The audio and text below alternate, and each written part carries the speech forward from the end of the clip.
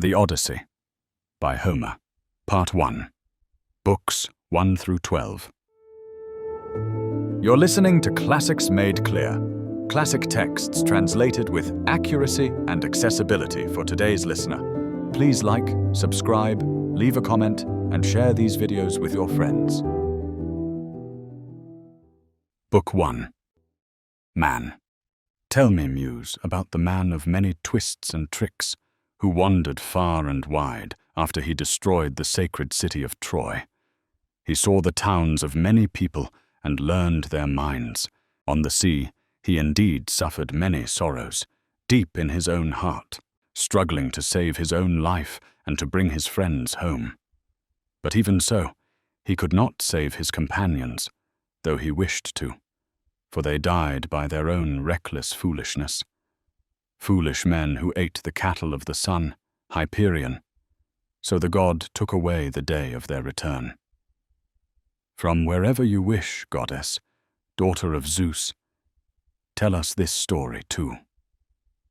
Now all the others, all who had escaped sheer destruction, were home at last, having escaped both war and sea.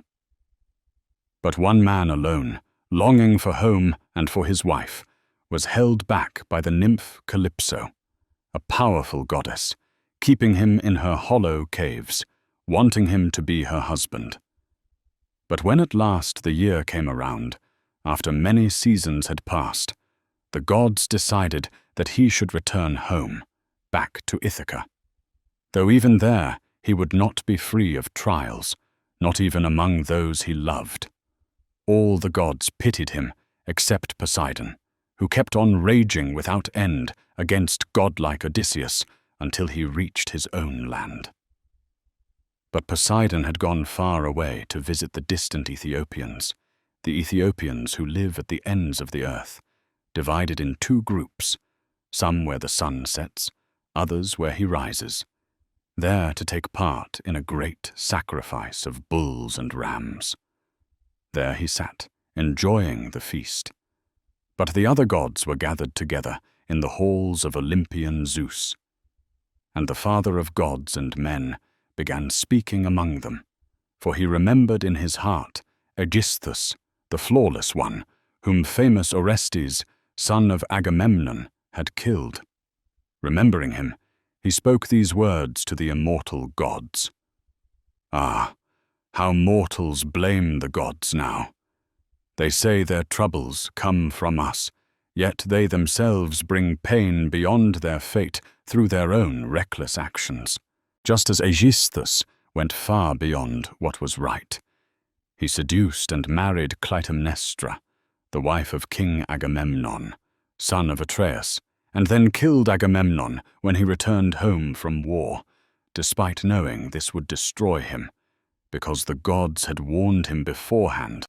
We sent Hermes, sharp-eyed slayer of Argus, telling him not to kill the man and not to chase after his wife, for justice would come from Orestes, the son of Atreus, once he grew up and longed for his own land. That is what Hermes said. But he could not persuade the mind of Aegisthus, though he meant well. And now Aegisthus has paid for everything all at once.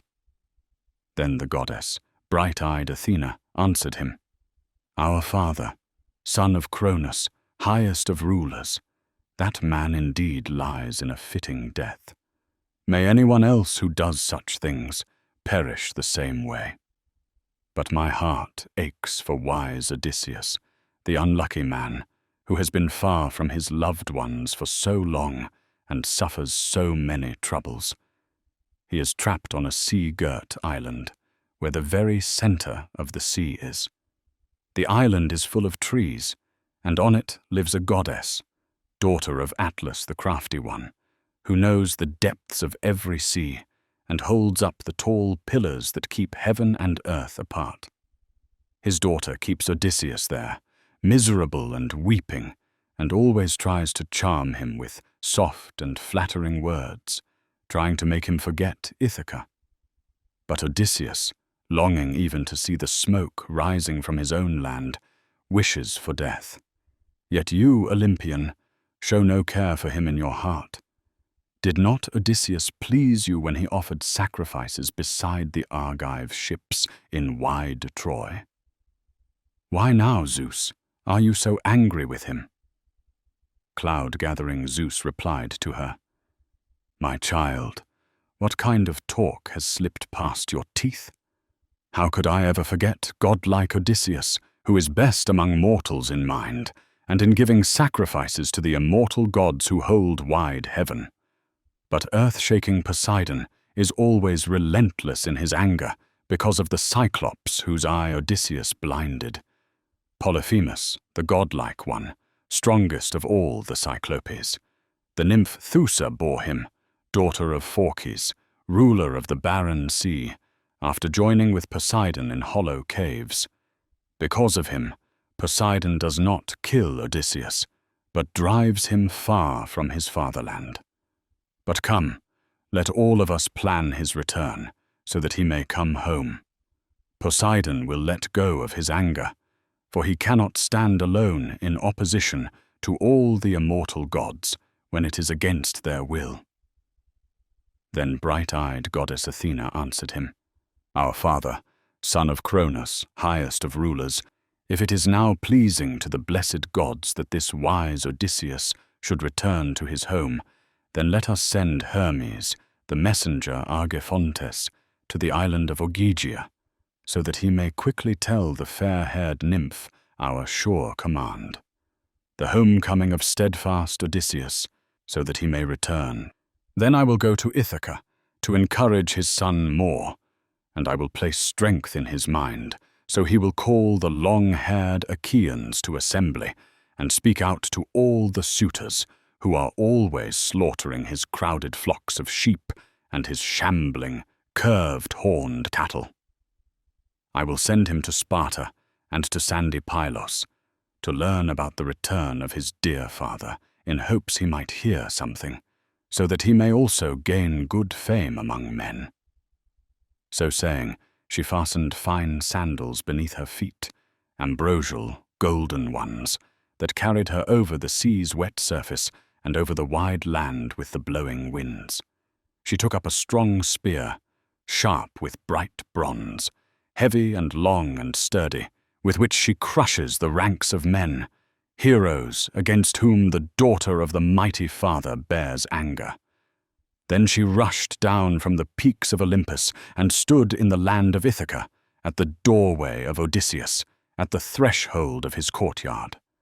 She held the bronze spear in her hand, appearing as a stranger, Mentes, chief of the Taphians. There she found the proud suitors, who were amusing themselves with board games in front of the doors, sitting on the hides of oxen they themselves had slaughtered.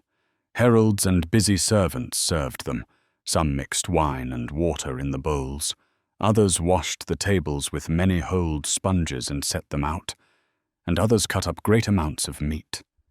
Godlike Telemachus was the very first to see her, for he sat among the suitors with a troubled heart, imagining his noble father in his mind, hoping he might come from somewhere and scatter the suitors throughout the house, and that he himself might have honor and rule over his own property. Sitting among the suitors thinking these things, he caught sight of Athena. He went straight to the doorway, feeling displeased in his heart that a stranger should stand waiting so long at the doors. He stepped close, took her right hand, and accepted her bronze spear. And speaking winged words, he said, "Welcome, stranger. You will be treated kindly here, and after you have eaten supper, then you may tell us what you need." So he spoke and led the way, and Pallas Athena followed him. When they were inside the high-roofed house, he set the spear he carried against a tall pillar inside a well-made spear rack, where many spears of steadfast Odysseus were also standing. Then he led her to a beautifully crafted chair, spread a cloth beneath her, and seated her. A footstool lay under her feet. He placed for himself a patterned couch beside her, apart from the suitors, so that the stranger would not be annoyed by their loud noise, and so that, when he came among those arrogant men, he would still enjoy his meal, and also so he could ask her about his father who was gone. A handmaid brought water for washing in a fine golden pitcher, pouring it over a silver basin for them to wash, and she pulled a polished table nearby. A respected housekeeper brought bread and set it before them, placing many kinds of food on it, pleasing them from her stores. A carver lifted and set before them platters of many kinds of meat, and placed golden cups beside them. A herald went around often and poured wine for them. Then the proud suitors entered. They sat down in rows on chairs and couches, and heralds poured water over their hands. Slave women piled bread in baskets beside them, and boys filled the mixing bowls to the brim with drink. They reached out their hands for the ready feast set before them. And when the suitors had satisfied their desire for food and drink, other pleasures caught their attention. Song and dancing, for these are the ornaments of a banquet. A herald placed a lovely lyre into the hands of Phemius, who sang for the suitors, forced to do so. He played the lyre and began a beautiful song. But Telemachus said to bright-eyed Athena, leaning his head close so the others would not overhear, "Dear stranger, will you be angry at what I'm about to say? These things, the lyre and the song, delight them easily, since they eat without paying from another man's living, a man whose white bones, I suppose, are rotting somewhere in the rain, lying on land, or rolling on the waves of the sea. If they saw him return home to Ithaca, all of them would pray instead to have lighter feet, rather than to be rich in gold and fine clothes. But now he has died by an evil fate, and we have no comfort, even if some man on earth claims he will come. His day of homecoming is gone. But come, tell me this, and tell it exactly. What man and from where are you? Where are your city and your parents? On what kind of ship did you arrive, and how did sailors bring you to Ithaca? Who did they say they were? For I do not at all believe you came here on foot. And tell me this truly, so I may know well whether you are newly come, or whether you are also a guest friend by inheritance, since many men used to visit our house when that man, my father, was one who had dealings with all kinds of people." Then the bright-eyed goddess Athena answered him, "So then, I will tell you these things exactly. I say I am Mentes, son of wise Anchialus, and I rule the oar-loving Taphians. I have come here now with my ship and comrades, sailing over the wine-dark sea to men of another tongue, to Thames for copper, and I am carrying shining iron. My ship stands over there in the countryside, away from the city, in Rhythron harbour under wooded Neon. We claim that we are guest friends by inheritance from long ago. Go and ask Odysseus's father, the old man Laertes, the hero, though they say he no longer comes to town, but suffers pains on his farm far away, with an old servant woman who sets food and drink beside him whenever weariness takes hold of his limbs as he crawls up the slope of his vineyard. And now I have come, for they said your father was home. But indeed, the gods hinder him on his path, for divine Odysseus has not yet died upon the earth, but still alive somewhere, he is held back by the wide sea on a sea-girt island, and hard, savage men keep him there against his will. But now I will prophesy to you, as the immortals put it in my heart, and as I think it will happen, though I am no seer and do not clearly know the signs of birds. He will not be away much longer from his beloved fatherland, not even if iron bonds hold him. For he is full of craft, and he will devise a way to return. But come, tell me this, and tell it exactly. You so tall as you are you truly the son of Odysseus himself? You look terribly like him, in your head and in your beautiful eyes. That man, since we used to meet with each other often before he went up to Troy, where the best of the Argives went in their hollow ships. Since then I have not seen Odysseus, nor has he seen me." Then wise Telemachus answered her, "Well then, stranger, I will tell you this quite exactly. My mother says I am his, but I do not know, for no one ever truly knows his own parentage. I wish I were the blessed son of some man, whose old age came upon him among his own possessions. But they say I am the son of the most unfortunate of all mortal men. So they tell me, since you ask me this." Then the bright-eyed goddess Athena replied, "The gods did not make your family nameless in the future, since Penelope gave birth to someone like you. But come, tell me this, and recount it exactly. What feast, what gathering is this? What business is it of yours? Is it a banquet or a wedding? For this is no communal meal. They seem to me to be eating arrogantly, like violent men, feasting throughout the house. Any sensible man who came in would be angered to see these many shameful deeds." Then wise Telemachus answered her in turn, "Stranger, since you ask and question me about this, once this house was on its way to being rich and noble, while that man was still here at home. But now the gods, plotting evil, have willed otherwise. They have made him the most vanished of all men. I would not mourn so terribly if he had died, if he had fallen among his comrades in the land of Troy, or if he had died in the hands of his friends after finishing the war. Then all the Achaeans together would have built him a burial mound, and he would have won great fame afterward, even for his son. But now the snatchers have carried him off without a trace. He has gone, unseen, unheard, and has left me pain and sorrow.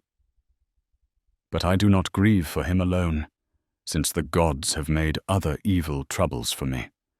For all the nobles who rule the islands, Dulichion and Same, and wooded Zacynthus, and all who hold sway across rugged Ithaca, all of them court my mother and consume my household. She neither refuses the hateful marriage, nor can she bring it to an end. They are draining away my house as they feast, and very soon they will destroy me, myself as well." Pallas Athena, finding this intolerable, said to him, "Ah, you fall far short of Odysseus, who is gone. He would lay his hands on these shameless suitors if he were to come now and stand in the front doorway of his house, holding helmet, shield, and 2 spears, as he was when I first saw him, drinking and enjoying himself in our hall, coming back from Ephyra, from Ilus, son of Mermerus. For Odysseus had gone there in a swift ship, seeking a man-killing drug to smear on his bronze-tipped arrows. But Ilus did not give it to him, for he always feared the eternal gods. My own father, however, gave it to him, for he loved him greatly. If such an Odysseus were to confront the suitors, all of them would meet a swift and bitter end. But indeed, these matters lie in the lap of the gods, whether Odysseus will return and repay them in his halls or he won't. But I urge you to think how you will drive the suitors out of the palace. Come now, understand, and take my advice. Tomorrow, call the Achaean leaders to assembly, and tell everyone your decision, with the gods as witnesses. Order the suitors to go back to their own homes, and tell your mother, if her heart urges her to marry, to return to the great palace of her powerful father. They will arrange the wedding there, and prepare many gifts, as is proper to give a dear daughter. As for you, I will give careful advice if you'll follow it. Prepare a ship, the best you have, with 20 oars, and go to seek news of your father, who has been gone so long. Perhaps some mortal will tell you, or you may hear a message from Zeus, which most often brings news to men. First, go to Pylos and ask noble Nestor. Then go on to Sparta, to fair-haired Menelaus, for he was the last of the bronze-clad Achaeans to return home. If you hear that your father is alive and returning, though you suffer, you should endure another year. But if you hear he has died and is no longer alive, then return to your beloved homeland. Raise a burial mound for him, and pay him the funeral honors that are fitting, many and worthy. Then give your mother to a husband. But when you have finished all these things and carried them out, then consider in your heart and mind how to kill the suitors in your house, whether by guile or openly. You must no longer put up with childish behavior, for you are no longer of an age for that. Haven't you heard what kind of fame divine Orestes won among all people after he killed his father's murderer? Aegisthus the trickster, who had killed his famous father. You too, my friend, since I see clearly that you are tall and strong. Be brave, so that those born later will speak well of you. But now I will go to my swift ship and companions, who are surely growing impatient waiting for me. But you, keep these things in mind, and heed my words." Astute Telemachus answered her, "Stranger, you speak with good will, like a father to his son, and I will never forget it. But stay now, though you are eager for your journey, so that, washed and with your heart content, you may go to your ship glad, carrying a gift, a fine and precious one, something to keep from me, as dear guest friends give to guest friends." Then bright-eyed Athena answered him, "Do not detain me longer, eager as I am for the road ahead. Whatever gift your heart desires to give me, give it to me when I return here on my way home, and pick a very fine one. You will receive a worthy gift in return." So speaking, bright-eyed Athena departed, flying up like a bird. She placed in his heart strength and courage, and reminded him of his father even more than before. When he thought on it in his mind, he was amazed in his heart, for he guessed she was a god. At once the godlike young man approached the suitors. The famous singer was singing for them, and they sat listening in silence. He sang of the Achaeans' bitter return from Troy, what Pallas Athena made them suffer. From an upper room, Icarius's daughter, thoughtful Penelope, heard in her heart the godlike singer's wondrous song. She came down the tall staircase of her house, not alone, but with 2 handmaids following her. When the divine woman reached the suitors, she stood beside a pillar of the tightly built roof, holding her shining veil against her cheeks, and a careful handmaid stood on either side. In tears, she spoke to the inspired singer. "Phemius, you know many other songs that charm mortals, the deeds of men and of gods that singers celebrate. Sit and sing one of those for them, and let them drink their wine in silence. Stop this mournful song, which always wears down the dear heart in my chest, since unforgettable sorrow comes especially on me, for I always long for that man, remembering him, my husband, whose fame is wide through Hellas and the heart of Argos." But astute Telemachus answered her, "My mother, why do you begrudge the loyal singer delighting us in the way his spirit stirs him? Singers are not at fault. Zeus is probably the cause, for he gives to mortal bread-earners each one's share as he wishes. And this singer is not wrong to sing the grievous fate of the Danaans, for people praise most the song that is newest to swirl around the listeners. So let your heart and soul be strong, and hear it. For Odysseus was not the only one who lost his day of homecoming at Troy. Many other men were destroyed as well. But go back now into the house, and take up your own work, the loom and the distaff, and command your handmaids. Go about your work, he said, for speaking is the concern of men. of all men, and especially of me, for the authority in this house is mine." Astonished, she went back again into the house, for she stored her son's wise words in her heart. She went up to the upper room with her handmaid women, and there she wept for Odysseus, her dear husband, until bright-eyed Athena cast sweet sleep on her eyelids. The suitors then made a loud uproar throughout the shadowy halls, and all prayed to lie down beside her in bed. Then Telemachus, astute as ever, was first to speak among them. "Suitors of my mother, full of outrageous pride, let us now feast and enjoy ourselves, and let there be no shouting, since it is a fine thing to listen to a singer such as this one, whose voice is like a god's. But in the morning let us go to assembly, all of us, so that I may declare plainly my will, that you leave my palace. Find your feasts elsewhere, and eat your own goods, taking turns in your own homes.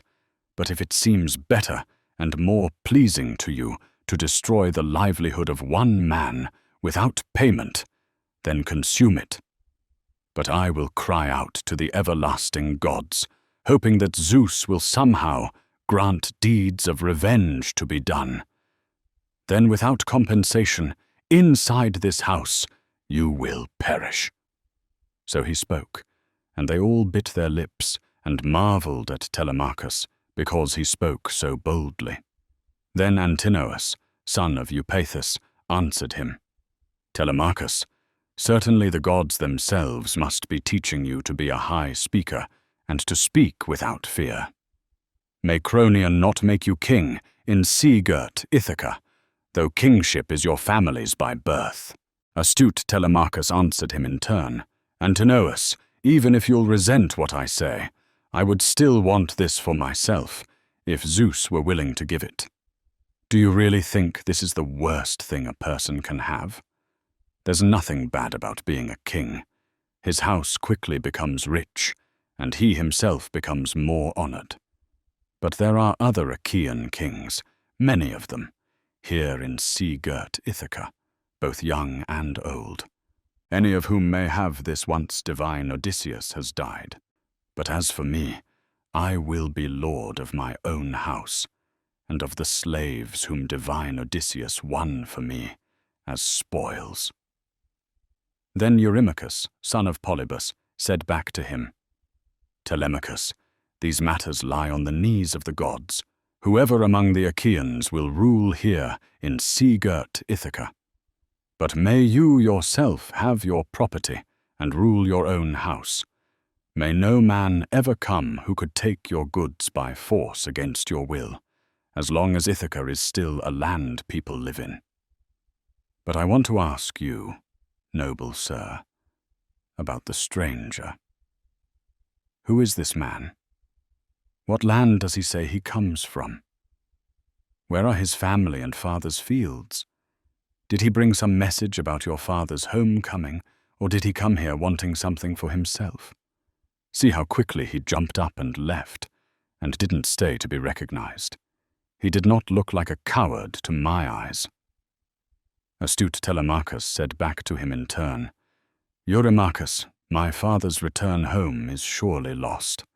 I no longer trust any message, no matter where it comes from, nor do I care about any prophecy, whatever prophet my mother may call into the hall to question about these things.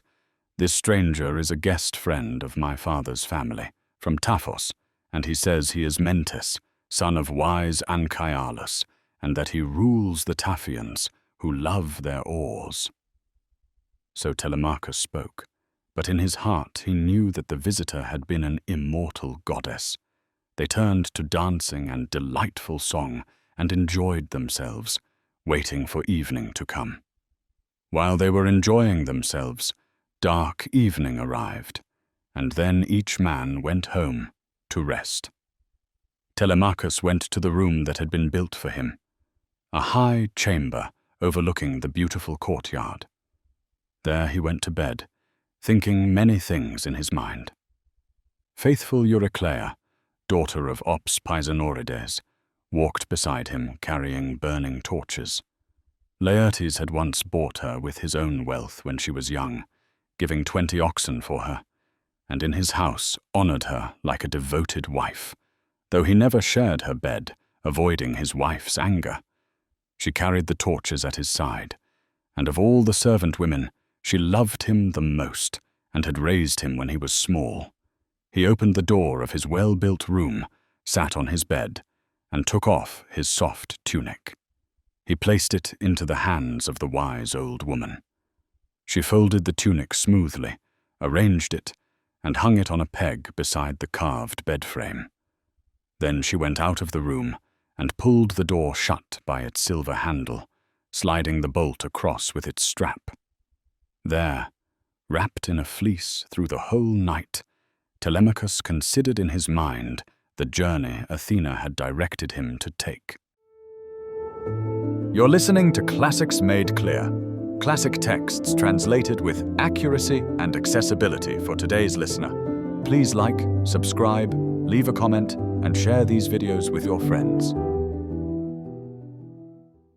The Odyssey by Homer, Book 2.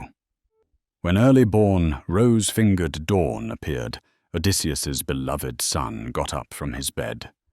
He put on his clothes, hung a sharp sword over his shoulder, tied fine sandals under his smooth feet, and stepped out of his room, looking like a god. Right away, he told his clear-voiced heralds to announce an assembly of all the long-haired Achaeans. The heralds called out, and the people gathered quickly. When they had assembled and were all together, Telemachus walked toward the meeting place, holding a bronze spear in his hand. He wasn't alone. His 2 swift, well-trained dogs followed him. Athena poured grace and presents over him, and all the people stared in wonder as he came forward. He sat down in his father's seat, and the old men stepped aside for him. Then the hero Aegyptius, bent with old age and knowing many things from long experience, was the first to speak. His own beloved son had sailed with godlike Odysseus in the curved ships to Troy, famous for its horses. Antiphus, the spearman, whom the savage Cyclops had killed in his hollow cave and eaten last of all. Aegyptius still had 3 other sons. One, Eurynomus, kept company with the suitors, and the other 2 stayed home and worked their father's land. But even so, Aegyptius never forgot Antiphus, and still mourned for him. With tears falling, he stood up and spoke. "Listen to me now, people of Ithaca, and hear what I have to say. We have not held an assembly or meeting at all since great Odysseus sailed away in his hollow ship. So who has called us together now? Who feels such a pressing need, whether a young man or one of the older ones? Has someone heard news about the army coming home? News he could clearly report to us because he learned it before the rest of us. Or is he announcing some other public matter? Whoever he is, he seems like a good man, a fortunate one. May Zeus bring to pass whatever he desires in his heart." So he spoke. Telemachus, Odysseus's dear son, was glad at these words, taking them as a good sign. He did not remain seated for long, because he was eager to speak.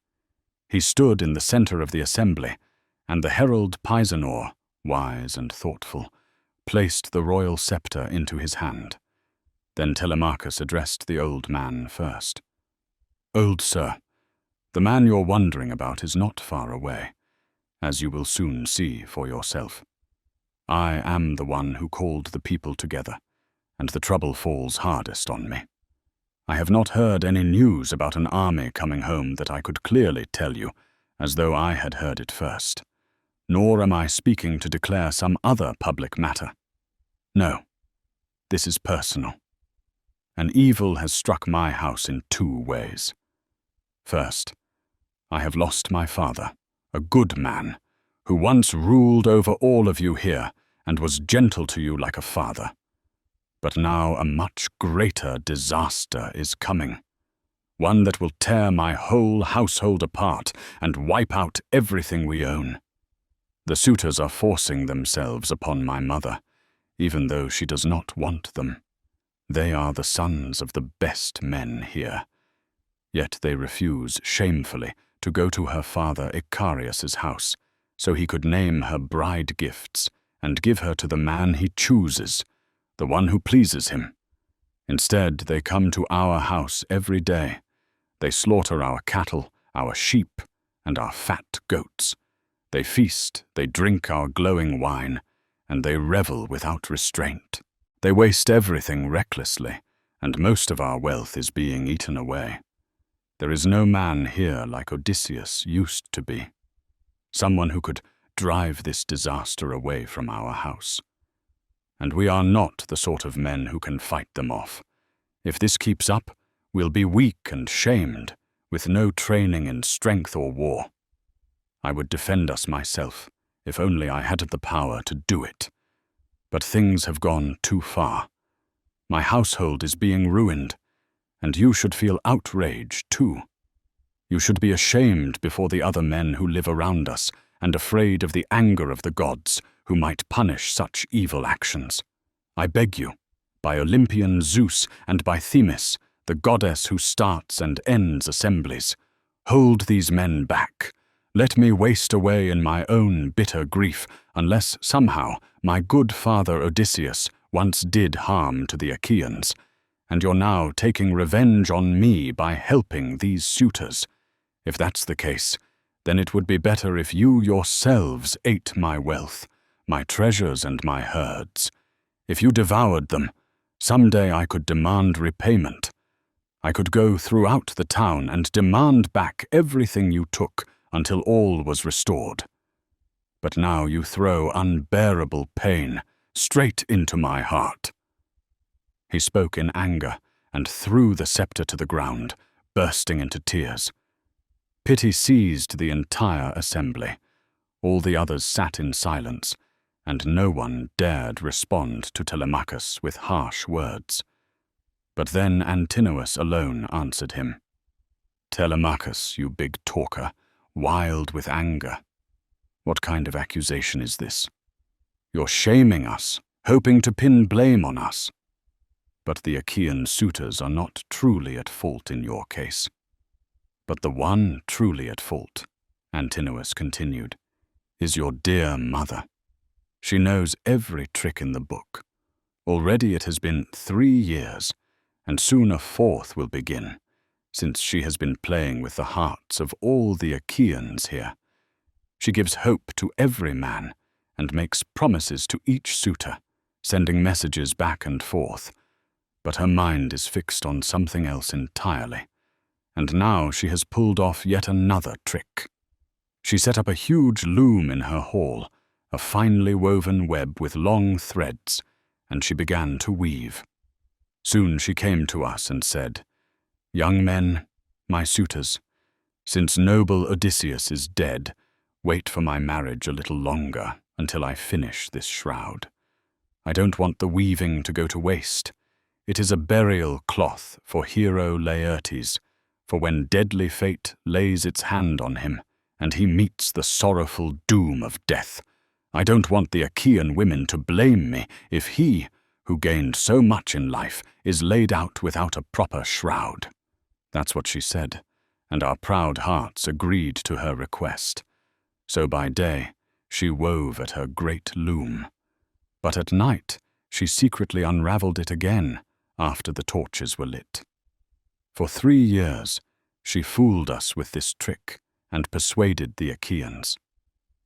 But when the 4th year came and the season cycled around, one of her women, who knew the truth clearly, told us, and we caught her in the act, undoing the shining web.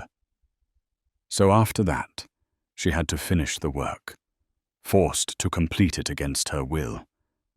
And now, Telemachus, this is how the suitors answer you, so that you yourself will know it, and all the Achaeans understand. Send your mother away. Order her to marry whomever her father chooses, and whoever pleases her. But if she continues for much longer to torment the sons of the Achaeans, even though she knows full well that Athena has gifted her with remarkable skill, both in creating beautiful works and in good judgment. And she has cunning, Antinous continued, greater than anything we've ever heard of, greater even than the women of old, the fair-haired Achaean women, Tyro and Alcmenon, and beautiful-haired Mycene. None of them had thoughts as clever as Penelope's, but in this matter she has not made a wise choice. Because of this, your property and wealth will be devoured as long as she keeps this idea in her heart, an idea the gods have placed there now. She creates great fame for herself, but it causes you the loss of much of your livelihood. And we will not go back, not to our fields, nor anywhere else, until she marries the Achaean man that she herself desires." Then wise Telemachus replied to him, "Antinous, it is not possible to force from my home, against her will, the woman who gave me birth and raised me. My father, whether he lives or has died, is somewhere far away on earth. It would bring great trouble on me if I sent my mother away willingly. I would suffer harm from her father Icarius, and another god would punish me besides, for my mother would curse me to the dreadful furies as she left the house. The anger of the people would fall on me too. No, I will never give that command. If you are ashamed of your own behavior, then leave my halls. Go feast elsewhere. Eat your own food as you take turns in your homes. But if this seems better to you, to wipe out the goods of one man without paying anything, then go on, devour them. But I will cry out to the eternal gods, and Zeus may someday grant that payback fall upon you. Then you will die here, inside this house, with no one to avenge you." So Telemachus spoke, and then Zeus, who sees far and wide, sent 2 eagles flying high from the peak of a mountain. The 2 eagles flew for a while on the winds, stretching their wings side by side. But when they reached the center of the noisy assembly, they suddenly wheeled around, beating their thick wings. They swooped down over everyone's heads, and their flight foretold destruction. They clawed at each other's cheeks and throats with their talons, then darted off to the right, over the houses and the whole city. The people were amazed as they watched the birds, and each man wondered in his heart what the omen meant and what would soon come to pass. Then an old man stood up, the hero Halitherses, son of Mastor. He was unmatched among all his age-mates in knowing the meaning of birds and in speaking true prophecies. With good intention he addressed them. "Listen to me now, Ithacans. Hear what I have to say. I speak especially to the suitors. Great trouble is rolling toward them, for Odysseus will not be far from his loved ones much longer. No, he is already near, I believe, planting death and doom for every single one of them. And many others among us will face evil too. All of us who live in shining Ithaca. So let us think ahead, how we might stop this. Though truly, it would be better if they stopped themselves, and quickly. I do not prophesy without knowledge. I know exactly what I speak. Everything is happening just as I foretold when the Argives sailed to Troy and clever Odysseus went with them. I said he would suffer many hardships, lose all his comrades, and come home not recognized by anyone in the 20th year. And now, everything is being fulfilled." Then Eurymachus, son of Polybus, answered him in turn, "Old man, go home and prophesy to your own children, so they don't suffer some harm in the future. As for this matter, I can prophesy it much better than you. There are many birds that fly back and forth under the bright sunlight, and not all of them are signs. Odysseus is dead, far away, and how I wish you had died with him. Then you wouldn't be making so many predictions or stirring up Telemachus in his anger, hoping he'll give you a gift for your house. But let me tell you something, and it will come true. If you, knowing old things and many things, go around advising a younger man, urging him with your words to become dangerously angry, it will hurt him first of all. And in the end he won't be able to accomplish anything against us anyway. But as for you, old man, we will impose a harsh punishment on you, and you will grieve as you suffer it. Hard pain will be yours. Now I will advise Telemachus in front of everyone. Let him order his mother to return to her father's house. There they will arrange the wedding and prepare the many bride gifts, as many as should follow a beloved daughter. For I do not think the sons of the Achaeans will stop this bitter wooing, since we fear no one. Not Telemachus, though he talks a lot, and not any prophecy you speak, old man. Your words won't come true, and we only grow to hate you more. Telemachus's wealth will be destroyed anyway, and matters will never be even as long as his mother delays the Achaeans from her marriage. And we will keep waiting, every single day, competing with each other because of her excellence, and not going off to chase other women who would be proper for us to marry. Telemachus, wise as ever, answered Eurymachus, Eurymachus, and all you other noble suitors, I am no longer pleading with you about these matters, nor speaking to persuade you. The gods know the truth of it, and so do all the Achaeans. Instead, give me a swift ship and 20 companions who will carry me there and back.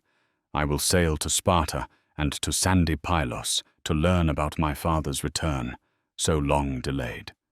Perhaps some mortal may tell me something, or I may hear a divine message from Zeus, for his voice can carry news to men. If I learn my father is alive and returning, I could endure another year, even in hardship. But if I hear he is dead, no longer among the living, then I will return home to my beloved Ithaca, raise a burial mound for him, give him all the proper funeral honors, and then give my mother to a husband. Having spoken, he sat down. Then Mentor rose among them, a loyal friend of noble Odysseus, and the one to whom Odysseus had entrusted his whole household when he sailed away, bidding the people obey the old man, and leaving Mentor to guard everything faithfully. With good intention, Mentor spoke. Listen to me now, Ithacans. Hear what I say. Let no sceptered king from now on seek to be gentle or kind, or to rule with justice in his heart. Instead, let him be harsh, let him commit injustice, for none of the people whom Odysseus ruled remember him, though he was gentle to you like a father. But I do not blame the proud suitors for planning violent deeds with their crooked minds. They risk their own heads and greedily consume. The house of Odysseus, Mentor continued, the man whom they say will never return. But now I blame the rest of the people, all of you, for sitting silently and not speaking up to restrain these few suitors, though you are many. Then Leocritos, son of Eunorides, replied, Mentor, you troublemaker, your mind has gone astray. What nonsense you speak, urging these men to stop us. It is hard for a few men to fight against many over a feast. Even if Odysseus of Ithaca himself came home, and wanted with all his heart to drive the proud suitors from his own hall, his wife, though longing for him deeply, would find no joy in his return. Right then and there, he would meet an ugly fate if he fought against a greater number. Your words are not spoken fittingly. But come, people scatter, each man to his own work. As for this journey, let Mentor and Halitherses send him out, They are, after all, his father's old companions. But I think he will sit here a long, long time, waiting for news in Ithaca. He will never accomplish this journey." So he spoke, and immediately broke up the swift assembly. The people scattered, each man to his own home, and the suitors went to the house of godlike Odysseus. Telemachus, meanwhile, walked far off to the shore of the sea. He washed his hands in the grey salt water and prayed to Athena. "Hear me, you who came yesterday to our house in divine form, and told me to sail in a ship over the misty sea to learn of my father's return, so long delayed. But the Achaeans hinder me, especially the suitors, full of arrogant evil." So he prayed, and Athena came near him. Athena appeared to him disguised as Mentor, matching both his shape and his voice, and speaking winged words. She said, "Telemachus, you will not be a coward nor foolish in the days ahead, if your father's fine spirit lives in you. For he was a man who accomplished both word and deed. If that spirit is truly yours, your journey will not be useless or left unfinished. But if you are not the true son of him and Penelope, then I do not expect you will achieve what you desire. Few children are truly like their fathers. Most are worse. A few surpass them. But since you will not be cowardly and not be dull-minded, and since the cleverness of Odysseus has not completely left you, there is hope that you will finish this task. So leave the suitors to their own plans and thoughts. They are senseless men, neither thoughtful nor just, and they know nothing of the death and dark fate that hangs near them, when all of them will be destroyed in a single day. But for you, your journey will not be delayed much longer. For I am truly a companion of your father, and I will prepare a swift ship for you and go with you myself. But now, go home and keep company with the suitors. Prepare provisions and pack everything carefully. Wine in 2-handled jars, and barley meal, the marrow of men, in thick leather bags. I will go throughout the land and gather volunteers quickly. There are many ships in sea-girt Ithaca, new ones and old.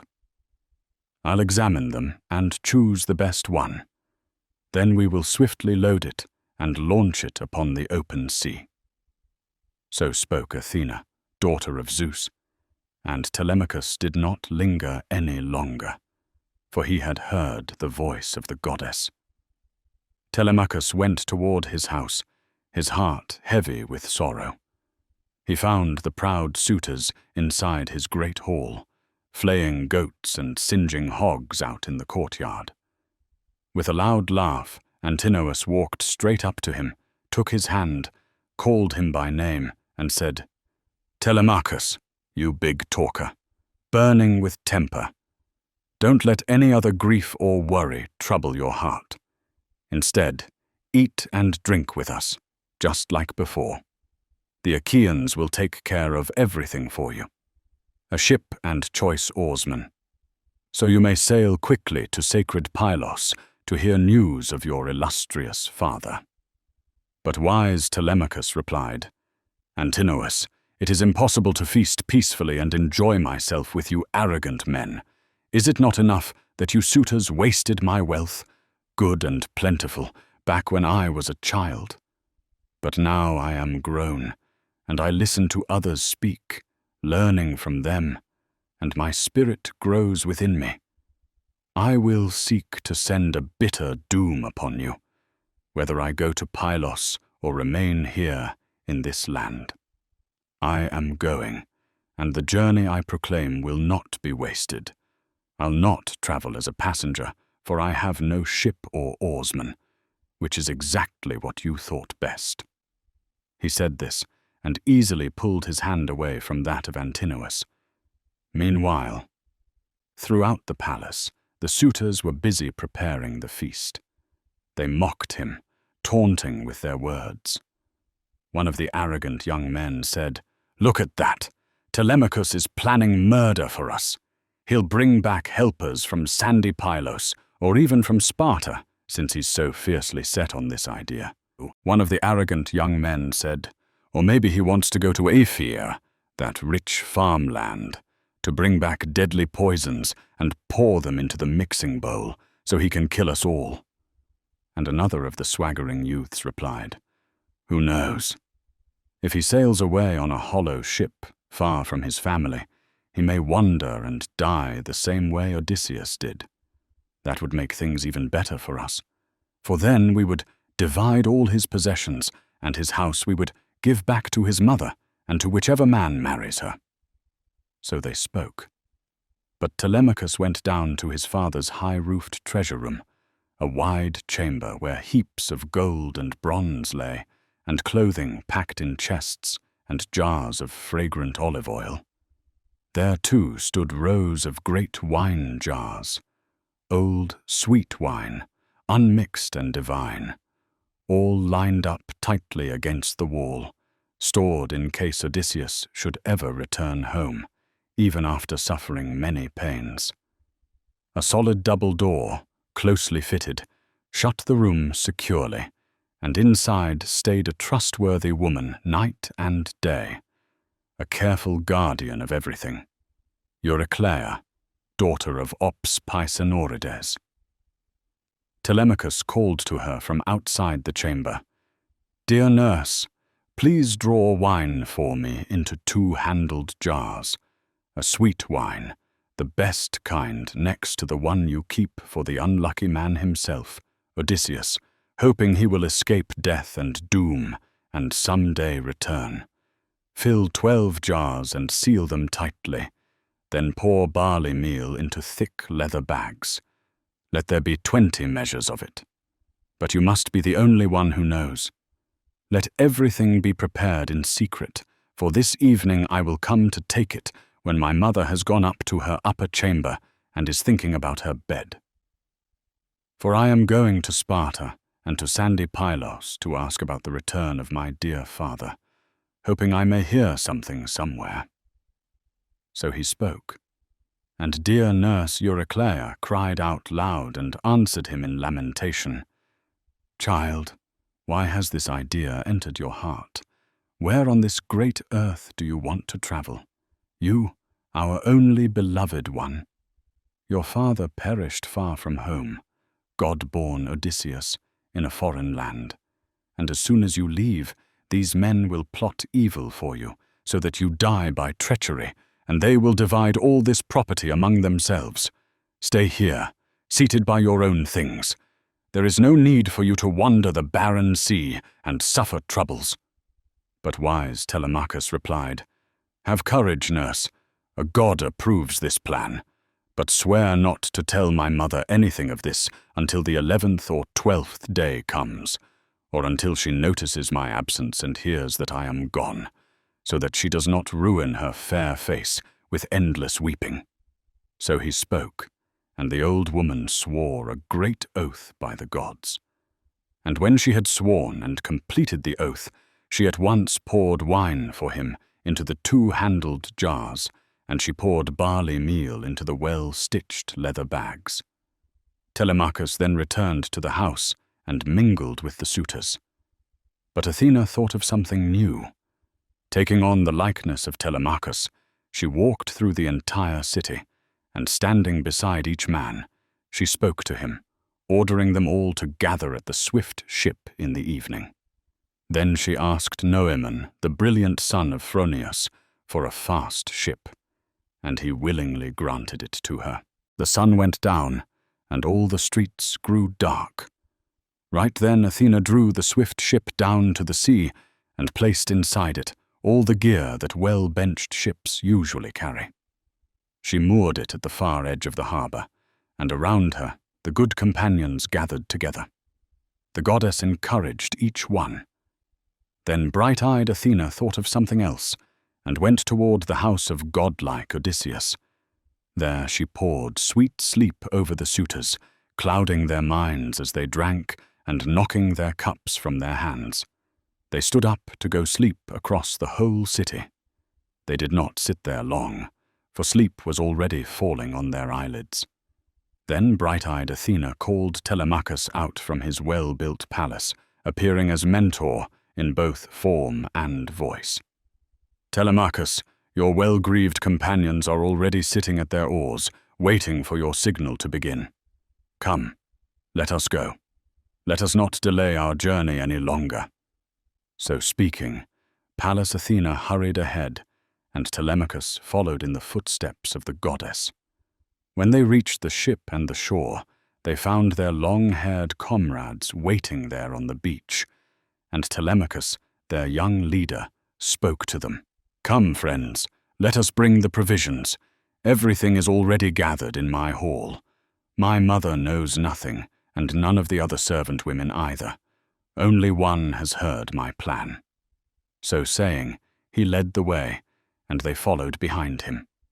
They carried everything and stowed it aboard the well-benched ship, just as the dear son of Odysseus ordered.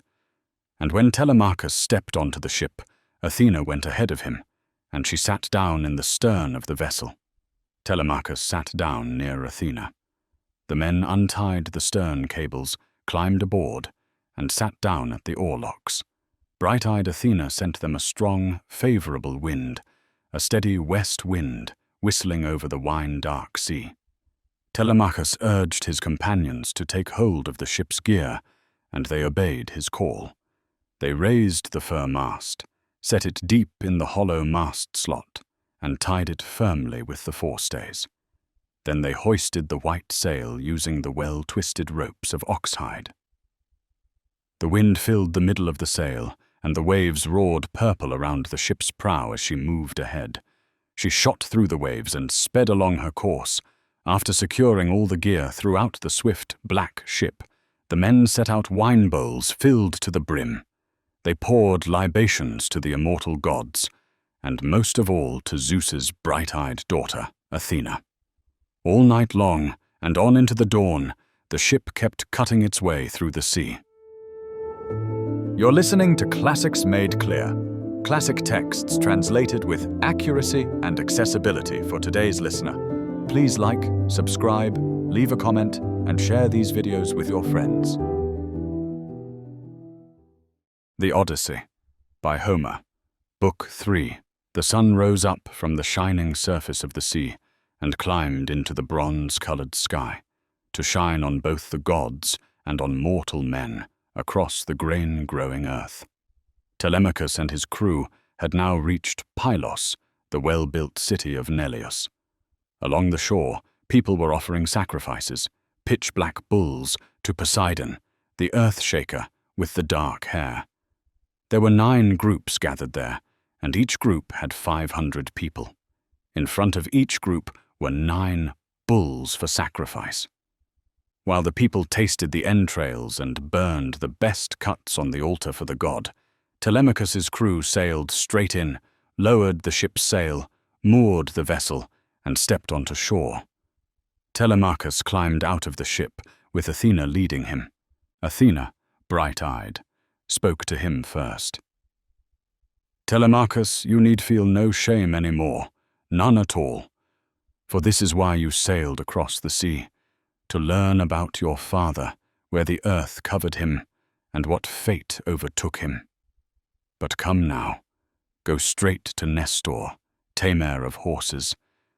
Let us see what counsel he keeps hidden in his heart. Beg him yourself to speak the truth. He will not lie, for he is very wise." Then prudent Telemachus answered her in reply. "Mentor, how am I to go to him?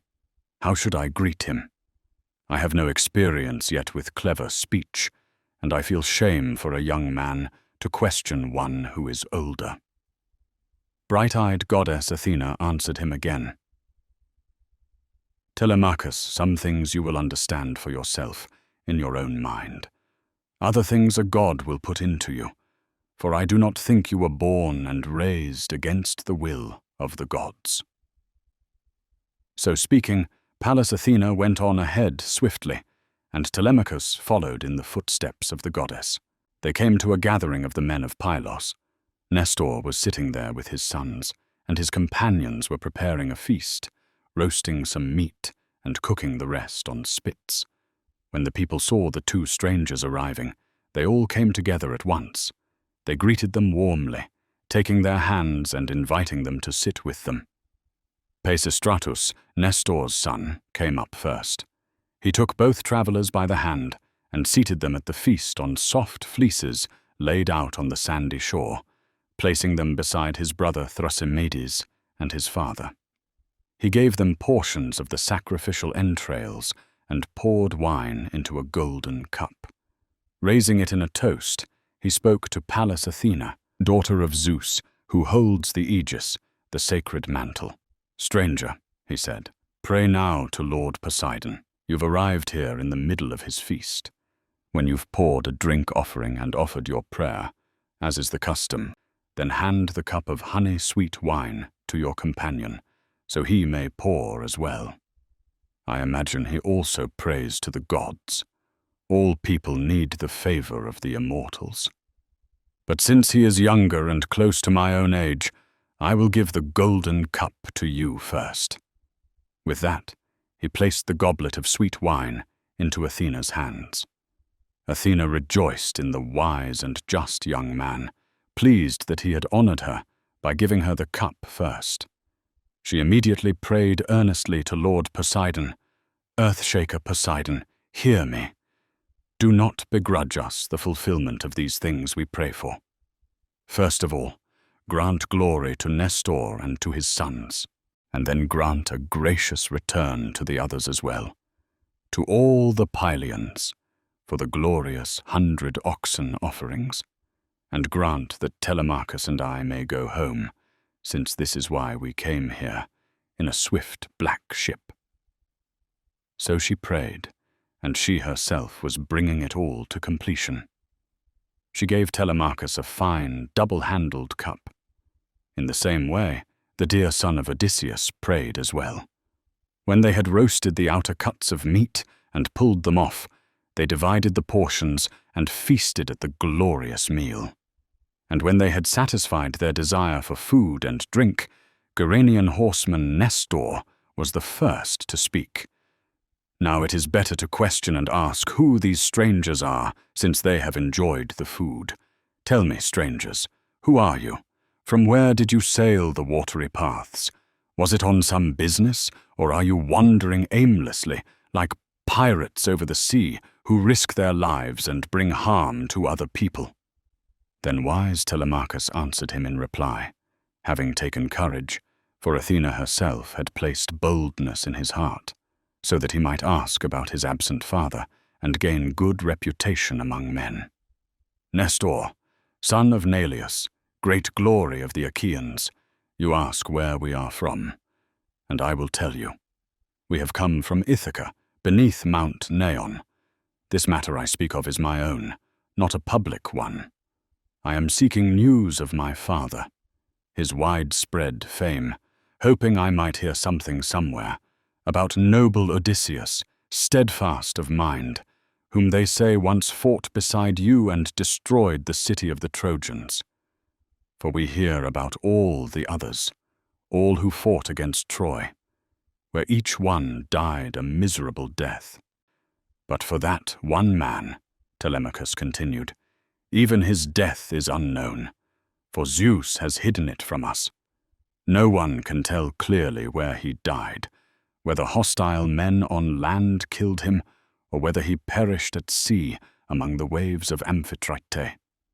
That is why I come to you now, hoping you might be willing to tell me of his sorrowful end, if you ever saw anything with your own eyes, or heard any true report from another of his wanderings, for his mother bore him to be more unfortunate than other men.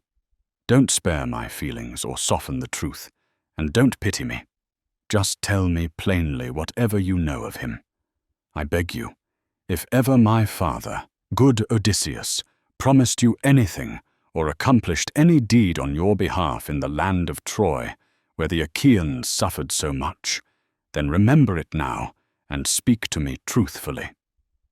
Nestor, the old horseman of Gerenia, answered him, "My friend, you remind me of the terrible hardships we endured in that land. hardships we Achaean sons bore with unbreakable courage.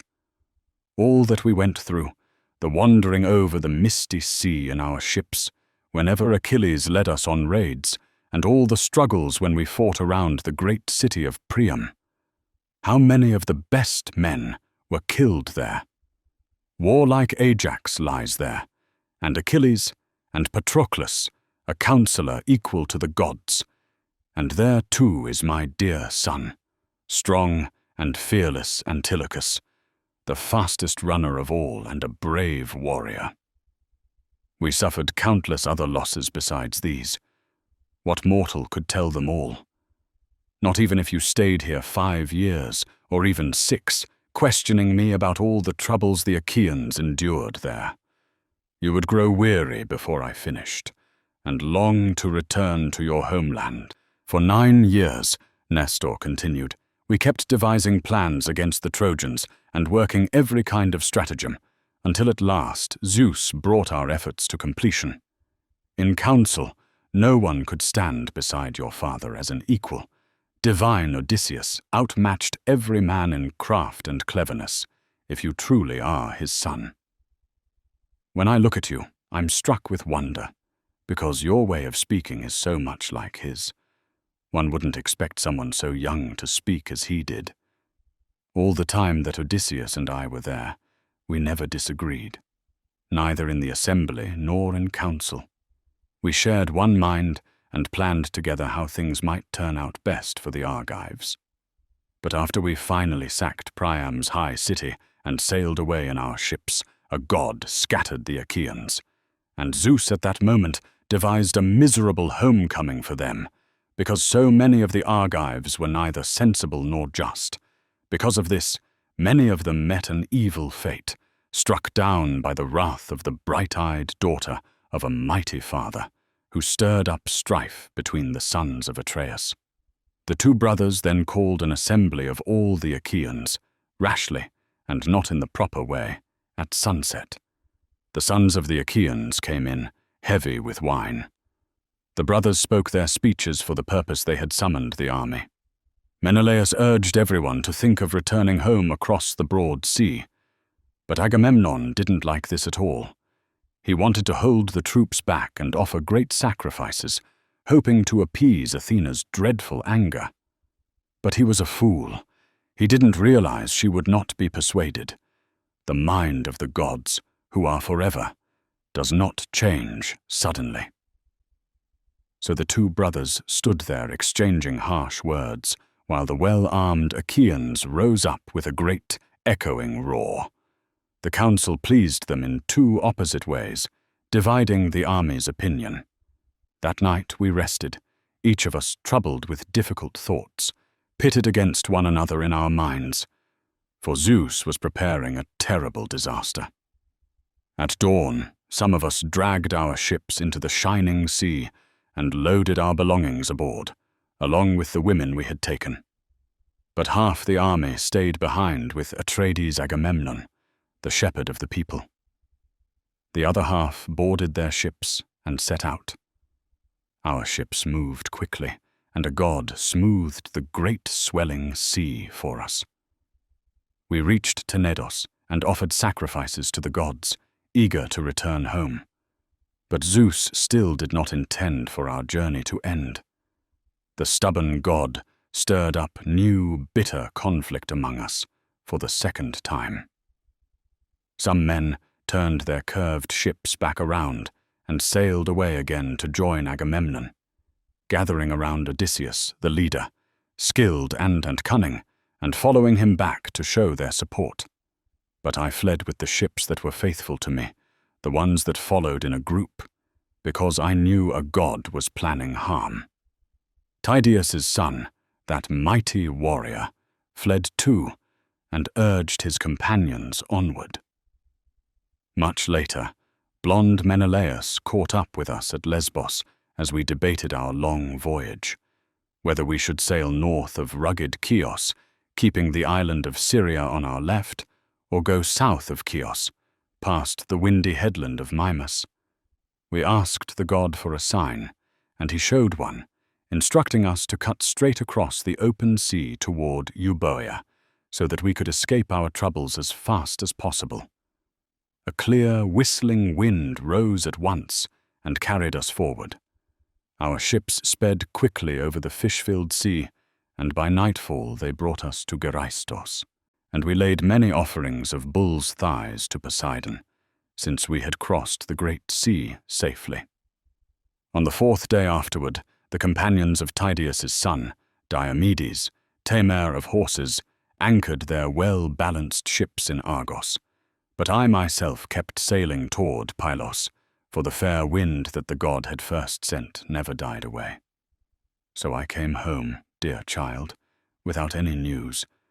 I know nothing of the others, who among the Achaeans survived and who died. But whatever I have learned since then while sitting in my own halls, you shall hear now, for it is right, and I will not hide anything from you. They say the Myrmidons came home safely. The fierce spearmen led by the brilliant son of great-hearted Achilles. Philoctetes, too, the splendid son of Poeas, returned unharmed, and Idomeneus brought all his companions back to Crete. None of his men were taken by the sea. As for Atreides, even you, far away as you live, must have heard how he returned, how Aegisthus plotted his miserable destruction. But he paid a bitter price for it, didn't he? See how good it is when the son of a man who has died is left behind, because that son avenged his father's murderer. Clever Aegisthus killed his glorious father, but Orestes destroyed him in turn. You too, my friend, since I can see clearly that you are tall and handsome, be strong, so that even men of future generations will speak well of you. Telemachus, wise in mind, answered him in turn. Nestor, son of Neleus, great glory of the Achaeans, yes, Orestes truly took revenge, and the Achaeans will spread his fame widely, even in songs for generations to come. If only the gods would grant me the strength to punish the suitors for their outrageous behavior, those men who in their pride think up reckless schemes against me. But the gods have not spun such fortune for me, Telemachus added, neither for me nor for my father. We must simply endure what comes. Then Nestor, the old horseman of Gerenia, answered him, My friend, since you have spoken of this and reminded me of it, I will tell you.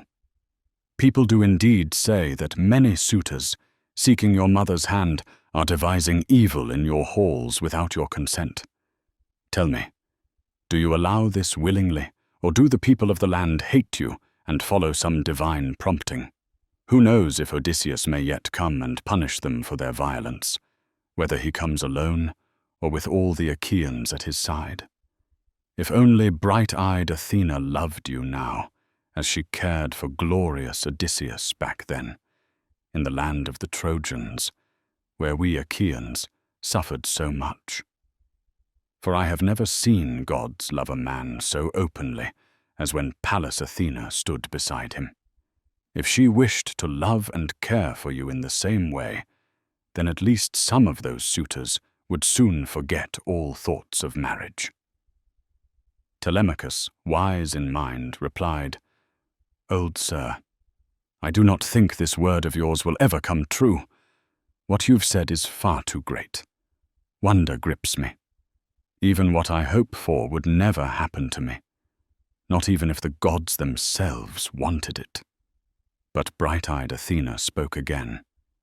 Telemachus, what kind of words have slipped past your teeth? It is an easy thing for a god, if he wishes, to save a man even from far away. And for my part, even if I had to endure many hardships, I would rather go home and see the day of my return than be killed in my own house after arriving home. Like Agamemnon, who was destroyed by Aegisthus and the treachery of his wife. But still, death is something even the gods cannot fully turn aside. It comes alike to all, and not even for a dear man can they. When the destructive fate of long-lasting death takes him down, Athena finished.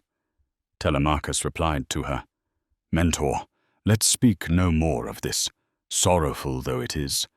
His true homecoming is no longer possible. The immortal gods have already planned black doom and death for him.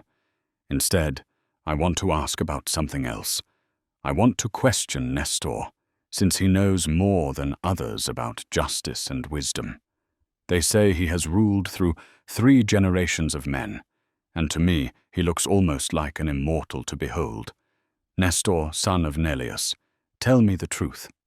How did wide-ruling Agamemnon die? Where was Menelaus? And what destruction did cunning Aegisthus bring upon himself, since he killed a man far nobler than he? Was Menelaus not in Achaean Argos? Or was he wandering among foreign peoples, and Aegisthus, emboldened, struck him down? Then Nestor, the old horseman of Gerinia, answered, Well then, child, I'll tell you everything truthfully. You can imagine yourself what would have happened had Menelaus, returning from Troy, found Aegisthus still alive in his palace. They would not have heaped a burial mound upon him, not even after death. Instead, dogs and birds would have torn him apart where he lay on the open plain, far from the city, and no Achaean woman would have wept for him, for he devised a truly monstrous deed. While we were over there completing countless hardships, he, safe and at ease in the quiet of horse-grazing Argos, kept trying to charm Agamemnon's wife with his words. At first, divine Clytemnestra refused the shameful act. She had good judgment, and Atreides had even left a singer with her on his way to Troy to keep watch over his wife. But when the gods' appointed fate finally caught her and bent her will, Aegisthus led that singer to a lonely island and left him there to become food and spoil for birds. Then he brought Clytemnestra, willing now as he was willing, into his own house. He burned many offerings of thigh bones on the gods' sacred altars and hung up rich ornaments, woven fabrics and gold, after accomplishing a monstrous act he had never dreamed in his heart he could achieve. As for us, we sailed together from Troy, Menelaus and I, friends with one another. But when we reached Sunium, the sacred cape of Athens, Phoebus Apollo suddenly struck Menelaus's steersman with his gentle, deadly arrows, and killed him as he held the steering oar of the swift-moving ship. His name was Phrontis, son of Ontor, the best of all men at steering a ship when storm winds blow. So Menelaus stopped there, even though he was eager to continue, to bury his comrade and perform the proper funeral rites for him. But when at last he too sailed again over the wine-dark sea in his hollow ships and came speeding to the steep promontory of Malea, far-seeing Zeus devised for him a hateful voyage. He poured down the blasts of shrill winds and raised enormous waves, swelling like mountains. There the storm split his fleet in two. Some of his ships were driven to Crete, to the place where the Sidonians live by the streams of Iardanus. There is a steep and smooth rock that juts into the sea at the far edge of Gorton, in a misty stretch of ocean. At that spot, south wind pushes a great wave against the left-hand headland toward Phaestus, though a small rock holds the great swell back. The ships were driven there, and with great difficulty the men escaped destruction. The men managed to survive, but the waves smashed the ships against the reefs. Yet 5 dark-prowed ships, carried by wind and water, were driven all the way to Egypt. There Menelaus gathered much treasure and gold, and with his ships he wandered among foreign peoples, while Aegisthus at home was plotting his wicked deeds. Aegisthus ruled over Mycenae, rich in gold, for 7 years after murdering Atreides, and the people submitted under him. But in the 8th year, divine Orestes returned from Athens as doom for him. He killed his father's murderer, cunning Aegisthus, who had slain his glorious father, and afterward held a funeral feast for the Argives, for his hateful mother, and for cowardly Aegisthus. That same day, Menelaus, brave in the war cry, arrived, bringing many treasures, all that his ships could carry. "And you, dear friend," Nestor continued, "do not wander far from home for long, leaving behind your wealth and the men in your household, men so arrogant they might divide and consume all your goods. You would make a journey in vain. Instead, I urge and command you to go to Menelaus.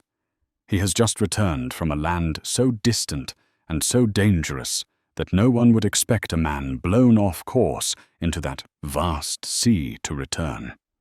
Not even birds cross that expanse within a year. It is so great and so dreadful. But go now with your ship and your companions.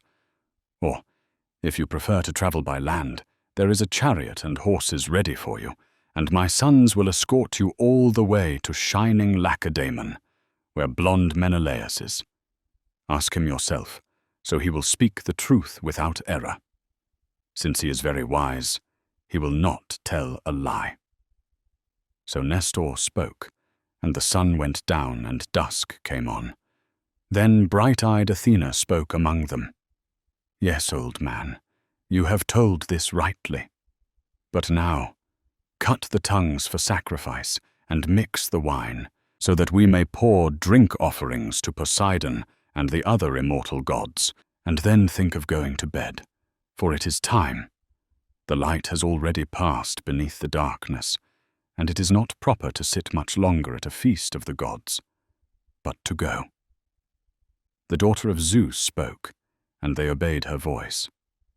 Heralds poured water over their hands, boys filled the mixing bowls to the brim with wine, and after first pouring drops into each cup, they passed the drink to all. They threw the tongues into the fire, stood up, and poured drink offerings. When they had poured and drunk as much as their hearts desired, Athena and godlike Telemachus rose together to return to their hollow ship. But Nestor stopped them and spoke. "May Zeus and the other immortal gods forbid that you leave my house to go to your swift ship, as though you were guests of some poor, ragged man who has no cloaks or blankets in his home, nothing soft for himself or any guest to sleep upon. But I have cloaks and fine blankets beside me. Surely the dear son of Odysseus will not lie upon a ship's deck while I live, and even after me while sons of mine remain in my halls to welcome guests who come to my house." Bright-eyed Athena answered him, "You have spoken well, dear old man. Telemachus should obey you, since this is far better. But while he comes with you now, so he may sleep in your halls," Athena continued, "I am going back to our black ship to encourage our comrades and tell them everything, for I am the only one among them who claims to be older, while the others, young men, follow Telemachus out of friendship, all of them the same age as he. So I'll lie down tonight beside the hollow black ship. But at dawn I must go among the great-hearted Corconians, where a debt is owed me, nothing recent and not a small one. As for this young man, since he has reached your house, send him with a chariot and your son. Give him your best horses, the swiftest and strongest you have."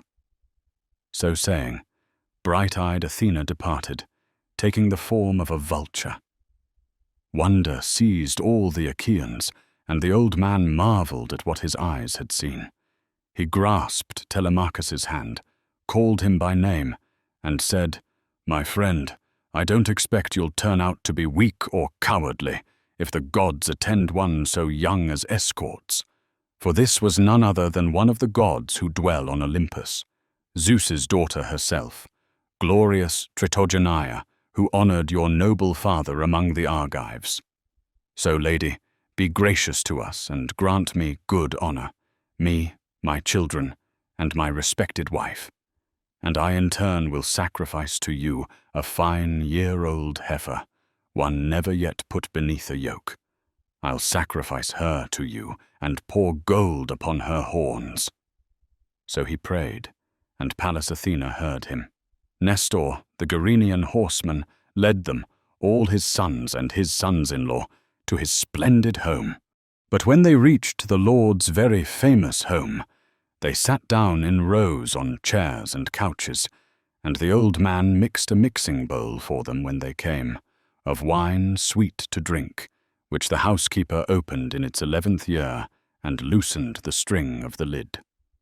The old man mixed a mixing bowl of it, and prayed much to Athena, to the daughter of Zeus, bearer of the sacred mantle, while he made a drink offering. Then after they had poured and drunk as much as the heart desired, they each went home, lying down to sleep.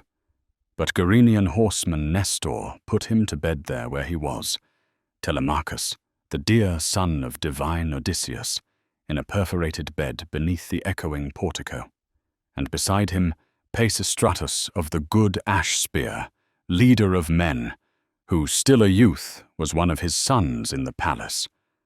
But he himself slept back in the inner recess of the tall house, and his mistress-wife prepared and shared his bed and bedding. When early-born, rose-fingered dawn appeared, Gerenian horseman Nestor rose from his bed, went out, and sat himself down upon the polished stones that stood before the lofty doors, white stones, gleaming with oil, on which before Neleus used to sit, a counsellor equal to the gods. But he, subdued by fate, had already gone to Hades, and now in turn Gerenian Nestor, guardian of the Achaeans, sat there holding a scepter. His sons gathered densely around him, coming from their chambers, Echephron and Stratius, Perseus and Aratus, and godlike Thrasymedes. Then as the 6th came the hero Peisistratus, and they led and seated godlike Telemachus beside him. And among them Gerenian horseman Nestor began to speak. "Quickly, dear children, make my wish come true for me, so that I may, first of all the gods, seek the favor of Athena, who came to me in visible form at the gods' abundant feast. So come, let one go to the plain for a cow, so that it may come soon, and let a man, a cattle herdsman, drive it in. Let one go to the black ship of great-hearted Telemachus, and bring all his comrades, leaving only 2 behind.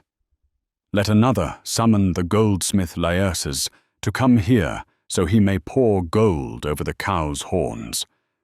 As for the rest of you, stay here together, and tell the slave women inside the house to prepare a splendid feast, to set out seats and firewood on both sides, and to bring shining water." So he spoke, and at once they all bustled about. A cow came from the plain.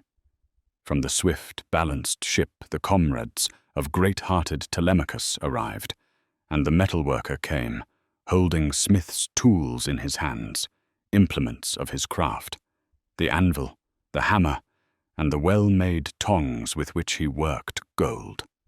Athena came as well, to take part in the sacred rites. The old man, horseman Nestor, gave the smith the gold, and he shaped it, and poured it around the cow's horns after fitting it precisely, so the goddess would take glad delight at the sight. Stratius and divine Echephron led the cow by the horns. Aretus came from the chamber carrying washing water in a decorated basin, and in the other hand he held barley groats in a basket. Valiant Thrasymedes stood ready, holding a sharp axe in his hand to strike the cow. Perseus held the bowl for the blood. Then the old man, horseman Nestor, began the rite with wash water and groats, and prayed much to Athena as he clipped hairs from the cow's head and threw them into the fire. and when they had prayed and cast the barley groats before it, right away Thrasymedes, Nestor's bold son, stepped close and struck. The axe cut the tendons of the cow's neck and took away her strength. All the women cried out together. Nestor's daughters, his daughters-in-law, and his honored wife Eurydice, the eldest daughter of Clymenus. Then the men lifted the cow from the wide earth and held her steady. Pisistratus, a leader among men, slit her throat. When her dark blood flowed out and her life left her bones, they quickly cut her open and at once removed the thigh pieces, all in proper order. They wrapped them in fat, folded the fat double, and laid raw pieces of meat on top. The old man burned them on split wood and poured bright wine over them. Young men beside him held 5-pronged forks in their hands. When the thigh bones were burned and they had tasted the inner meats, they cut up the rest of the animal and pierced the pieces on both sides with spits, roasting them while holding the sharp-pointed spits in their hands. Meanwhile, beautiful Polycaste, Nestor's youngest daughter, bathed Telemachus. After she bathed him and rubbed him with rich olive oil, she put a fine cloak and tunic on him. He stepped out of the bath looking like an immortal. He went and sat beside Nestor, the shepherd of the people. When the roasted meat was finished and they had pulled it from the spits, they sat down to feast. Good men waited on them, pouring wine into golden cups. Then, when they had satisfied their hunger and thirst, Gerenian horseman Nestor was the first to speak. "My sons, come. Bring our fine-maned horses for Telemachus and hitch them to the chariot so he can begin his journey." So he spoke, and they listened carefully and did as he commanded. They quickly yoked the swift horses under the chariot. A housekeeper placed food and wine inside, along with cooked meats, the kind that kings raised by Zeus usually eat. Telemachus climbed onto the beautiful chariot, and Pisistratus, son of Nestor and leader of men, got in beside him and took the reins in his hands. He struck the horses with the whip to drive them, and they sped forward eagerly. They rushed into the plain and left the steep citadel of Pylos behind. All day long the horses shook the yoke as they ran, pulling it from both sides. The sun set, and every road grew dark. They reached Phere, the home of Diocles, son of Ortilochus, whom Alphaeus had fathered. There they stayed the night, and Diocles welcomed them as guests. When early-born, rose-fingered dawn appeared, they yoked the horses again and climbed into the decorated chariot. They drove out through the gateway and echoing portico. Pisistratus struck the horses with the whip, and they sped forward, eager as before. They reached the wheat-bearing plain, and then they finished the road ahead, because their swift horses carried them so quickly. The sun set again, and all the roads grew dark. You're listening to Classics Made Clear, classic texts translated with accuracy and accessibility for today's listener. Please like, subscribe, leave a comment, and share these videos with your friends. The Odyssey, by Homer, Book 4. They reached hollow, hilly Lacedaemon and rode toward the house of glorious Menelaus. They found him hosting a wedding feast for many clansmen in his own home, a celebration for both his son and his noble daughter. He was sending his daughter to the son of Achilles, the great warrior who shattered armies, because back in Troy, he had first promised and agreed to give her to him. Now the gods were bringing that wedding promise to completion. He was sending her there with horses and chariots to the famous city of the Myrmidons, where Achilles' son ruled. For his own son, Menelaus was bringing home Alector's daughter from Sparta. This son was Megapenthus, strong and grown, born to Menelaus by a slave woman. The gods no longer granted Helen any more children after she had given birth to her first, Hermione, who had the beauty of golden Aphrodite. Meanwhile, the neighbors and clansmen of Menelaus were feasting throughout the great high-roofed palace, enjoying themselves. A divine singer performed among them on the lyre, and 2 tumblers flipped and spun through the crowd, leading the dance in the middle of the hall. Telemachus and the splendid son of Nestor were standing with their horses at the doorway of the palace. Eteoneus, an eager servant of Menelaus, came out, saw them, and walked back through the house to report to his master, the shepherd of the people. Standing close beside Menelaus, he spoke winged words. "Menelaus, raised by Zeus, there are strangers here, 2 men who look like the sons of a great king, almost as if they were descended from mighty Zeus. Should we unharness their swift horses, or send them on to someone else who might welcome them?" At this, blonde Menelaus became greatly upset and said, "But tell me, should we unharness their swift horses, or send them on to someone else who might welcome them?" Blonde Menelaus was greatly annoyed and said, "You weren't a foolish man before this, Eteoneus, son of Boethous, but now you talk like a child saying childish things. We ourselves ate many guest meals in the homes of other men before we reached this place, hoping Zeus would someday end our troubles. So free the strangers' horses and bring the men inside so they can be welcomed and fed." When he said this, Eteoneus hurried through the palace and called for the other eager servants to join him. They freed the sweating horses from under the yoke and tied them at the horse mangers. They threw grain before them and mixed white barley in it. They leaned the chariot up against the shining inner wall and led the visitors into the godlike house. The men looked around and marveled at the home of the king raised by Zeus, for the whole high-roofed house of glorious Menelaus shone with a radiance like the sun or the moon. When the visitors had looked their fill, they stepped into smooth, polished tubs and bathed.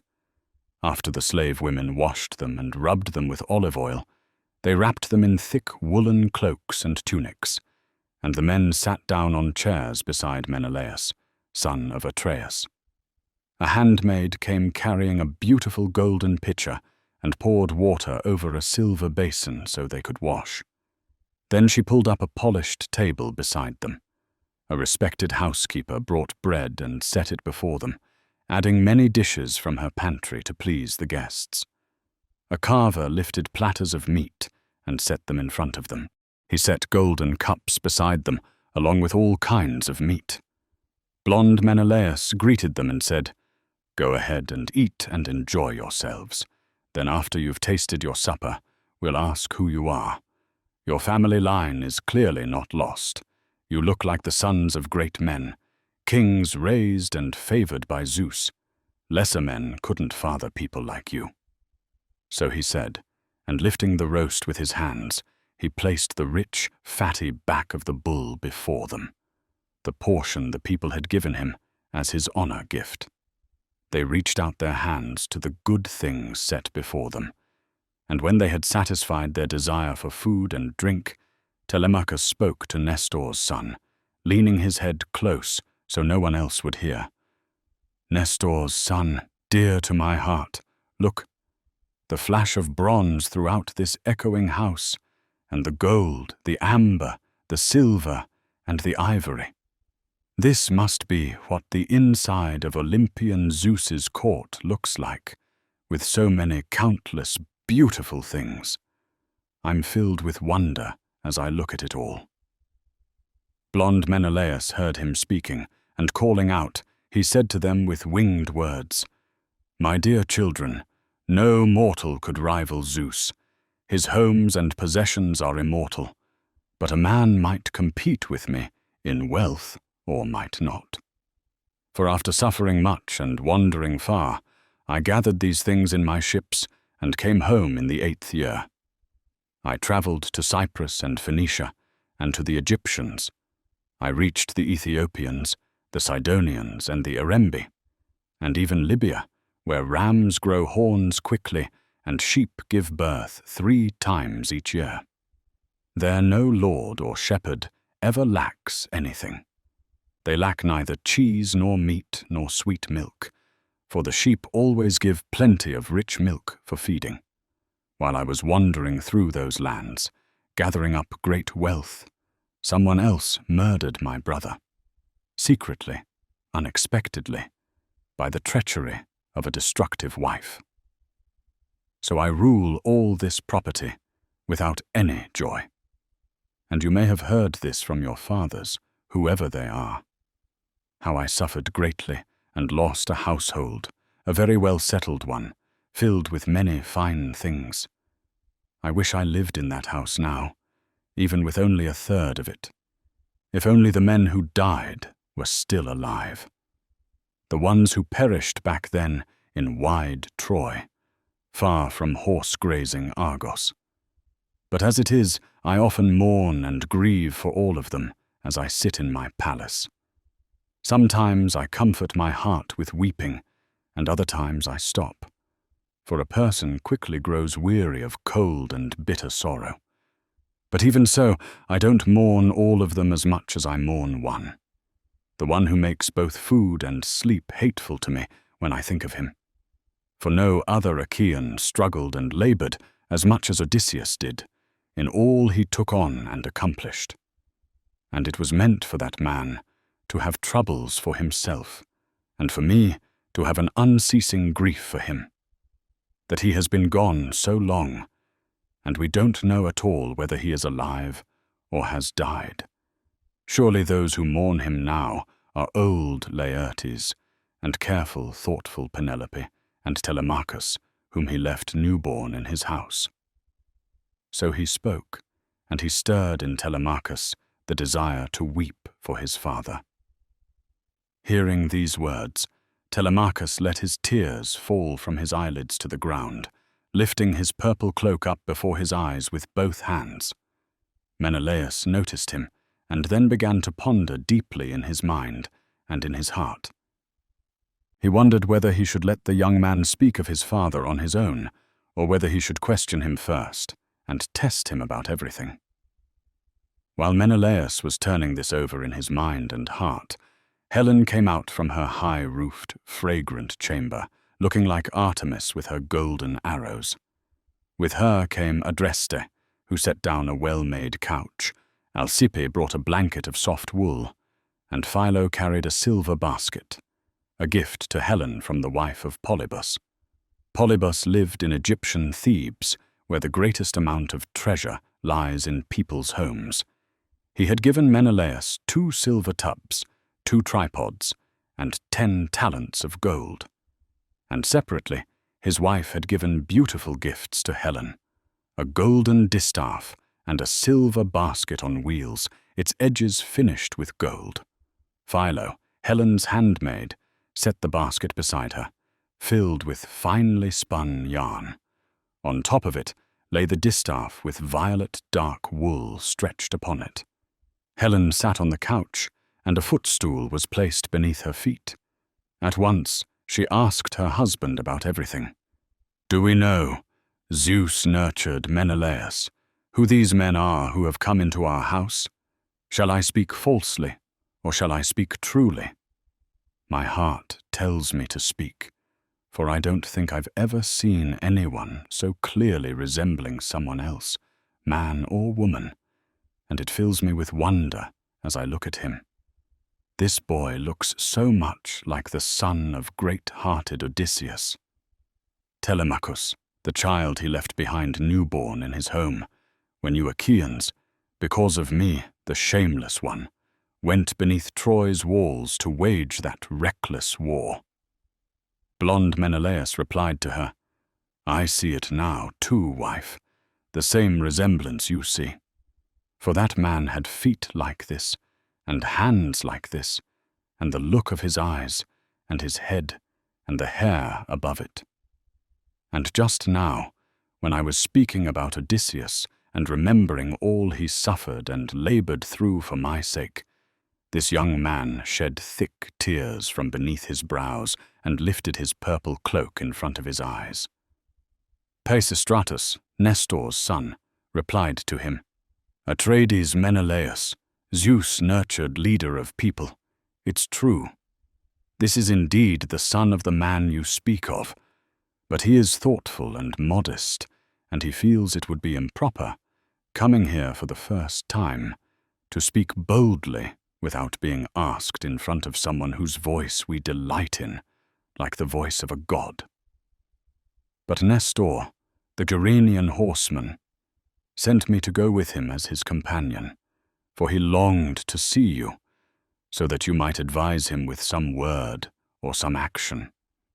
For the son of a father who is gone suffers many pains in his household when he has no one else to help him, as Telemachus does now. His father is gone, and he has no others who can protect him from harm throughout the land. Blond Menelaus replied to him, "Ah, the son of a man very, very dear to me has come to my house, a man who suffered many hardships for my sake. I thought that when he came, I would welcome him more warmly than any other Argive, if wide-seeing Olympian Zeus had granted that we both return home across the sea in our swift ships. And I would have built him a city in Argos and a house for him, bringing him from Ithaca with his possessions, his son, and all his people. And I would have cleared out one of the nearby cities that lie around here, and are ruled by me. And living here together, we would have met often, and nothing would have separated us from friendship and shared enjoyment, not until the black cloud of death finally covered us. But I suppose some god must have begrudged him that life, the god who made that poor man wander alone without homecoming." So he spoke, and he stirred in all of them the desire to weep. Argive Helen, daughter of Zeus, wept. Telemachus wept, and Menelaus, son of Atreus, and Nestor's son could not keep his eyes free of tears either. For he remembered in his heart noble Antilochus, whom the shining dawn goddess's splendid son had killed. Thinking of him, he spoke winged words. "Atreides, the old man Nestor always said that you were the wisest of mortals, whenever we talked about you in his palace and spoke together. And now, if it's at all proper, grant my request, for I do not enjoy weeping after dinner. We can keep that for dawn, the early-born morning. I don't blame anyone for crying over a mortal who has died and met his fate. This is the one honor left for suffering human beings, to cut one's hair and let tears fall down one's cheeks. My brother too has died, not at all the worst of the Achaeans. You are likely to have known him. I never met or saw him, but they say Antilochus surpassed other men, surpassed them in running swiftly and in battle." Blond Menelaus replied to him, "My friend, since you have spoken exactly what a thoughtful man would say and do, even one older than you, and since you come from such a father, you too speak wisely. For the lineage of a man favored by Zeus, the son of Cronus, is easily recognized for the line of a man to whom Zeus spins prosperity at his birth, and at his marriage is easy to recognize, just as Zeus has given prosperity to Nestor always, every day, that he himself should grow old comfortably in his halls, and that his sons should be wise and the best with spears. But let us set aside the weeping that came before. Let us turn our minds back to supper, and have water poured over our hands. We can tell stories in the morning. Telemachus and I, speaking fully with each other." He said this, and Asphalion, the eager servant of glorious Menelaus, poured water over their hands. They reached for the good foods laid before them. Then Helen, daughter of Zeus, conceived another idea. She at once cast a drug into the wine they were drinking, a drug that made one forget sorrow, quieted anger, and caused one to forget every misfortune. Whoever swallowed it, once it was mixed in the wine bowl, would not let a tear fall from his cheeks that entire day. Not even if his mother and father died. Not even if, before his very eyes, someone cut down his brother or beloved son with bronze. Such were the powerful, helpful drugs Zeus's daughter possessed, gifts from Polydamna, the Egyptian wife of Thon. For in Egypt, the grain-giving earth produces many drugs in great abundance, many good ones when mixed properly, and many harmful ones. Every Egyptian is a healer, more skilled than all other men, for they come from the lineage of Paion. After Helen had cast the drug in, and ordered the wine to be poured, she answered them and said, "Zeus-born Menelaus, son of Atreus, and you here, sons of noble men, Zeus gives good and bad to different people at different times, for he has power over all things. Sit now and dine here in our palace, and enjoy my stories, for I will tell things fitting for you. I could not tell or name everything, so many are the trials of steadfast Odysseus. But this deed he dared and endured, a mighty man, in the land of the Trojans, where you Achaeans suffered pains.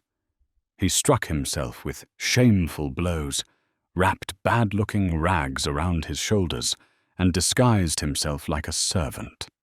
He went into the wide streets of the enemy city, making himself look like another man, a beggar, though he was no such thing when he was at the Achaean ships. In that likeness he slipped into the Trojan city, and all the Trojans paid him no attention. But I alone recognized him, such as he was. I questioned him, and he avoided me with cunning. But when at last I washed him, and rubbed him with olive oil, wrapped clothes around him, and swore a strong oath that I would not reveal him among the Trojans as Odysseus before he reached his huts and the swift ships, then he told me in full the Achaeans' whole plan. After that, he killed many Trojans with sharp bronze, returned to the Argives, and brought back much intelligence. The other Trojan women shrieked loud laments, but my own heart rejoiced. For by then my heart had turned back toward going home, and I mourned the blindness, the madness that Aphrodite had put upon me when she led me there, far from my dear fatherland, making me forsake my child, my room, and my husband, who lacked nothing in mind or in appearance. Blonde Menelaus replied to her, "Yes, indeed, wife. All these things you have spoken are in proper order. Already I have learned the mind and the character of many.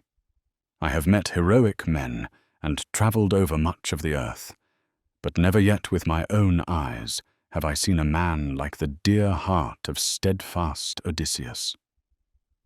What a thing this was! What a mighty deed he dared and endured. Inside the polished horse, where we all the best of the Argives sat carrying death and doom for the Trojans. You came there then, and surely a divinity must have urged you, one who wished to give glory to the Trojans, and godlike Deiphobus went with you as you came. 3 times you walked around the hollow hiding place and touched it with your hands, and you called out the best of the Danaans by name, making your voice like the voices of the Piaves of all the Argives. Then Tydeus's son, divine Odysseus, and I, sitting in the middle, heard you shouting. We too were eager, stirring ourselves either to go out or quickly answer from within. But Odysseus held us back and restrained us, even though we were eager. Then all the other sons of the Achaeans remained completely silent. Only Anticlus wanted to answer you with his words, but Odysseus pressed his hands hard on the man's mouth, without stopping, and saved all the Achaeans. He held him until Pallas Athena led you far away." Astute Telemachus then said back to him, "Zeus nurtured Atreides, Menelaus, leader of the people. The pain is worse, for even this did not keep sad destruction from him, not even if he had a heart of iron inside him. But come, turn us toward bed, so that now at last we may take our pleasure in sweet sleep and be soothed by it."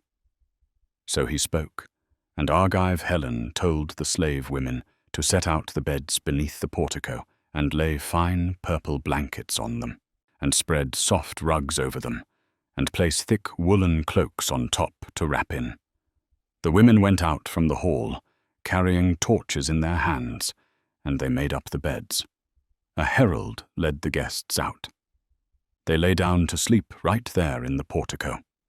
Heroic Telemachus and Nestor's splendid son, but Atreides Menelaus slept deep in the inner part of his lofty house, and Helen of the long robes, divine among women, lay beside him.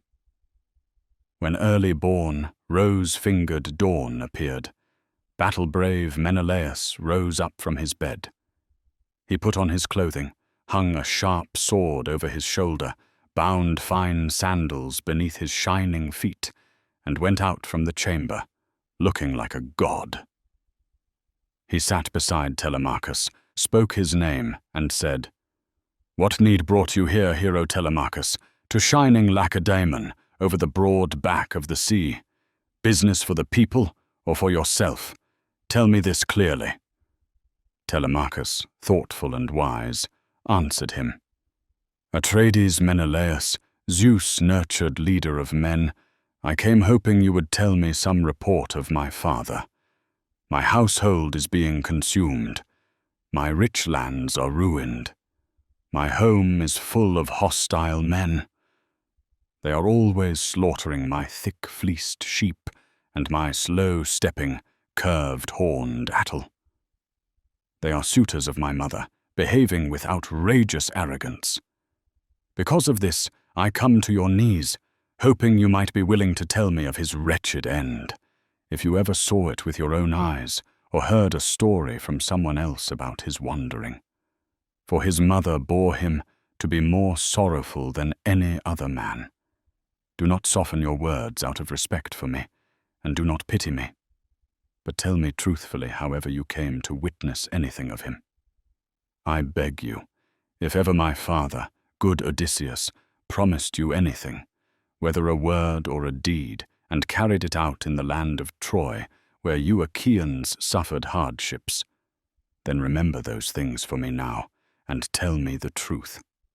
Greatly troubled, blonde Menelaus answered, "Ah, indeed, those men wished to sleep in the bed of a strong-hearted man, though they themselves are cowards. It is like when a deer, after laying her newborn, milk-fed fawns to rest in the den of a mighty lion, goes out to graze on the foothills and the grassy valleys. Then the lion comes back to his lair and sends a shameful doom upon them both. So Odysseus will bring shameful doom upon those suitors. If only, Father Zeus, Athena, and Apollo, if only he were as he once was in well-built Lesbos, when he rose and wrestled Philomaides on a dare, threw him hard, and all the Achaeans rejoiced. If he were like that again, he would deal with the suitors. All of them would quickly meet their bitter, deadly fate. As for the things you ask and beg of me, I won't speak anything aside from what concerns them, and I will not deceive you. But I will tell you only what the infallible old man of the sea told me. I will hide nothing and add nothing. The gods kept me in Egypt, though I desired to come home, because I had not offered them full hecatombs. The gods always want their commands remembered. There is an island in the swelling sea before Egypt. They call it Pharos. It lies as far from shore as a hollow ship can sail in a whole day when a clear, fair wind blows behind it. On it is a harbour with good mooring, from which they send balanced ships into the sea after drawing up the black water. There the gods kept me for 20 days, and never did fair winds appear or blow over the sea. The winds that serve as escorts for ships across the broad back of the ocean. And by then all my provisions and the strength of my men would have been exhausted if some god had not pitied me and shown mercy. Ithaca, daughter of mighty Proteus, the old man of the sea, for I had stirred her heart most of all.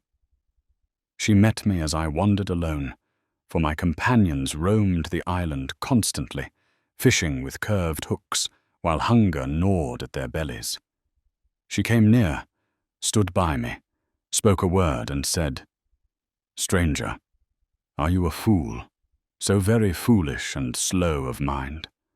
Or have you given up on purpose and now take pleasure in suffering pains? You've been trapped on this island a long time, unable to find any end to it, and the heart of your companions grows faint." So she spoke, and I answered, "I will speak out, whatever goddess you are, and tell you the truth. I am not held here of my own free will. Surely I have offended the immortals who hold wide heaven. But you tell me, since the gods know everything, which immortal binds me and keeps me from my path, and how I may win homecoming, crossing the fish-filled sea." So I spoke, and the divine goddess answered at once, "Well then, stranger, I will tell you very precisely. There is an infallible old man of the sea who comes here, Proteus, the immortal Egyptian, servant of Poseidon, who knows the depths of every sea. They say he is my father, and that he begot me.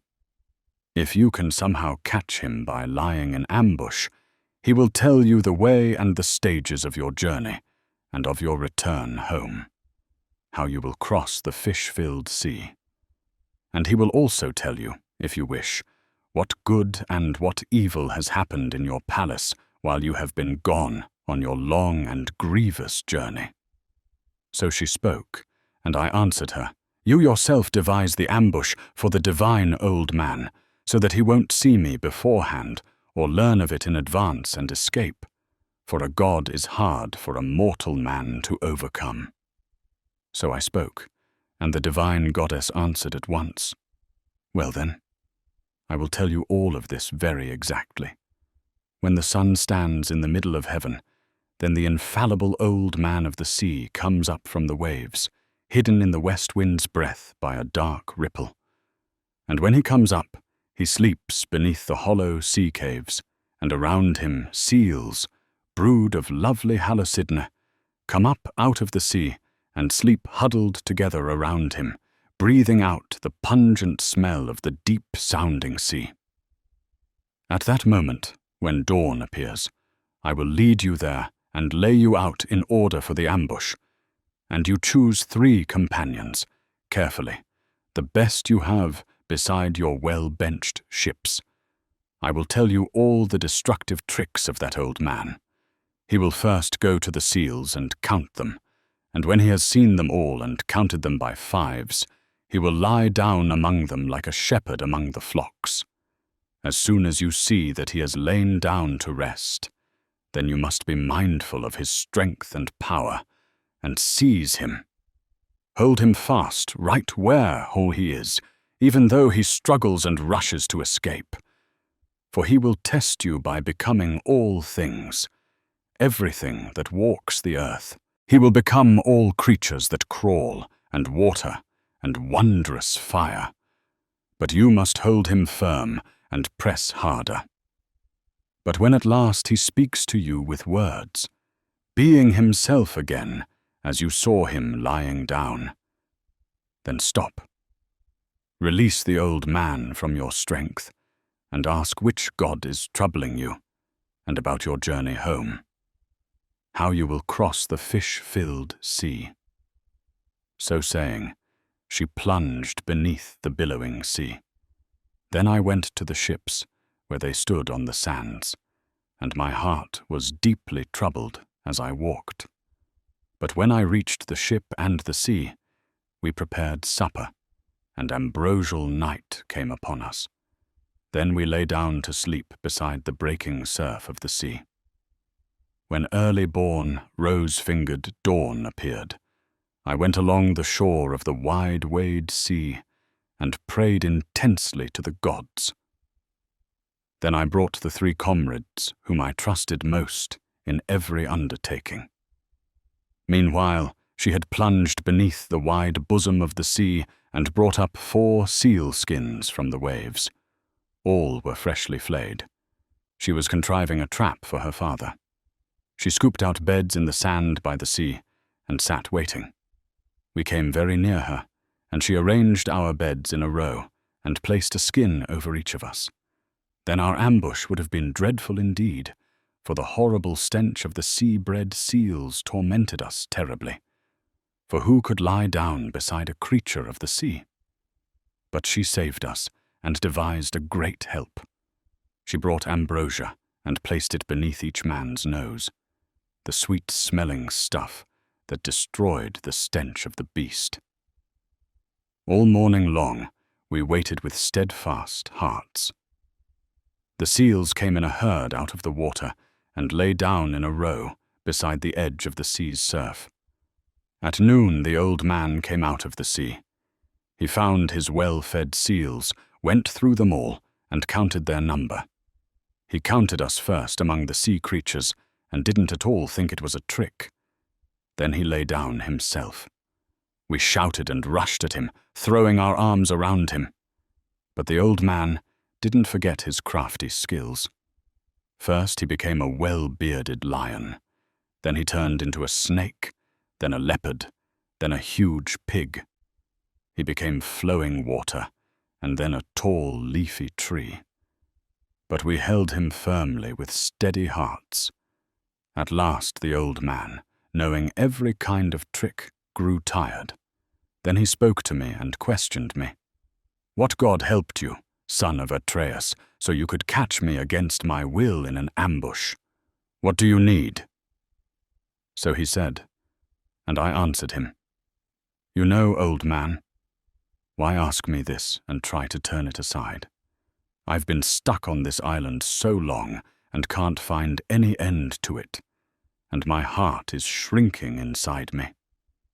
But you tell me, since the gods know everything, which immortal binds me and keeps me from my journey, and how I can get home, how I'll cross the fish-filled sea." So I spoke, and he immediately answered me, "Well, you should have offered fine sacrifices to Zeus and the other gods before going aboard, so you could reach your homeland as quickly as possible as you sailed the wine-dark sea. But you're not fated to see your family or reach your well-built house and your fatherland before you go back again to Egypt, to the river sent by Zeus, and offer sacred hecatombs to the immortal gods who hold wide heaven. Then the gods will give you the journey you long for." So he said. Then my heart broke inside me, because he told me to go again across the misty sea to Egypt, a long and painful journey. But even so I answered him, "I will do these things exactly as you say, old man. But come, tell me this, and tell it clearly. Did all the Achaeans come home safe with their ships, the ones Nestor and I left when we wholesailed from Troy? Or did any die a cruel death at his own ship or in the hands of his loved ones after the war was over?" So I said, and he answered me at once, "Atreides, why ask me these things? You don't need to know them, and I don't think you'll stay without tears for long after you hear everything plainly. Many of them died, and many survived. But only 2 leaders of the bronze-clad Achaeans were lost on their journey home, and you were present at the battle. One more, still alive somewhere, is kept back on the wide sea. Ajax was destroyed among his long-oared ships. First Poseidon pushed him against the great rocks of Gyrae and saved him from the sea, and he would have escaped death, even though Athena hated him, if he hadn't acted foolishly and spoken a proud, reckless word. He said he had escaped the great gulf of the sea by his own will, against the will of the gods. Poseidon heard him speak, and at once took his trident in his strong hands, drove it at the Gyraean rock, and split the rock apart, and one part stayed where it was, while the other piece fell into the sea, the piece on which Ajax had first sat, when he'd been made foolish by the gods. That piece carried him down into the endless, heaving sea. So there he died after he swallowed the salty water. But your brother escaped death and slipped away safely in his hollow ships, and queenly Hera saved him. But when he was just about to reach the steep mountain of Malea, a storm wind suddenly snatched him up and carried him, groaning heavily, across the fish-filled sea, all the way to the far edge of the land where Thyestes once lived. Though Aegisthus, Thyestes' son, lived there at the time. But when even from there a safe return seemed near, the gods turned back a fair wind, and they reached home. He set foot on his fatherland with joy, and held and kissed the earth. Many hot tears poured from him when he saw his beloved homeland. A watchman saw him from a lookout post, a man whom cunning Aegisthus had brought and stationed there, and paid with 2 talents of gold. He'd been watching for a whole year, so Agamemnon wouldn't pass by unseen and remember his fierce strength. The watchman went off to the palace to report to the shepherd of the people. At once Aegisthus planned his treacherous trick. He chose 20 of the best men in the kingdom and set them in ambush, and elsewhere he ordered a feast to be made ready. Then he went to summon Agamemnon, shepherd of the people, with horses and a chariot, planning shameless things. He led him in, not knowing he was being taken to his doom, gave him dinner, and then killed him, just as someone kills an ox at its feeding trough. None of Agamemnon's companions who had followed him survived, and none of Aegisthus's men either, for they were all killed in the palace, so he said. And my dear heart broke, and I sat on the sand, weeping. And truly my heart no longer wished to live or see the light of the sun. But after I'd had my fill of crying and rolling on the ground, right then the infallible old man of the sea spoke to me. "Stop this, son of Atreus. Don't keep weeping endlessly for a long time, since no good comes from it. Instead, try as quickly as you can to reach your fatherland, for either you'll find him alive, or Orestes will have reached him before you and killed him, and you might still arrive for his funeral." So he spoke, and my heart and manly spirit again grew warm inside my chest, even though I grieved.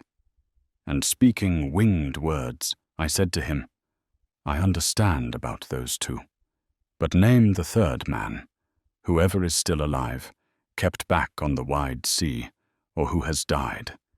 Even though it pains me, I want to hear." So I spoke, and he immediately said to me in answer, "The son of Laertes, who lives in a house on Ithaca, I saw him on an island, pouring out thick tears in the halls of the nymph Calypso, who keeps him there by force. He cannot reach his fatherland, for he has no ships with oars and no comrades beside him who could escort him across the broad back of the sea. But for you, Zeus-nurtured Menelaus, it is not fated to die or meet your destiny in horse-grazing Argos. Instead, the immortals will send you to the Elysian plain at the far limits of the earth, where fair-haired Rhadamanthus is, the place where life is easiest for people.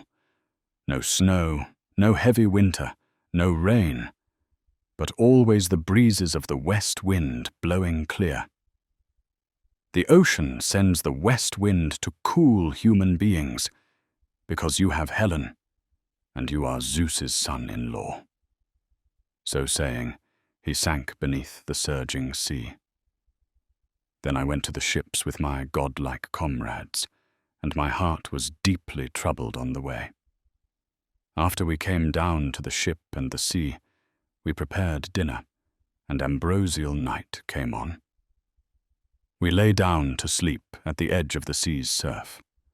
When early-born, rose-fingered dawn appeared, we first hauled our ships into the bright sea. Then we set up the masts and sails in our balanced ships.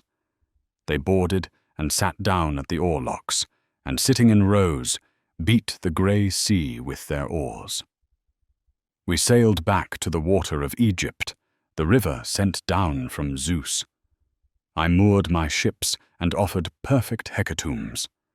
Then, after I ended the anger of the gods who live forever, I heaped a burial mound for Agamemnon, so his glory would never die. After I finished all this, I set out again, and the immortals gave me a fair wind and sent me swiftly to my beloved fatherland. But come now, stay in my palace until the 11th and 12th days come. Then I will send you off well and give you splendid gifts, 3 horses and a well-polished chariot. And afterward I'll give you a fine cup so that you may pour drink offerings to the immortal gods and remember me all your days." Astute Telemachus replied to him, "Atreides, do not keep me here a long time, even if I could endure a whole year beside you, sitting here, without longing for my home or my parents, for I greatly enjoy listening to your stories and your words.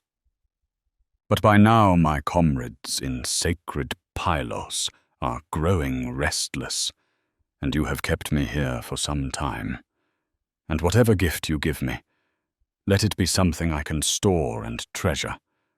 But I will not take horses to Ithaca. I will leave them here as an honor for you. For you rule over a wide plain, where much lotus grows, and galangal, and wheat and spelt and broad-eared white barley. But in Ithaca there are no wide fields and no meadows at all. It is a land for goats, and better for that than for horses. None of the islands are good for horses or rich with meadows. The islands that lean into the sea, and Ithaca most of all." So he said, and battle-cry brave Menelaus smiled, stroked him with his hand, called his name, and said, "You are from good stock, dear child, in how you speak. Therefore I will change my gift for you, because I can. Of all the gifts stored as treasures in my house, I will give you the one that is most beautiful and most honored.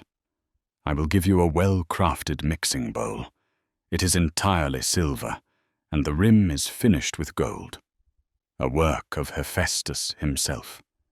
Phaedimus the hero, king of Sidon, gave it to me when I stayed in his house on my journey home, and I want to give it to you." So while they spoke such things to one another, the guests arrived at the house of the divine king. They brought sheep and carried hearty wine, and their finely veiled wives sent grain with them. So they prepared the dinner in the halls. Meanwhile, the suitors in front of Odysseus's house were amusing themselves by throwing discuses and shooting javelins on the smooth, level ground as before, full of arrogant pride. Antinous and godlike Eurymachus were seated, the leaders of the suitors, far the best in strength. Then Noemon, son of Phronius, came near them and spoke to Antinous, asking, "Antinous, do we know, really know, when Telemachus will return from sandy Pylos? He took my ship and sailed away, but I need her now to cross over to broad Elis, where I have 12 mares, female horses with hard-working mules beneath them, unbroken, untamed creatures. I planned to drive one out and train her." So he spoke, and they were amazed in their hearts, for they hadn't thought he had gone to Pylos at all. They believed he was somewhere nearby, on his farm, with his flocks or with the swineherd. Then Antinous, son of Eupeithes, answered him, "Tell me truly, when did he leave, and which young men went with him? Were they the best of Ithaca, or his own hired men and slaves? Surely even he might manage that. And tell me this truly, so I know for certain. Did he take your black ship by force, against your will? Or did you give it to him willingly after he pressed you with his words?" Noman, son of Phronius, said back to him, "I gave it to him myself, willingly. What else would anyone do when a man like him, with such cares in his heart, asks for something? It would be hard to refuse. The young men who excel among us throughout the whole kingdom went with him, and I saw a leader board the ship. Mentor, or a god who looked exactly like him. But this is what amazes me. I saw divine Mentor here yesterday morning, yet at that same time he also boarded the ship for Pylos." So saying, he returned to his father's house, and the strong heart in both of them was amazed. They had the suitors stop their games and sit down together. Then Antinous, son of Eupeithes, spoke among them, grieving.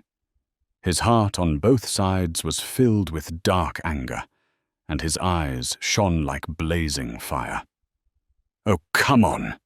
A great deed has been done in arrogance. Telemachus's journey. We didn't think he'd actually pull it off. For a young boy to go against the will of so many, launching a ship and choosing the best men in the kingdom. He'll cause even worse trouble later, but may Zeus destroy him before he reaches young manhood and becomes our ruin. Come. Give me a swift ship and 20 comrades, so I can lie in wait and ambush him as he returns in the strait between Ithaca and rugged Samos, so that sailing home for his father may cost him his life." So he said, and everyone agreed and encouraged it. They stood up at once and went to the house of Odysseus. Penelope, however, did not remain long without knowing the words the suitors were plotting in their hearts. A herald told her, Medon, who stood outside in the courtyard and overheard their plans as they wove their scheme inside. He walked through the halls to report to Penelope, and as he stepped down from the threshold, Penelope said to him, "Herald, why have the proud suitors sent you? Is it to tell the slave women of godlike Odysseus to stop their work and prepare a feast for them? May they dine here for the very last time. Their final meal, whether or not they keep courting me or showing up for gatherings. You men who constantly gather and waste away so much wealth, the property of wise Telemachus. You never heard anything from your fathers in the past when you were children, how Odysseus behaved among your parents, never doing or saying anything unjust in his kingdom, which is the way of divine kings. For one king may hate some mortal and love another, but Odysseus never did anything truly wicked to any man. But your own hearts and shameful deeds are plain to see, and there is no gratitude afterward for good deeds done." Medon, wise and understanding, answered her, "Would that this were the worst of it, my queen. But the suitors are planning another evil far greater and more terrible. May Zeus the Cronian stop it from happening. They are eager to kill Telemachus with sharp bronze as he returns home.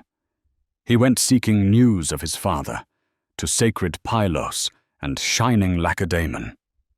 So he said, and right then her knees and dear heart failed her. For a long time speechlessness took hold of her. Her eyes filled with tears, and her strong voice was held back. At last she spoke to him in answer, "Herald, why has my son gone?" There was no need for him to board swift ships, those horses of the sea that carry men over so much water. Did he go so that not even his name would be left among human beings? Then Medon, wise in understanding, replied to her, "I do not know whether some god stirred him, or if his own heart pushed him to go to Pylos, to learn about his father, whether he still lives and will return, or what fate befell him." So saying, he departed through the house of Odysseus. Heart-killing grief closed around her, and she could no longer endure to sit upon her chair, though many seats were throughout the house. But she sat instead upon the threshold of her well-built chamber, weeping pitifully. All her slave women whimpered around her, all who were in the house, young and old alike. Sobbing thickly, Penelope said to them, "Listen, dear ones, for the Olympian has given me sorrows greater than all who were born and raised with me. First, I lost my good husband, lion-hearted, the man who surpassed all Danaans in every kind of virtue, a good man whose fame is wide throughout Hellas and Middle Argos. And now again, storms have swept away my beloved son out of the palace without news, and I did not hear of his leaving. Hard-hearted ones, not even one of you placed it in her mind to wake me from my bed, though you knew clearly when he went aboard the hollow black ship. For if I had learned he was planning this journey, surely he would have either stayed, even if eager to set out, or he would have left me dead in the palace. But someone should quickly summon old Dolios, my slave whom my father gave me when I came here, who tends for me the orchard full of trees, so he may sit beside Laertes and tell him all this, hoping that he may weave some plan in his mind and go out and appeal to the people, who are eager to destroy his grandson and the son of godlike Odysseus."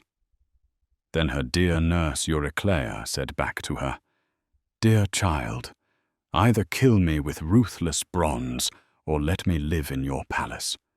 But I will not hide the truth from you. I knew all this. I gave him everything he ordered, food and sweet wine. And he made me swear a mighty oath not to tell you until the 12th day came, or until you yourself missed him and learned he had set out, so you would not tear at your beautiful skin with weeping. But wash yourself with water, put clean clothes upon your body, go up into the upper chamber with your handmaid, and pray to Athena, to the daughter of Zeus, bearer of the sacred mantle, for she might save him, even from death. And do not trouble a troubled old man, for I do not think the family of Arsacides is completely hated by the blessed gods. Surely there will still be one left who will hold the high-roofed house and the rich fields far away." So she spoke, and she quieted Penelope's weeping and held her eyes back from tears. Penelope washed herself with water, put clean clothes upon her body, and went up to the upper chamber with her handmaid women. She placed barley groats in a basket and prayed to Athena, "Hear me, Atritone, child of Zeus who bears the aegis, the sacred mantle. If ever in his halls resourceful Odysseus burned the rich thigh pieces of ox or sheep for you, remember it now for my sake, and save my dear son for me. Turn aside the suitors in all their evil arrogance." So she spoke and gave a loud ritual cry, and the goddess heard her prayer. The suitors made a clamor through the shadowy palace, and one of the young men, boastful in his pride, would say, "Surely indeed, our much-wooed queen is preparing a wedding feast for us, and she has no idea that her son's murder is prepared." So one of them would speak, but they did not know how things truly were. Then Antinous spoke among them. "You fools, stop your arrogant talk, all of it alike, before someone perhaps carries word inside. But come, let us rise in silence and carry out the plan that has just now pleased all our hearts." So saying, he chose the 20 best men, and they made their way to the swift ship and the shore of the sea. First they hauled the ship down toward the deep water, set the mast and sails on the black ship, fixed the oars in their leather straps, all in proper order, and they hoisted the white sail. Their eager attendants carried their gear. They anchored the ship offshore in the south wind, and then went ashore themselves. There they took supper and waited for evening to come. Back in the upper chamber, prudent Penelope lay fasting, not tasting any food or drink, wondering whether her noble son would escape death or be destroyed by the arrogant suitors. As anxiously as a lion in a crowd of men fears when they draw a cunning circle around him, that much she pondered, until sweet sleep came upon her. Her limbs relaxed, she leaned back and slept. Then bright-eyed Athena thought of something else. She made a phantom, and its shape looked like a woman. Iphthime, daughter of great-hearted Icarius, whom Eumelus of Pherae had married. Athena sent the phantom to the home of divine Odysseus so it might stop Penelope's weeping and her tearful lament. It entered the bedroom, slipping past the strap of the door bolt, stood above her head, and spoke to her. "Are you sleeping, Penelope, your dear heart full of sorrow? The gods, who live easily, do not allow you to keep crying and grieving, since your son is still destined to return home. He is no sinner before the gods at all." Then prudent Penelope answered her, speaking softly as she slumbered at the gate of dreams. "Why have you come here, sister? You did not come often before, since you live in a home so very far away. And you tell me to stop my grief and the many pains that stir and trouble my mind and heart. I first lost my lion-hearted husband, who excelled among the Danaans in all kinds of virtues, a good man, whose fame is wide throughout Hellas and Middle Argos.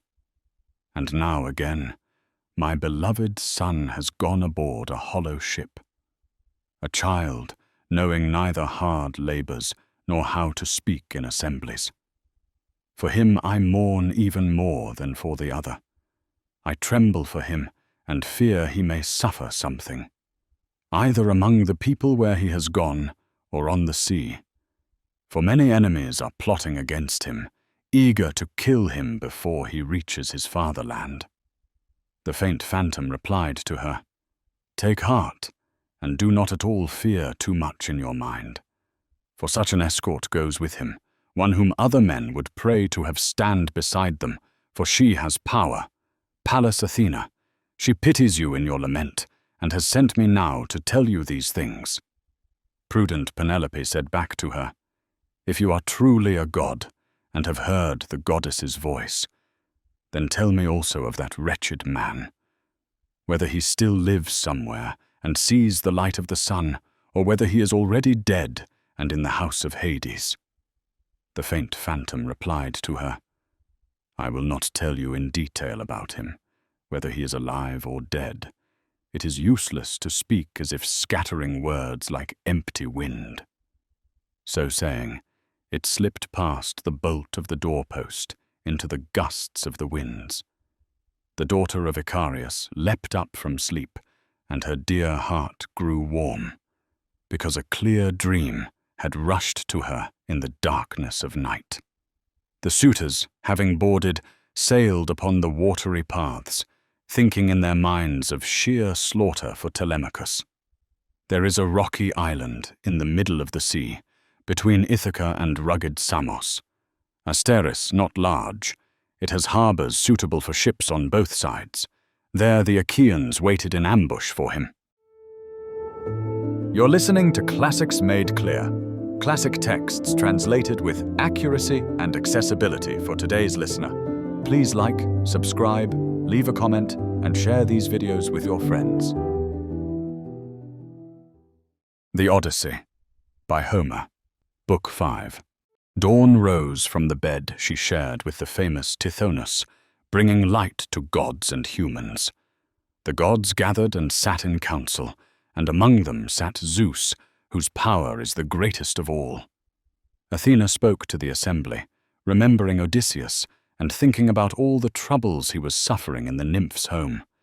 His situation weighed heavily on her heart. "Father Zeus, and all you blessed gods who live forever," she said, "let no sceptred king ever again try to be kind, gentle, or fair-minded.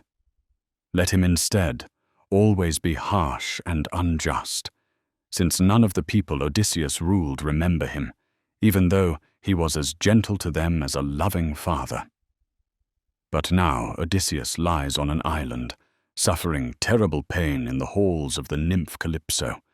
She keeps him there by force, and he cannot reach his homeland. He has no ship with oars and no companions who could carry him safely over the wide sea. And now others are trying to kill his beloved son as he travels home. Telemachus went out looking for news of his father, to holy Pylos and to shining Sparta.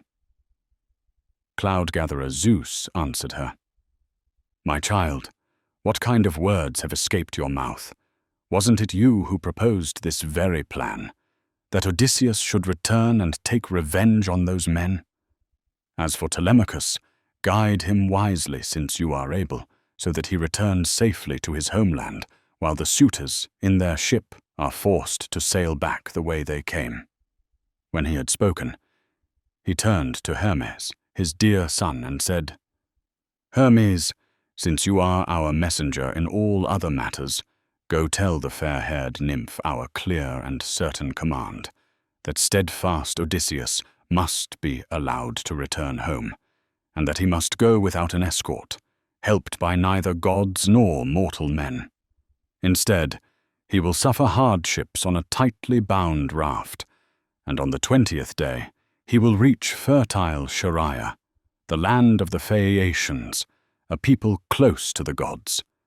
There they will honor him in their hearts like a god, and send him in a ship to his beloved homeland, giving him bronze and gold in abundance, and fine clothing, more treasure than he could ever have brought from Troy, even if he had returned unharmed and received his fair share of the spoils. For this is his fate, to see his loved ones again, and to reach his high-roofed house and his own fatherland." When Zeus said this, the messenger Argifontes did not disobey. At once he tied the beautiful golden ambrosial sandals onto his feet, the sandals that carry him over sea and endless land with the swift breath of the winds. He lifted his wand, the one with which he charms the eyes of men whenever he wishes, putting them to sleep or waking them again from slumber. Holding it in his hands, Hermes the mighty Argus-slayer flew. He swooped down from the bright sky onto Pieria, and from there plunged into the sea.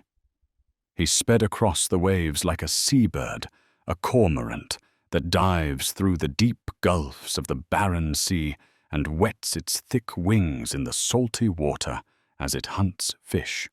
In just this way, Hermes rode the many waves. But when he finally reached the distant island, he stepped from the dark blue sea onto the land and walked on until he came to the great cave where the nymph lived. And Hermes found her inside. A great fire was burning on the hearth, and the smell of split cedar and sweet pine drifted across the whole island as the wood burned. She was inside singing with a beautiful voice while she worked at her loom, weaving with a golden shuttle. A lush forest grew all around the cave. Alder trees and aspen and fragrant cypress. Long-winged birds made their nests there. Owls, hawks, and the long-tongued crows of the sea, birds who love to hunt along the shore. And around the hollow cave stretched a young, thriving vine, heavy with clusters of grapes. 4 clear fountains flowed nearby, side by side in a row, each turning its water in a different direction. All around them spread soft meadows, filled with blooming violets and parsley. Even an immortal god, coming there, would stop and stare in wonder at the sight and feel deep delight in his heart. Hermes, the swift messenger, stood there too, gazing at it all in amazement. And once he had taken it all in and satisfied his heart, he immediately entered the wide cave.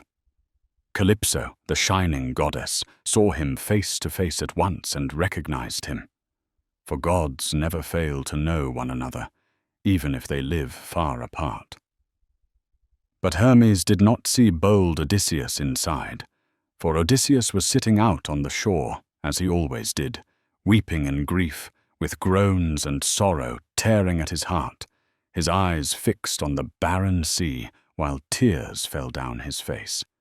Calypso questioned Hermes only after she had seated him in a gleaming, polished chair. "Why have you come to me, Hermes of the golden wand, honored and dear one? You have not come to visit often before. Say whatever you are thinking. My heart urges me to do what you ask, if I am able to do it, and if it is something possible. But come farther in, so I may place proper hospitality before you." After she spoke, the goddess set a table beside him, filled it with ambrosia, and mixed bright red nectar for him. Then Hermes the runner, Argus slayer, ate and drank. And when he had finished the meal and satisfied his hunger with food, he answered her and said, "You ask me why a god has come here, goddess, so I will tell you the story plainly and without error, since you command it.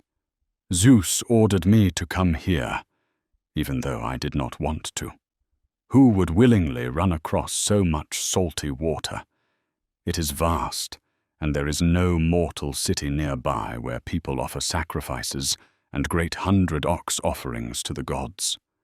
But truly, no other god can ignore or work against the will of Zeus, who bears the sacred mantle. He tells you that the man staying with you is more miserable than all the others. One of the men who fought for 9 years around Priam's city, and then destroyed it in the 10th year, and sailed home. But on their journey home they sinned against Athena, and she stirred up a destructive wind and towering waves against them. All the rest of his good companions died there, but the wind and the waves carried him here. Zeus now commands you to send him away as quickly as possible. It is not his fate to die here, far from the ones he loves. His destiny is still to see his friends and family again, and to reach his high-roofed house and his own fatherland." When he had spoken, the goddess Calypso, divine among goddesses, shuddered. Then she spoke to him, sending out her winged words. "You gods are hard and pitiless, jealous beyond all others. You become angry whenever a goddess sleeps openly with a mortal man and makes him her beloved husband. For when rose-fingered Dawn took Orion for herself, you gods who live easily resented her, until in Ortygia chaste, golden-throned Artemis shot him and killed him with her gentle, painless arrows. And when fair-haired Demeter, giving way to her heart, lay with Iasion in love, and in the bed of love in a thrice-ploughed field, Zeus did not stay unaware for long. He struck him with his bright lightning and killed him. So now again, you gods resent me for being with a mortal man. The man I saved when he clung around his keel alone after Zeus blasted and shattered his swift ship with a bright lightning bolt in the middle of the wine-dark sea. All the rest of his good companions died, but the wind and waves carried him here. I loved him and cared for him, and I even said I would make him immortal and ageless all his days. But since there is no way for any god to go against or avoid the mind of Zeus, who bears the sacred mantle, let him go, if Zeus urges and commands it. Let him go over the barren sea. But I myself will not send him anywhere, for I have no ships with oars and no companions who could escort him over the wide back of the sea. But I will gladly give him advice.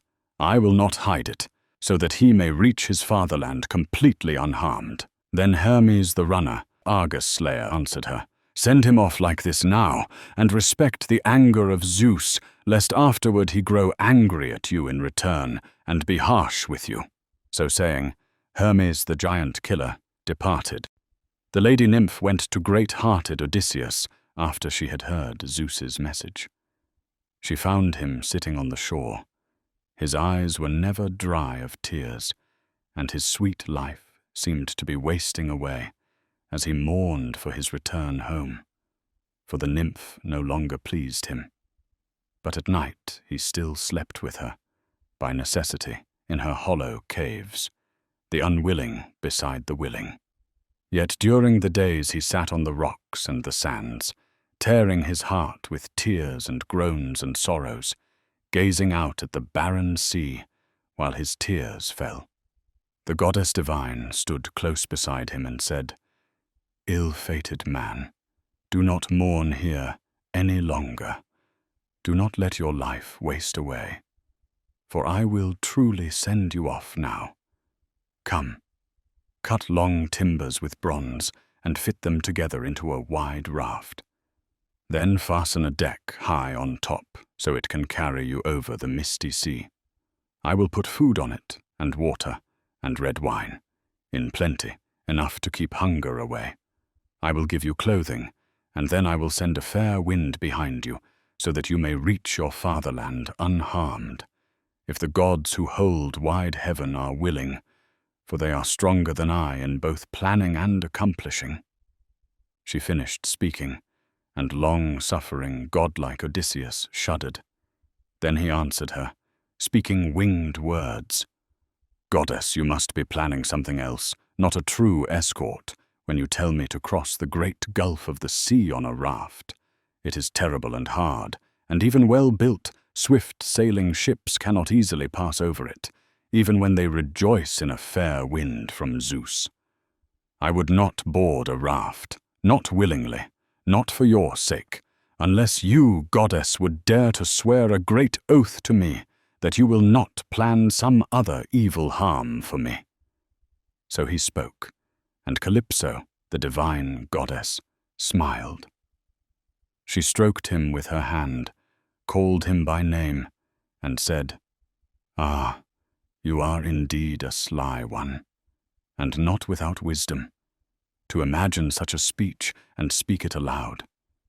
Let the earth now know this, and the wide heaven above, and the flowing water of Styx, the greatest and most dreadful oath among the blessed gods, that I do not plan any further evil harm for you. Instead, I am thinking of and will advise you exactly the things I would plan for myself if a need like this came upon me. For my mind is just, and I do not have a heart of iron in my chest. I have a heart that shows compassion."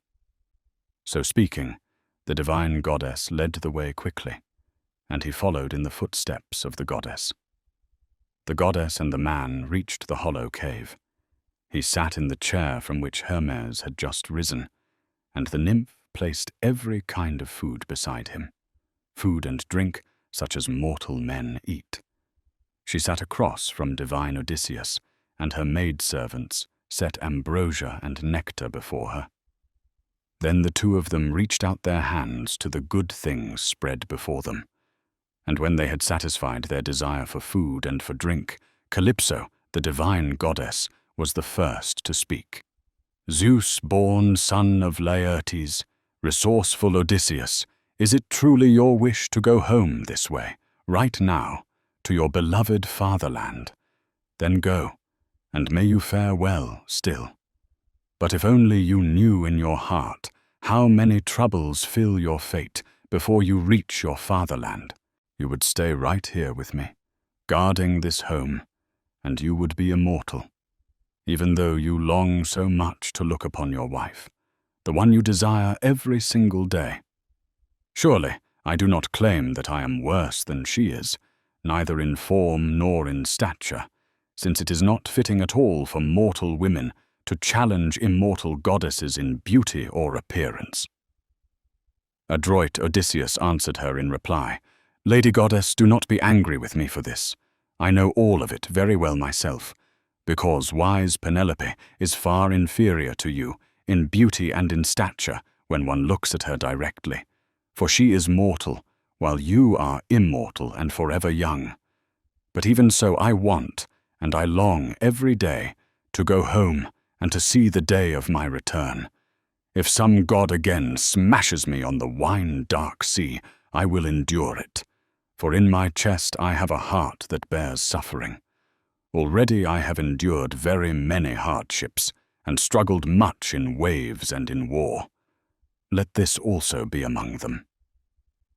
So he spoke, and the sun sank, and darkness came on.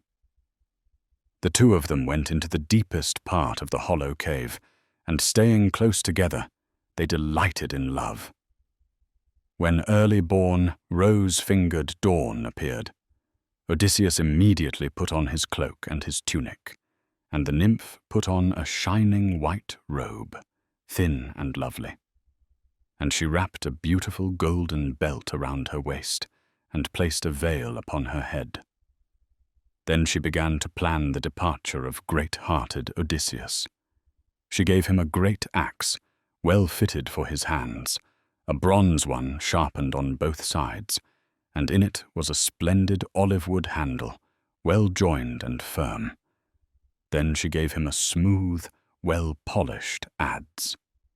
And she led him to the far edge of the island, where tall trees grew, alder and poplar, and fir that reached up toward the sky. Trees long since dried, very dry, so they would float lightly for him. After she showed him where the tall trees stood, Calypso, the divine goddess, went back to her home, while he began cutting the timbers. He worked quickly and well. He cut down 20 in all, then trimmed them with the bronze axe, planed them skillfully, and made them straight to the line. Meanwhile, Calypso, the divine goddess, brought him augers. He bored all the beams and fitted them together, then fastened them tight with pegs and withes. As wide as a shipwright, skilled in carpentry, would shape the bottom of a broad merchant ship, just that wide, Odysseus made his raft. He set up the deck and fixed it firmly on the close-set ribs, working steadily, and he finished it off with long side planks. He made a mast and a yardarm that fit exactly, and he made a steering oar as well so he could guide the raft. He fenced it all around with woven willow hurdles as a barrier against the waves, and he piled much timber on it. Meanwhile, Calypso, the divine goddess, brought cloth for him to make a sail, and he crafted that well too. On it he tied the braces and halyards and sheets, and with levers he hauled the raft down into the shining sea. It was the 4th day, and all his tasks were complete. And on the 5th day, divine Calypso sent him from the island, after she had bathed him and dressed him in fragrant clothing. She placed on board for him a leather skin of dark wine, and another large one of water and provisions. She put many plentiful meats into a sack, and she sent forth a fair wind, mild and gentle. Joyful at the wind, divine Odysseus set his sail. Then he sat and steered with the steering oar skillfully, and sleep never fell upon his eyelids as he watched the Pleiades and late-setting boots and the bear, which people also call the wagon, the constellation that turns in its place and keeps watch upon Orion, and alone of all the stars does not bathe in ocean. For the divine goddess Calypso had ordered him to keep that constellation always on his left hand as he sailed the sea. 17 days he sailed, sailing onward over the sea, and on the 18th day the shadowy mountains of the land of the Phaeacians appeared, the land lying closest to him. It looked to him as a shield drifting on the misty water.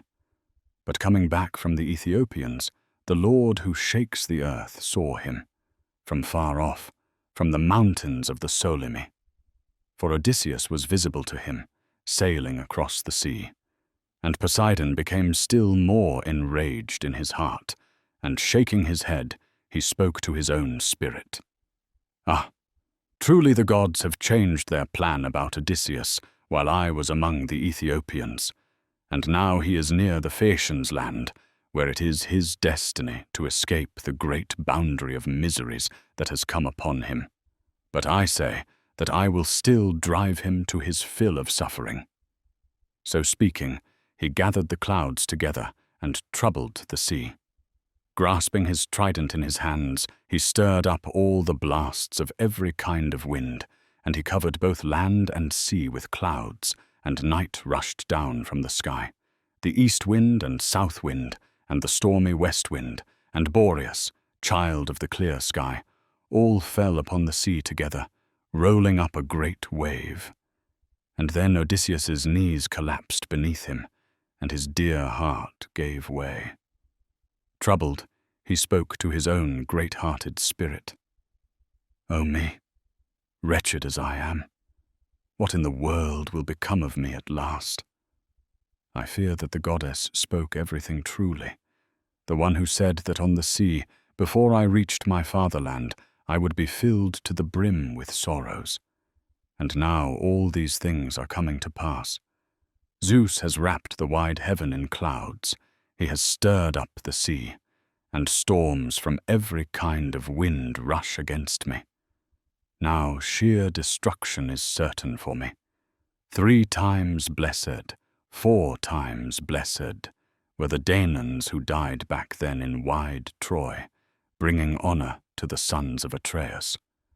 How I wish I too had died and met my fate on the day when the greatest number of Trojans threw their bronze spears at me around the fallen son of Perilous. Then I would have won funeral honors, and the Achaeans would have carried my glory. But now it is fated that a shameful death take hold of me instead."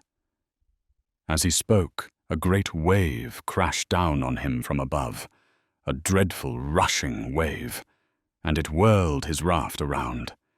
He fell far from the raft, and the steering oar flew from his hands. A terrible storm of winds mixing together came upon him and snapped his mast in the middle. The sail and yardarm fell far off into the sea. The storm held him under water for a long time, and he could not quickly rise from beneath the great force of the wave, for the clothes Calypso had given him weighed him down. At last he rose, and he spat bitter sea-water from his mouth, the brine that streamed in great amounts off his head. But even then, though he was in agony, he did not forget his raft. He lunged after it in the waves, caught hold of it, and climbed up into the middle of it, trying to escape the death that threatened him. But a great wave kept sweeping the raft this way and that through the current, as when, in late summer, the north wind carries thistles across a plain, and they cling together in thick clusters, so the winds carried the raft back and forth over the sea. Sometimes the south wind threw it toward the north wind to carry, and sometimes the east wind yielded to the west wind to chase it along. Cadmus's daughter, Ino, of the beautiful ankles, saw him, Leucothea, who once had been a mortal woman, but now, in the depths of the sea, had received honor among the gods. She pitied Odysseus as he wandered, worn out with sorrows. Looking like a sea-bird, a gull, she rose from the water, sat upon the raft, and spoke to him. "Poor man, why does earth-shaker Poseidon hate you so terribly, that he plants so many evils for you? But no, he will not kill you, though he is very eager to. You do not seem foolish to me, so listen and act this way. Take off these clothes, leave the raft to be carried by the winds, then swim with your hands and strive for a return to the land of the Phaeacians, where it is your destiny to escape. Take this veil, stretch it beneath your chest. It is immortal. Do not fear suffering or death, and when your hands touch solid land, take it off again and throw it back into the wine-dark sea, far from the shore, then turn away yourself." So speaking, the goddess gave him the veil, and then she dove again into the swelling sea like a gull, and a dark wave covered her. But long suffering, divine Odysseus pondered, and, troubled, he said to his own great-hearted spirit, "O me, O my, may it not be that some immortal is weaving another trick for me, one who tells me now to abandon my raft? But I will not obey yet," he said, "since I myself saw the land far away, the place where she said I could find safety. Instead, I'll act this way, the way that seems best to me. As long as the timbers are held together by their joinings, I'll stay on them and endure, suffering whatever sorrows come. But when the waves finally shake the raft apart, I'll swim, for there is nothing better I can think to do."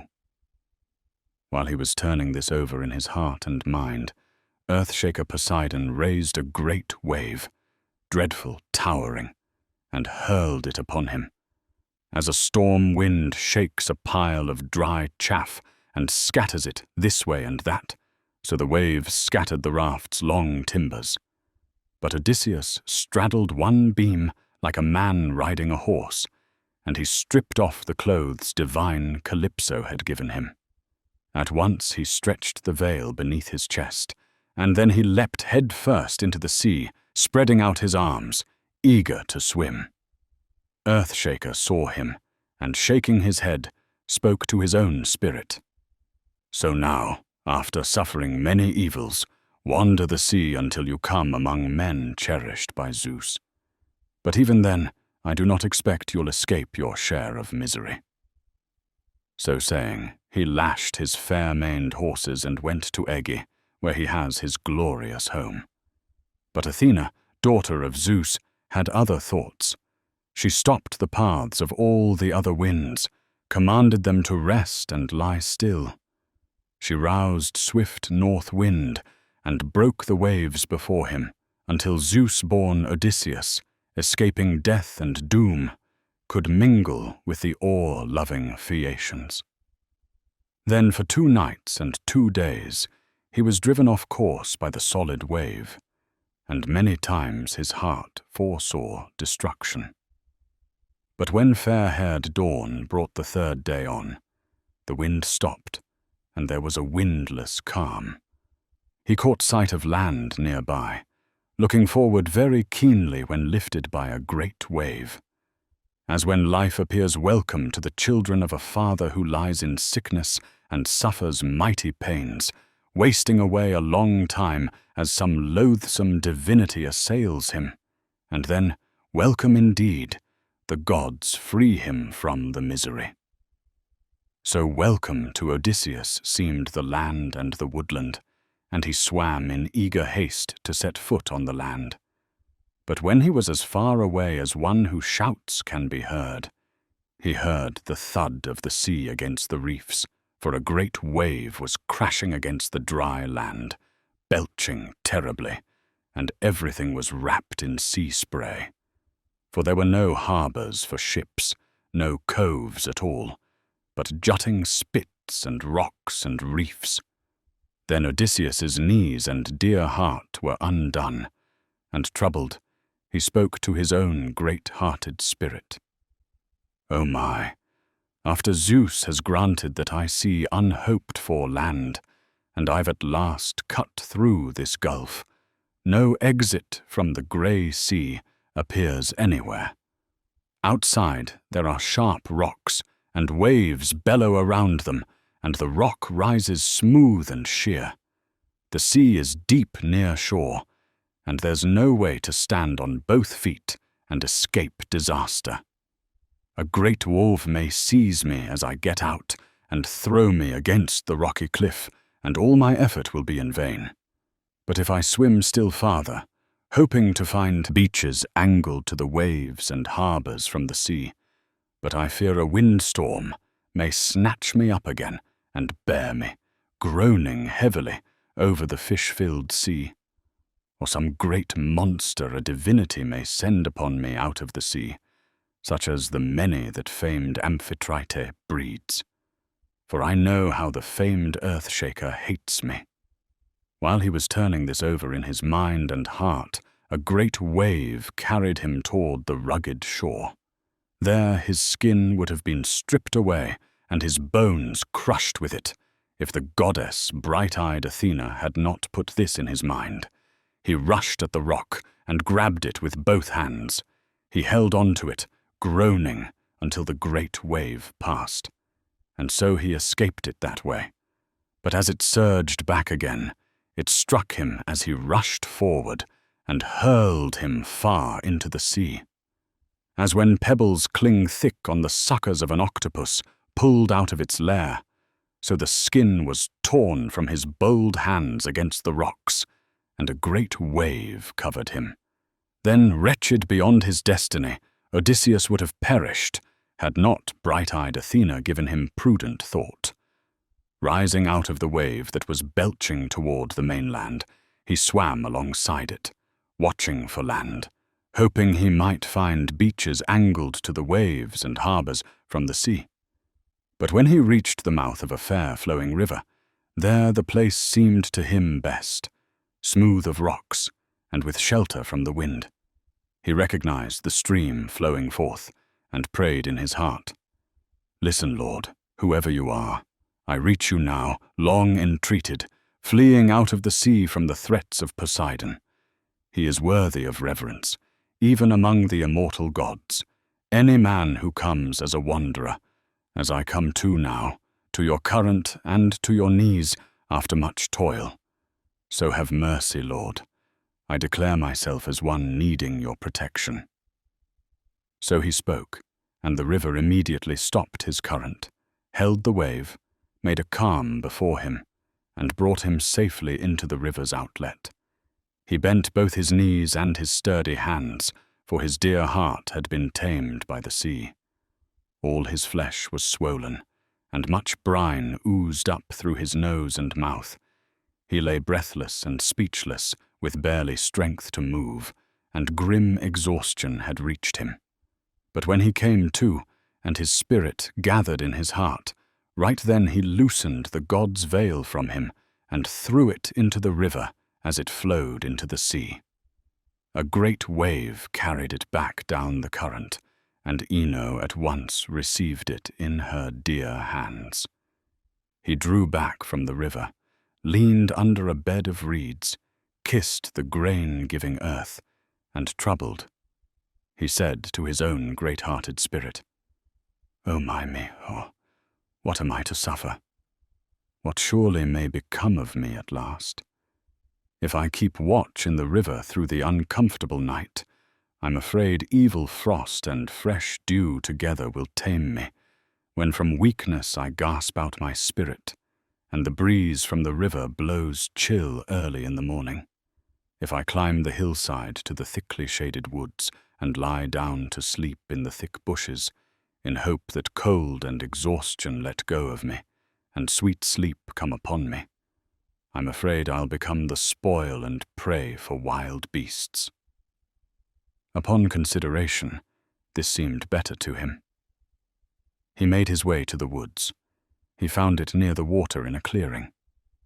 He went under 2 bushes growing from the same root, one wild olive and one olive. Neither the strength of the wet-blowing wind would blow through them, nor would the shining sun ever strike them with its rays, nor would rain pass straight through them. They grew so thickly, intertwined with each other. Under them, Odysseus crawled. At once he scraped together a bed with his dear hands, a wide one, for there was a heap of leaves large enough to shelter either 2 or 3 men in winter-time, even if it were very harsh. Long-suffering divine Odysseus saw it, and rejoiced, then lay down in the middle and heaped the leaves over himself, as when someone hides a firebrand in a black pile of ashes on a remote farm, with no neighbors near him, saving a seed of fire so he need not get a light from elsewhere. So Odysseus hid himself under the leaves. Then Athena poured sleep upon his eyes, so she might give him rest as quickly as possible, shrouding his dear eyelids from his toilsome exhaustion. You're listening to Classics Made Clear, classic texts translated with accuracy and accessibility for today's listener. Please like, subscribe, leave a comment, and share these videos with your friends. The Odyssey, by Homer, Book 6. So while long-suffering, godlike Odysseus slept there, worn out by sleep and hard labor, Athena went to the land and city of the Phaeacian people, who long ago had lived in wide-open Hypereia, close to the Cyclopes, those violent, overbearing men who were stronger and kept bullying them with force. So Nausithous, their godlike king, moved them away from there and settled them in Scheria, far from other working men.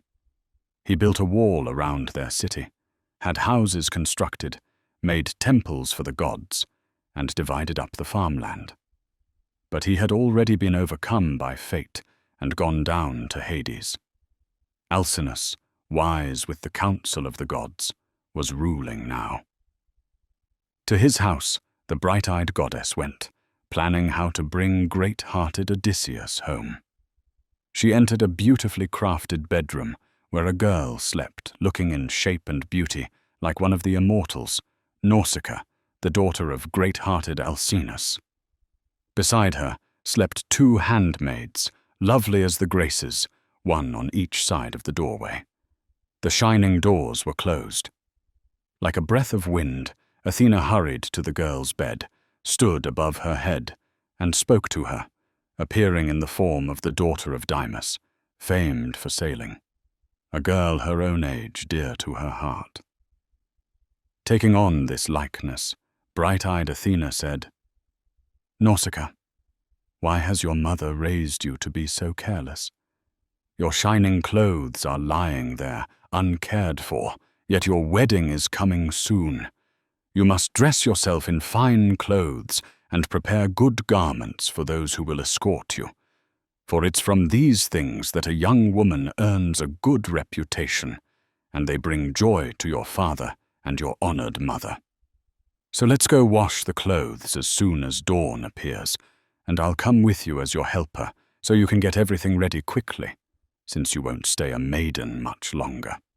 For already, throughout all the Phaeacian districts, the nobles are courting you, since they are of your own people and family.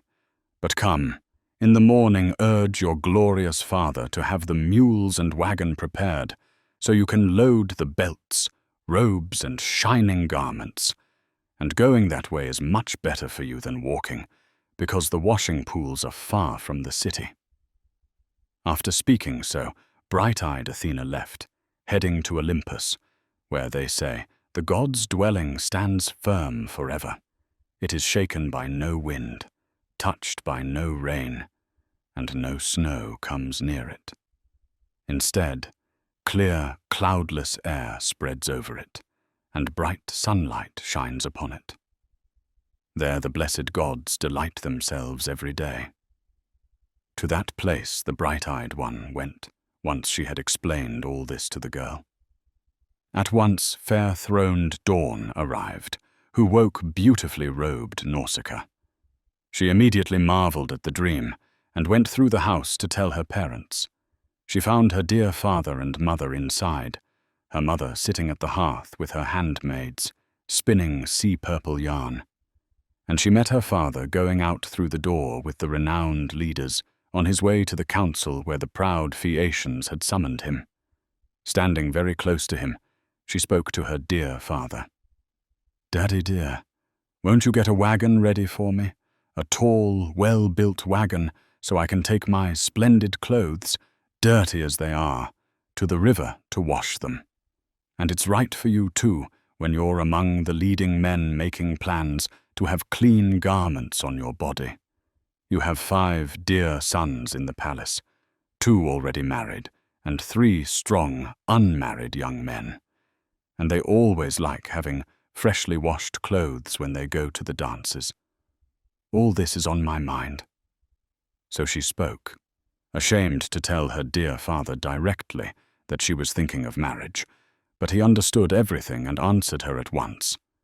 "Child, I deny you neither mules nor anything else. Go, the servants will prepare a wagon for you, tall, well-wheeled, and fitted with a canopy. Saying this, he called to the servants, and they obeyed. Outside, they prepared a smooth-running mule wagon, led out the mules, and yoked them beneath the cart. Meanwhile, the girl brought her shining clothing out from her bedroom and laid it carefully in the well-polished wagon. Her mother placed abundant food in a basket, of every kind, adding cooked meats and pouring wine into a goat-skin pouch. Then Nausicaa climbed into the wagon. Her mother also handed her a golden flask, filled with liquid olive oil, so she and her handmaids could anoint themselves after bathing. Nausicaa took the whip and the gleaming reins, snapped the whip, and the mules started off with a clear ringing sound. They stretched into their pull, steadily carrying the clothing and the girl, not alone, for her handmaids went with her as well. When they reached the lovely flowing river, where washing pools were always full and plenty of fresh water welled up, perfect for cleaning even very dirty things, there they unharnessed the mules from the wagon and let them go beside the swirling river to graze on honey-sweet clover. Then they lifted the clothes from the wagon with their hands and carried them into the dark water, stomping on them quickly in the washing pits, each one trying to outdo the others. When they had washed and rinsed away all the dirt, they laid the clothes out in rows along the shore, where the sea most often washed smooth pebbles up onto the land. Then they bathed and rubbed themselves with plenty of olive oil, and afterward took their meal beside the river bank, waiting for the sun's bright rays to dry the clothing. Once Nausicaa and her servants had enjoyed their food, they threw off their veils and played with a ball, and white-armed Nausicaa led them in the game. She was like Artemis the archer when she comes down from the mountains, either from tall Taygetus or from Erymanthus, delighting in wild boars and swift deer. Around her play the country-roaming nymphs, daughters of Zeus who bears the sacred mantle, and Leto rejoices in her heart as she watches them. But Artemis's head and brows rise above them all, and she is easy to recognize, though all are beautiful.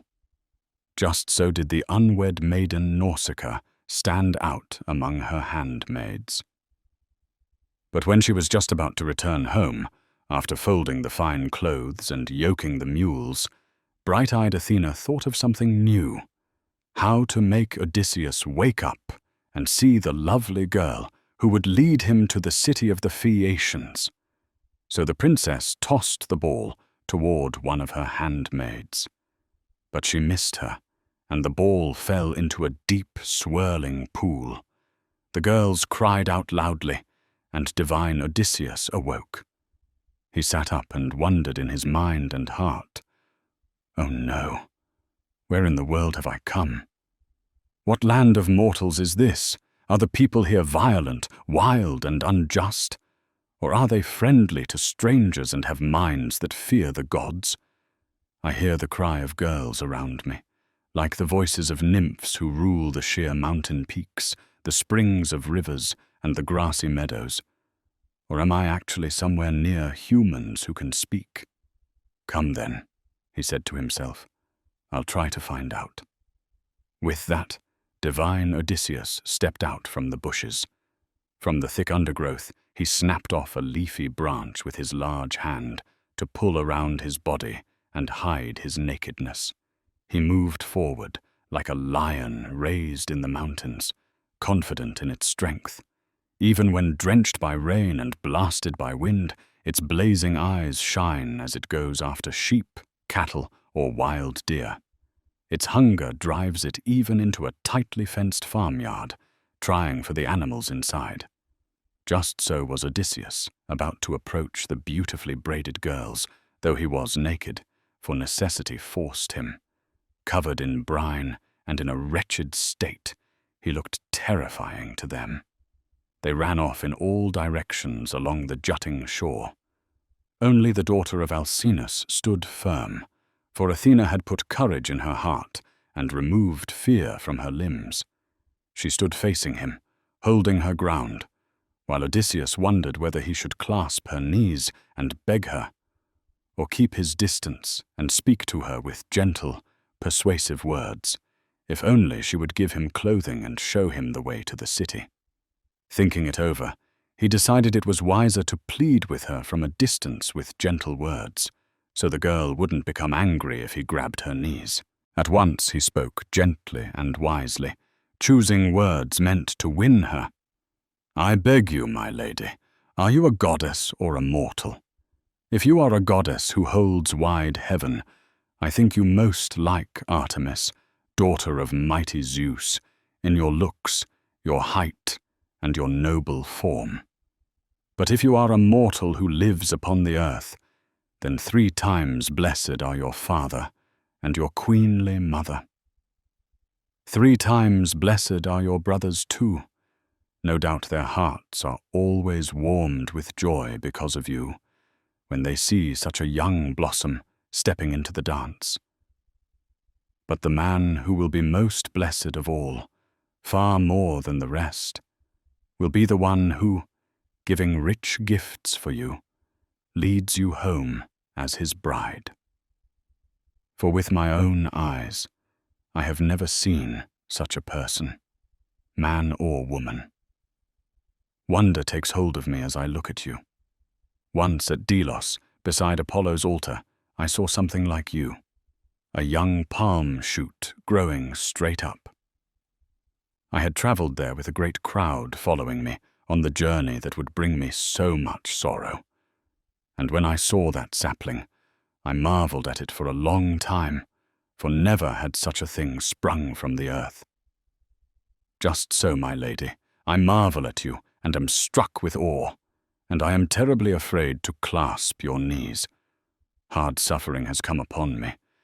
Yesterday was the 20th day since I escaped the wine-dark sea, borne on endlessly by waves and raging storms from the island of Ogygia. And now some divine power has thrown me ashore here, no doubt, so I may suffer yet more troubles. I don't think they are finished. Surely the gods still have much to bring to pass. But my queen, take pity. I have endured many pains, and to you I have come first of all. I know none of the people here, any of the men who hold this land and city. Show me the city, he said, and give me some cloth to wrap around myself, anything at all, even a covering you brought for your laundry when you came here. And may the gods give you everything your heart desires, a husband, a home, and a life of good harmony. Nothing is better or stronger than when a husband and wife think alike and keep their house together in unity. Such a pair brings sorrow to their enemies and joy to their friends, and most of all, they bring joy to themselves. White-armed Nausicaa answered him, "Stranger, you seem neither foolish nor wicked. Zeus the Olympian gives fortune to men, both good and bad, as he wishes, to each person. He has given your troubles to you, and you must endure them. But now that you have come to our land and city, you will not lack clothing or anything else that is fitting for a weary suppliant. I will show you the city and tell you the name of its people. The Phaeacians hold this land and city, and I am the daughter of great-hearted Alcinous, who holds power and might among the Phaeacian people." Saying this, she called out to her fair-haired handmaids, "Stand with me, girls. Why do you run away at the sight of a man? Do you think he is some enemy? There is no such man alive, and none will ever be born, who would come bringing war to the land of the Phaeacians. We are very dear to the immortal gods. We live far off, out in the restless sea, at the edge of the world, and no other mortal mingles with us. But this one has come here as a suffering wanderer, and we must care for him. For all strangers and beggars come from Zeus, and even a small gift is welcome." Then she said to her fair-haired handmaids, "Listen to me, white-armed girls, so I can tell you something. It is not without the will of the gods who live on Olympus that this man meets with the godlike Phaeacians. Before he seemed rough and disgraceful to me, but now he looks like one of the gods who hold wide heaven. If only a man like this might be called my husband, one who lives here and finds it pleasing to remain here. But come, handmaids, give the stranger food and drink." They heard her well and obeyed at once, placing food and drink beside Odysseus, and long-suffering, godlike Odysseus drank and ate eagerly. He had gone a very long time without tasting food. Meanwhile, white-armed Nausicaa thought of something else. She folded the clothes and set them on the fine wagon, yoked the strong-hoofed mules, and climbed in herself. Then she roused Odysseus, called him by name, and said, "Rise now, stranger, so we may go to the city. I will send you to the house of my wise father, where I think you will be seen by all the finest of the Phaeacians. But do things this way, I can tell you are not without good sense. While we are traveling across the fields and places where people work, follow quickly with the handmaids, behind the mules and wagon. I will lead the way. But when we come near the city, there is a tall wall around it, and on each side of the city a beautiful harbor. The entrance is narrow, and the curved ships are drawn up along the way, for every man has his own slip. There also is their assembly place, and beside it a fine shrine of Poseidon with great stones set into the ground, carefully fitted together. There, she continued, they care for the gear of the black ships, the ropes and cables, the sails, and they shape the oars smooth. For the Phaeacians care nothing for bows or quivers, but rejoice in masts and oars and the swift ships that carry them proudly across the grey sea. I avoid their harsh gossip, lest someone speak badly of us. They are very arrogant throughout the land, and one of the meaner people, if he happened to meet us, might say, "Who is this big, handsome stranger following Nausicaa? Where did she find him? Surely he will become her husband. Did she rescue some castaway from a distant ship of foreigners, since there are none nearby? Or perhaps a god she prayed to has come down from heaven and will take her as his own forever. Better if she went out herself and found a husband from elsewhere, for she clearly disdains the many noble Phaeacians who court her," so they would say, "and such blame would fall on me, and I myself would scold another girl who behaved that way, who mixed with men against the will of her dear parents before her wedding day. So, stranger, listen carefully to what I say, so that you may quickly receive an escort and reach your home through my father's help. Near the road, you will find a splendid grove of Athena's, tall poplars growing there. A spring runs through it, with meadow on both sides. My father's orchard and flourishing garden are there as well, about as far from the city as a person's shout can be heard. Sit there and wait until we come into the city and reach my father's house. Then, when you think we have arrived at the palace, then go into the Phaeacian city and ask for the house of my great-hearted father Alcinous. It's easy to recognize. Even a foolish child could lead you there, since it looks nothing like the other Phaeacian houses. Such is the splendid home of Alcinous, the hero. But when the house and its courtyard close around you, go quickly through the great hall until you reach my mother. She sits beside the fire at the hearth, spinning sea-purple wool, an amazing sight, leaning against a pillar, and her handmaids sit behind her. Nearby stands my father's throne, on which he sits and drinks wine like an immortal.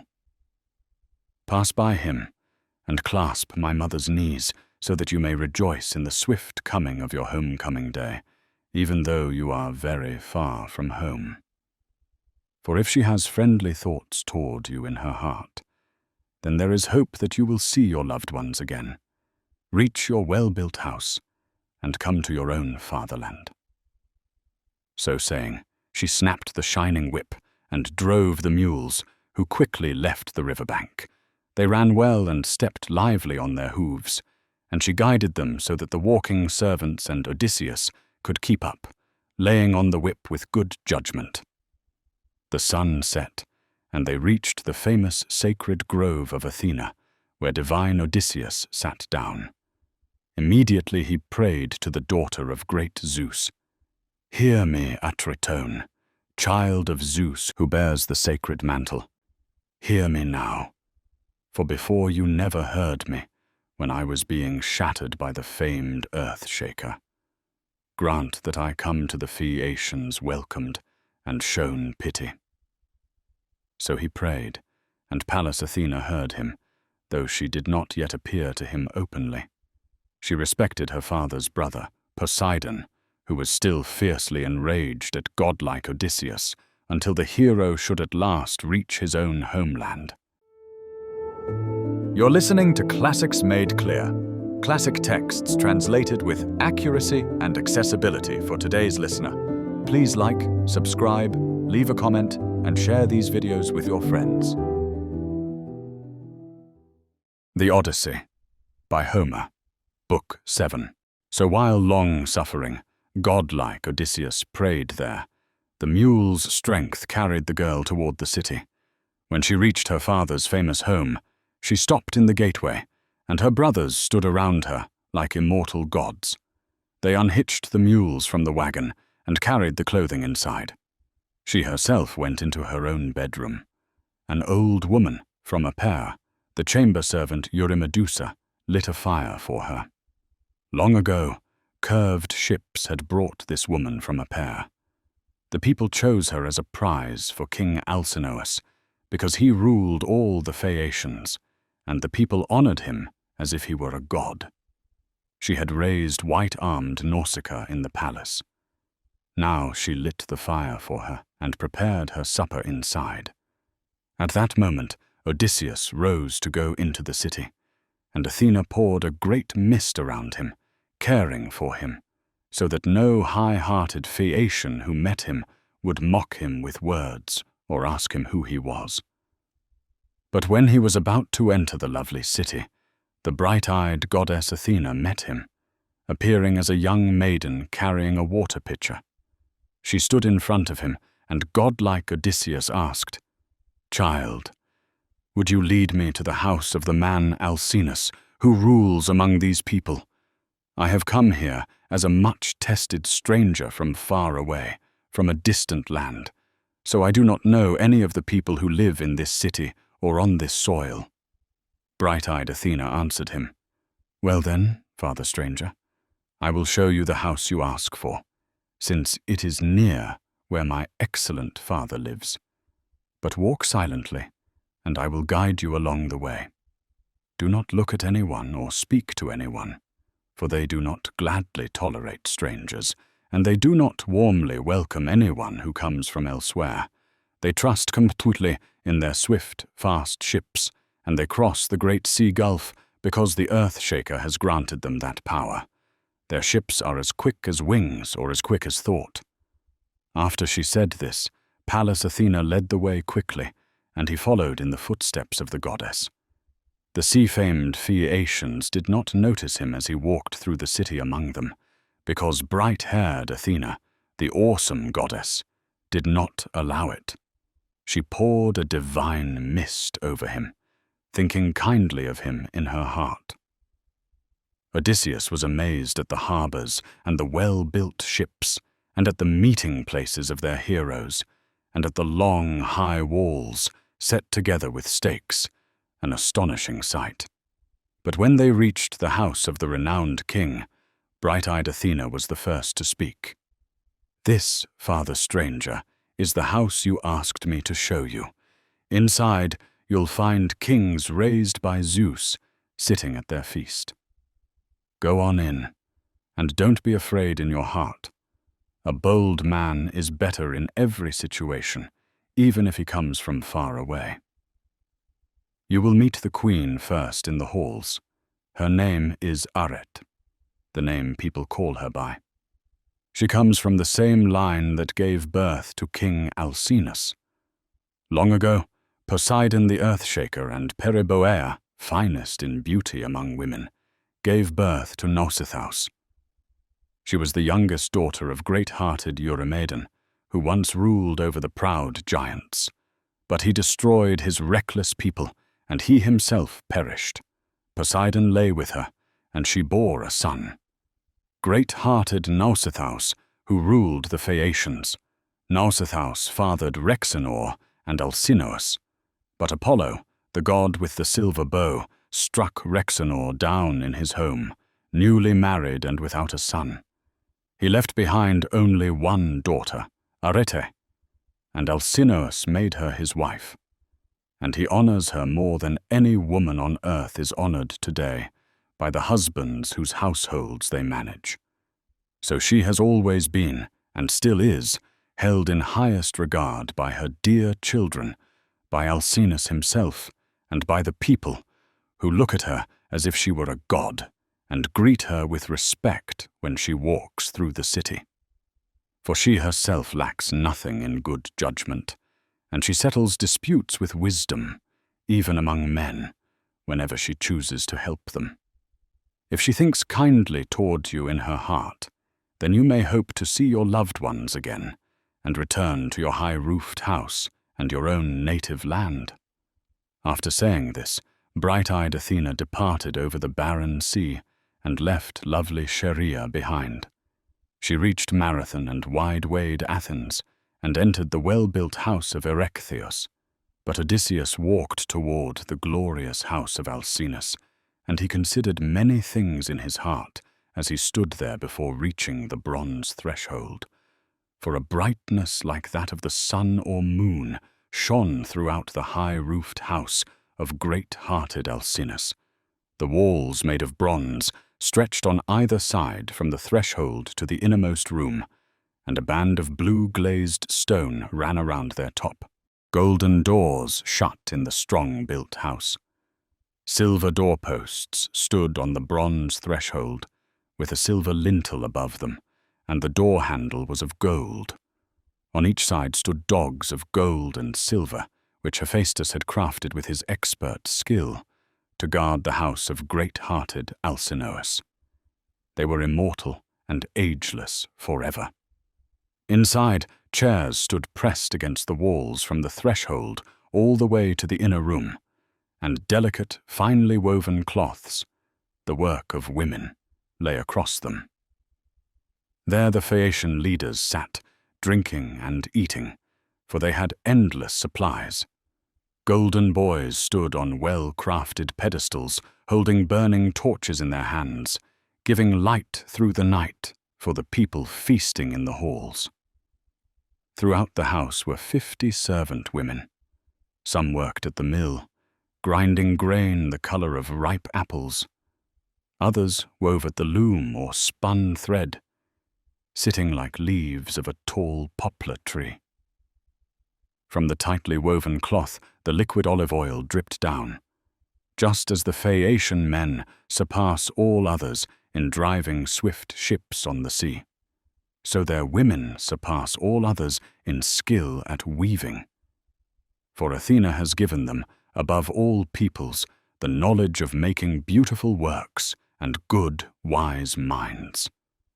Outside the courtyard, near the doors, was a large orchard, 4 measures in size, and a wall ran around it on every side. There tall, flourishing trees grew, pears and pomegranates, and apples with shining fruit, sweet figs, and abundant olives.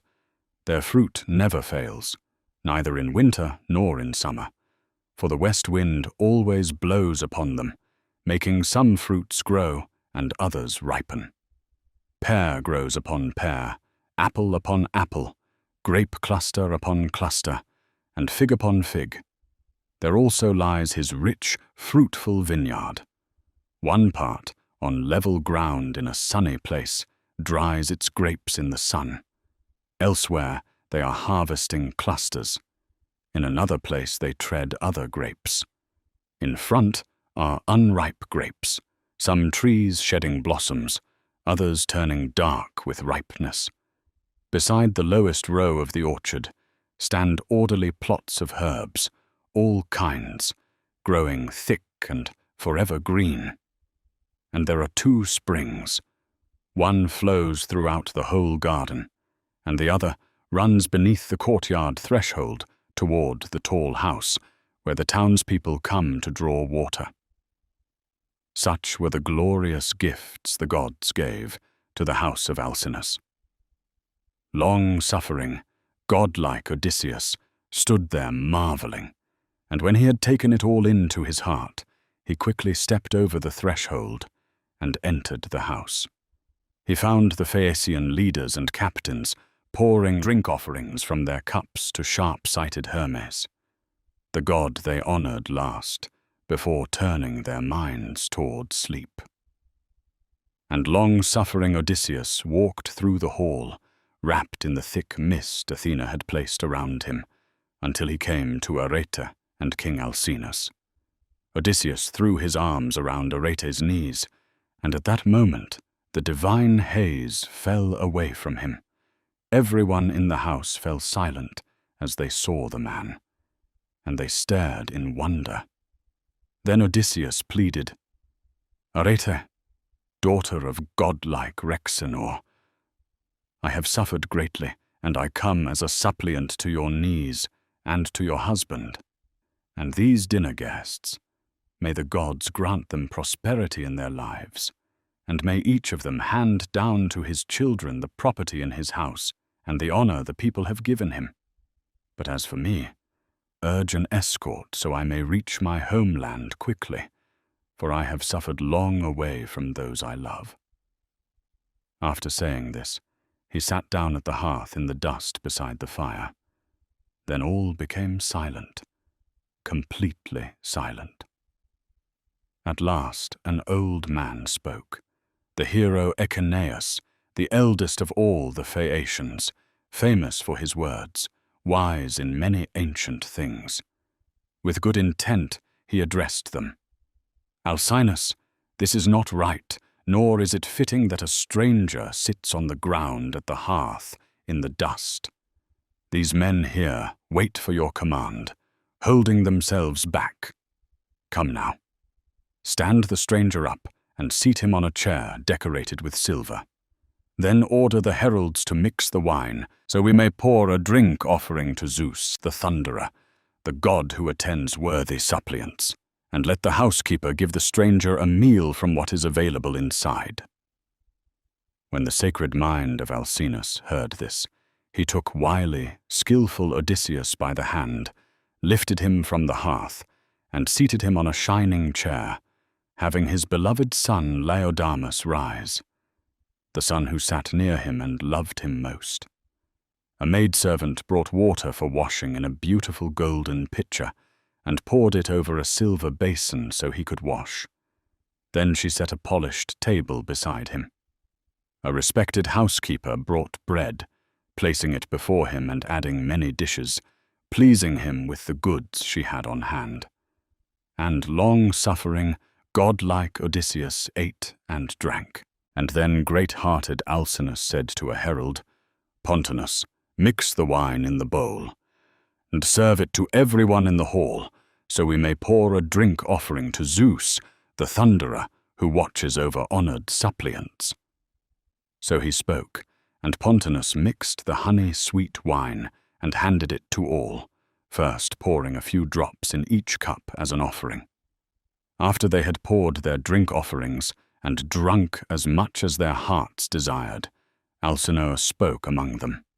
"Hear me now, leaders and captains of the Phaeacians, while I say what the heart within me commands. For now, go home after your feast and rest.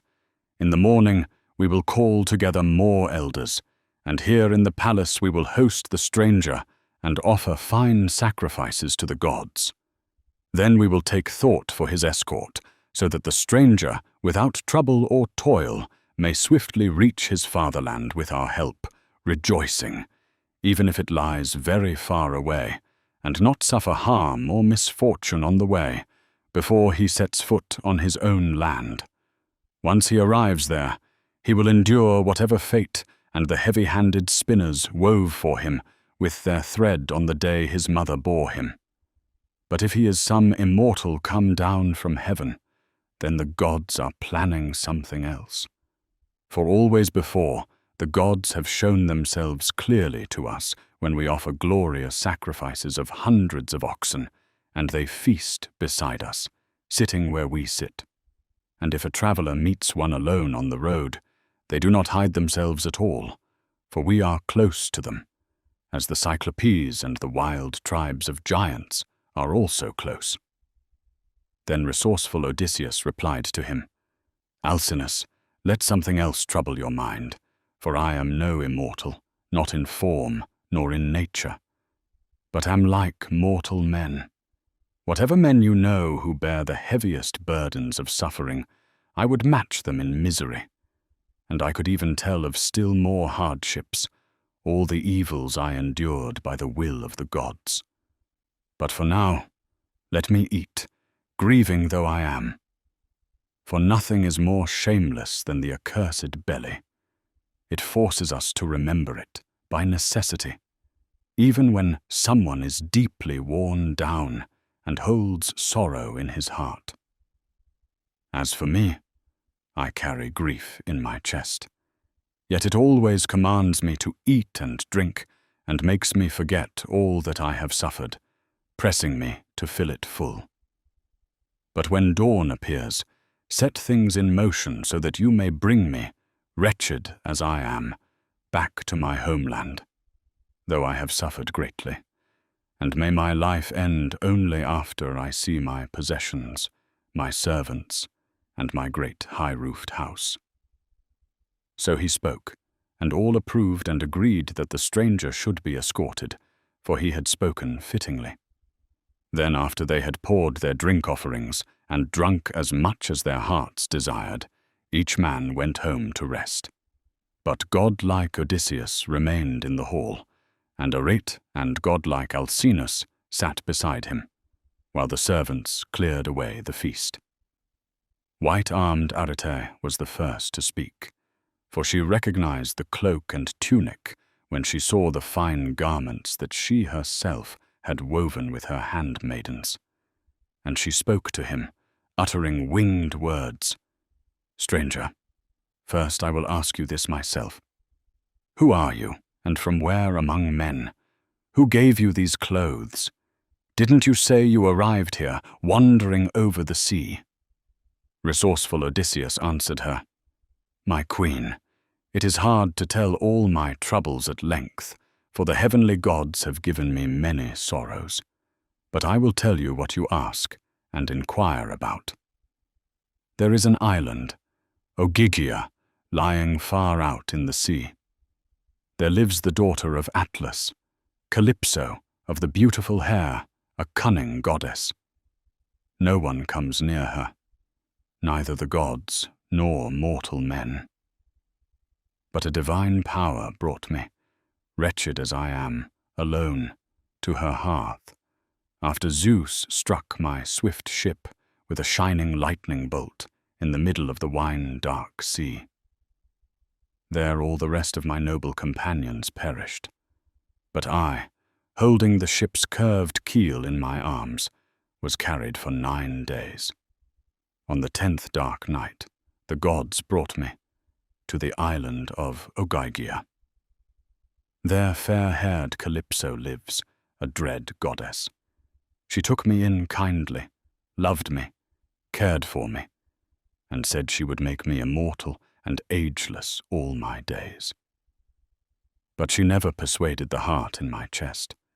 I stayed there for 7 years, and the immortal garments she gave me were always wet with my tears. But when the 8th year came upon me, then at last she summoned me, urging me to leave, whether by Zeus's command or because her own mind had changed. She sent me off on a strong, well-tied raft, and gave me many provisions, food, sweet wine, and immortal clothing to wear.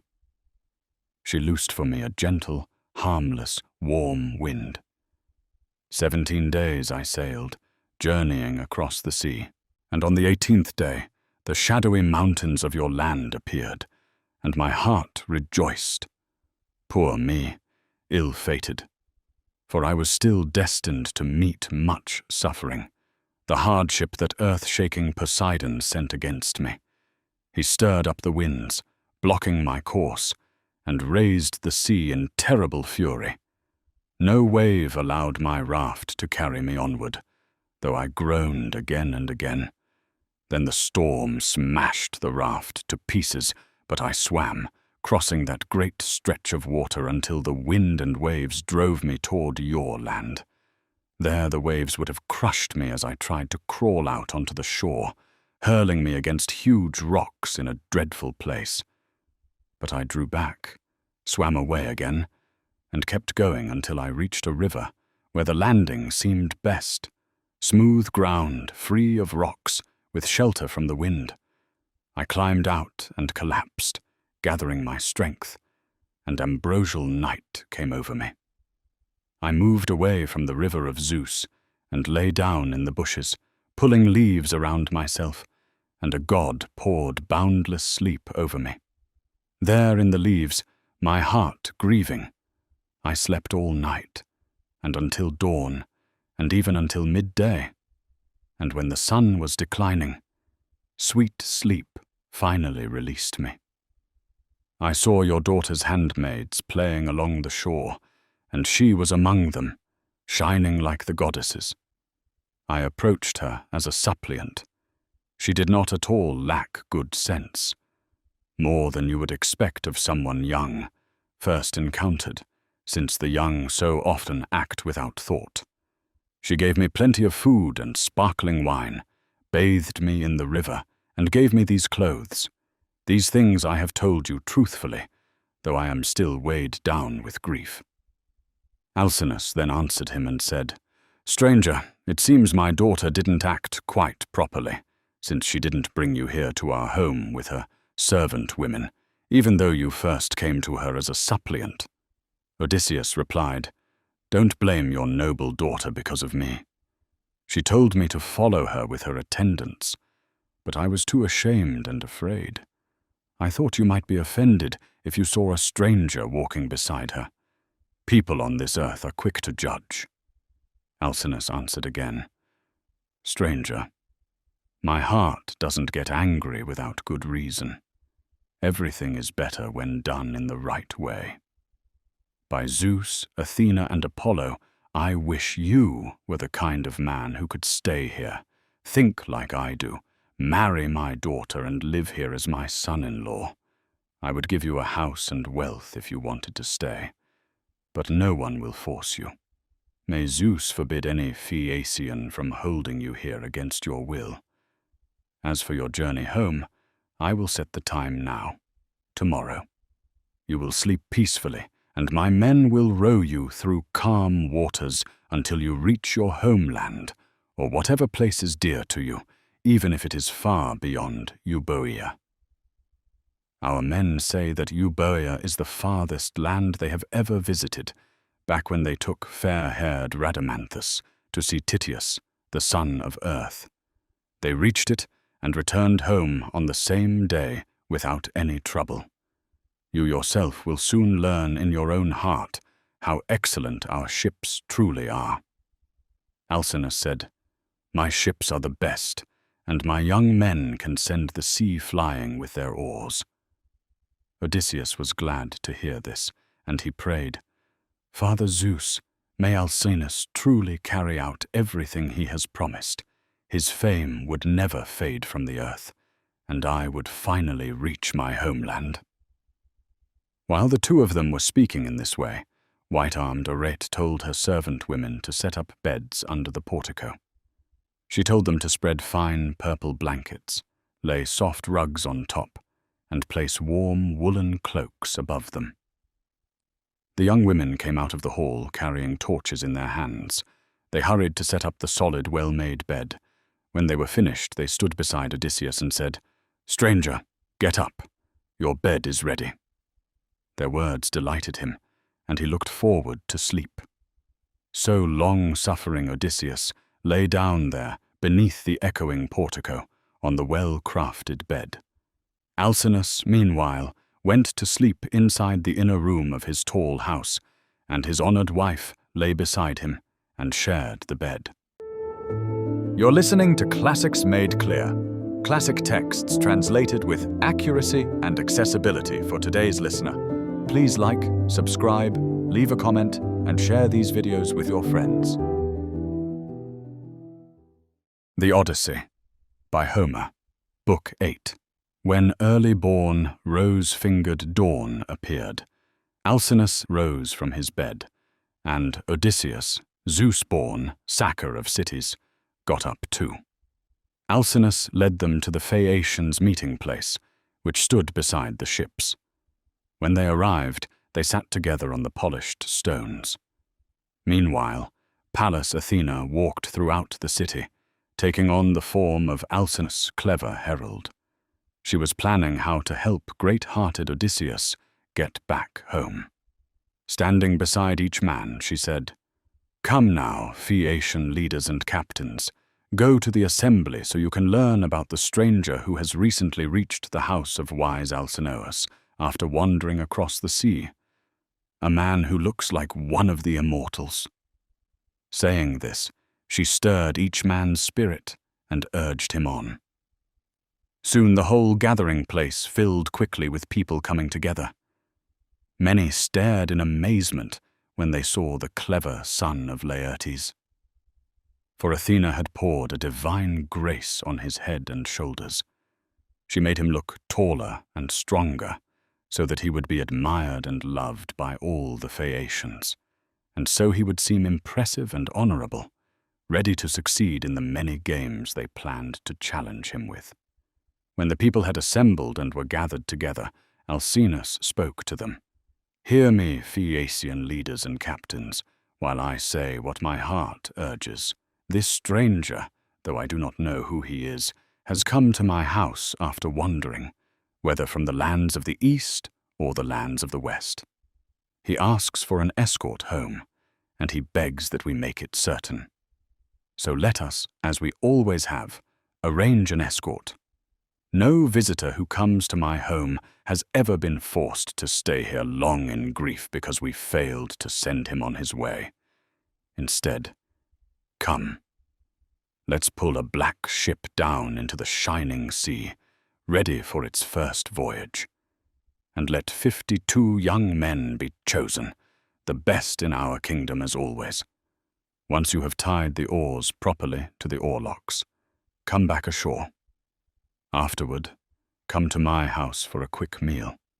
I will provide generously for everyone. This is what I command the young men to do.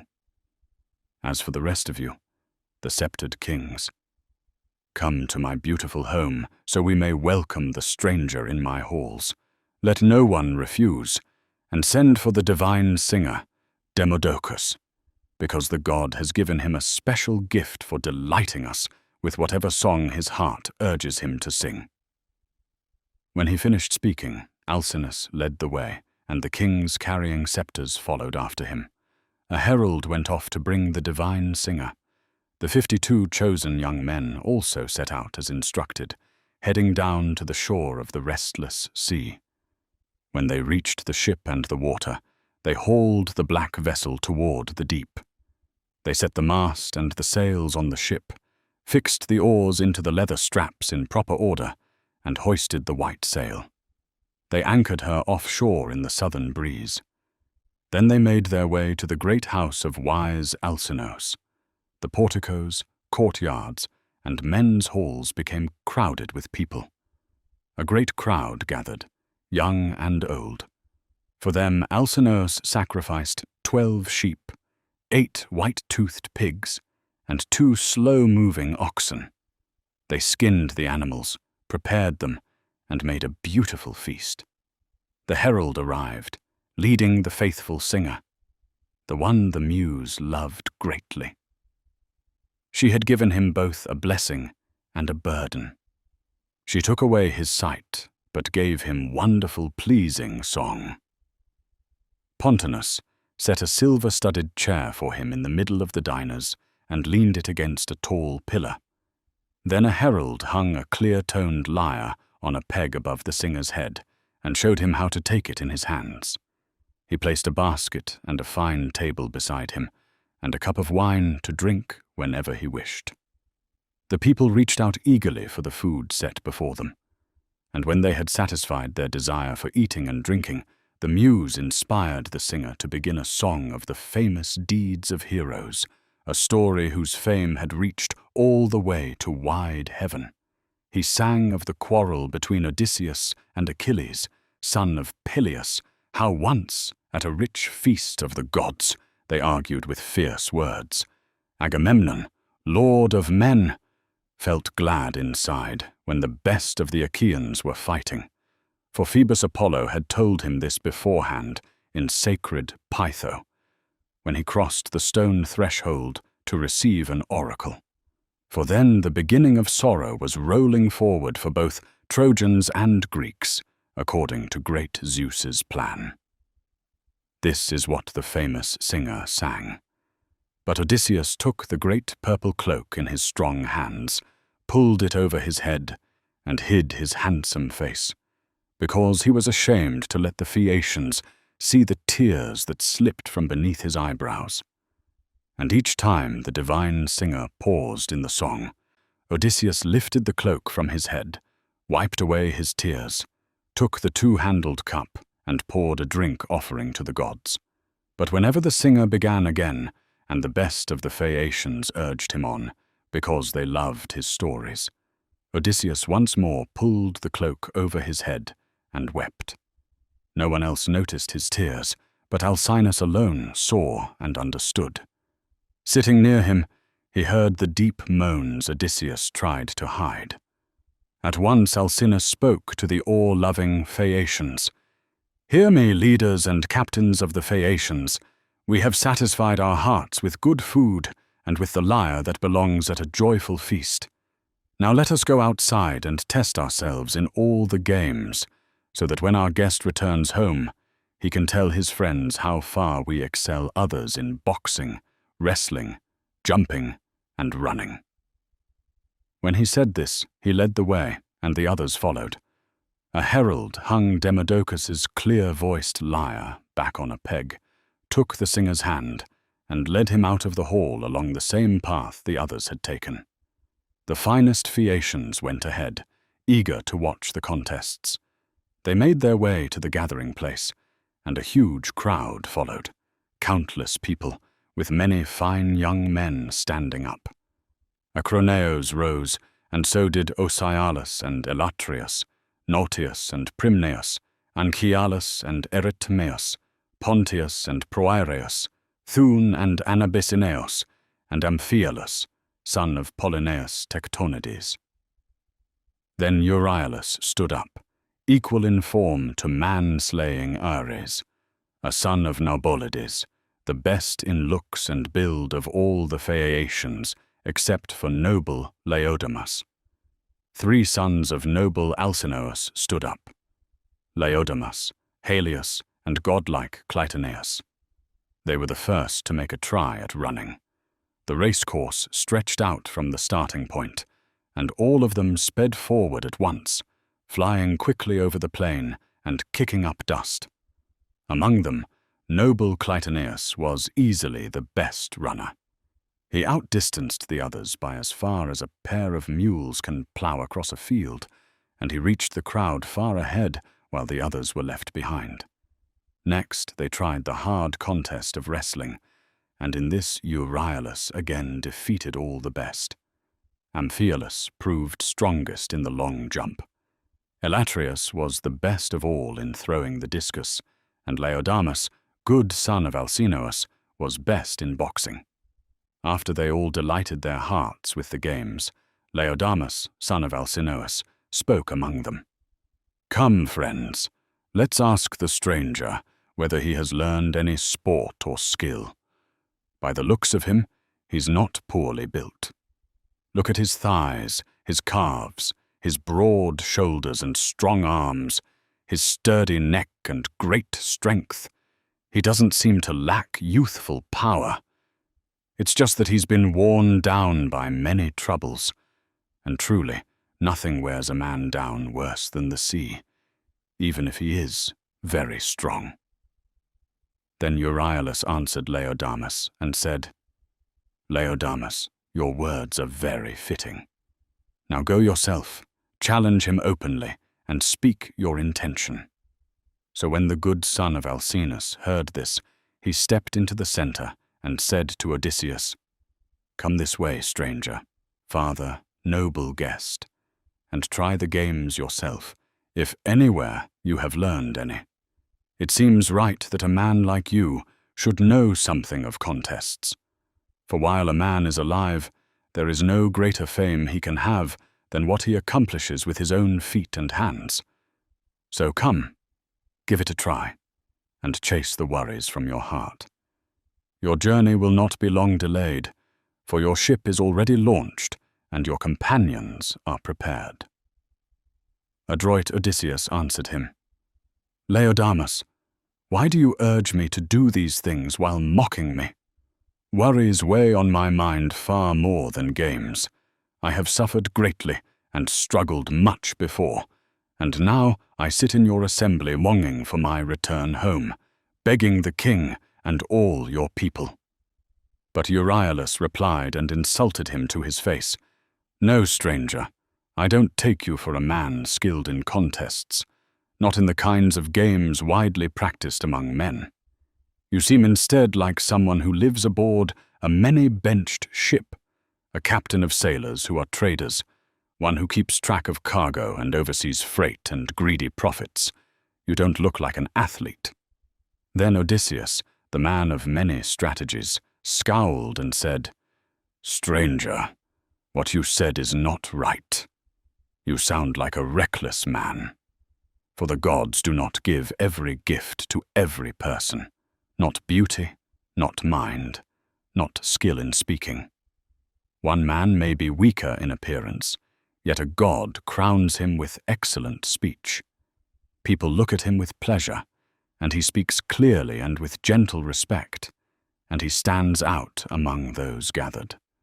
As he walks through the city, they gaze at him as if he were a god. Another man looks like the immortals themselves, but his words lack grace. Just like you, your appearance is impressive. Not even a god could improve it.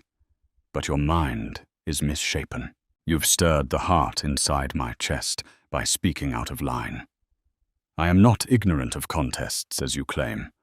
On the contrary, I used to think myself among the very best, as long as I enjoyed youth's strength and trusted my own hands. But now I'm caught by hardship and by pain, for I have suffered greatly, enduring both men's wars and the painful waves of the sea. Even so, though I've suffered many troubles, I will try the games, for your words bite at my heart, and by speaking you have provoked me." He finished speaking, and springing up with his cloak still on, grabbed a discus, a larger, heavier one, far sturdier than the ones the Phaeacians used among themselves. He spun and threw it from his firm hand. The stone hummed through the air, and the long-oared Phaeacians, famous sailors, ducked down as it flew over them. The discus sailed far past all the marks. Disguised as a man, Athena placed a marker where it landed, called out his name, and said, "Stranger, even a blind man could feel this mark with his hands, for it stands separate from the rest, far ahead of them all. Take courage in this contest, at least. No Phaeacian will reach or surpass this throw." So she said, and long-suffering, godlike Odysseus rejoiced, glad to see a friendly ally in the crowd. Feeling lighter, he said to the Phaeacians, "Match that throw now, young men, and soon I'll send another one, just as far or even farther. Any of the rest of you, whose heart and spirit urge him, come here and make a try, for you have greatly angered me. Boxing, wrestling, or running, I refuse none of it with any Phaeacian, except, of course, Laodamas himself. For he is my host.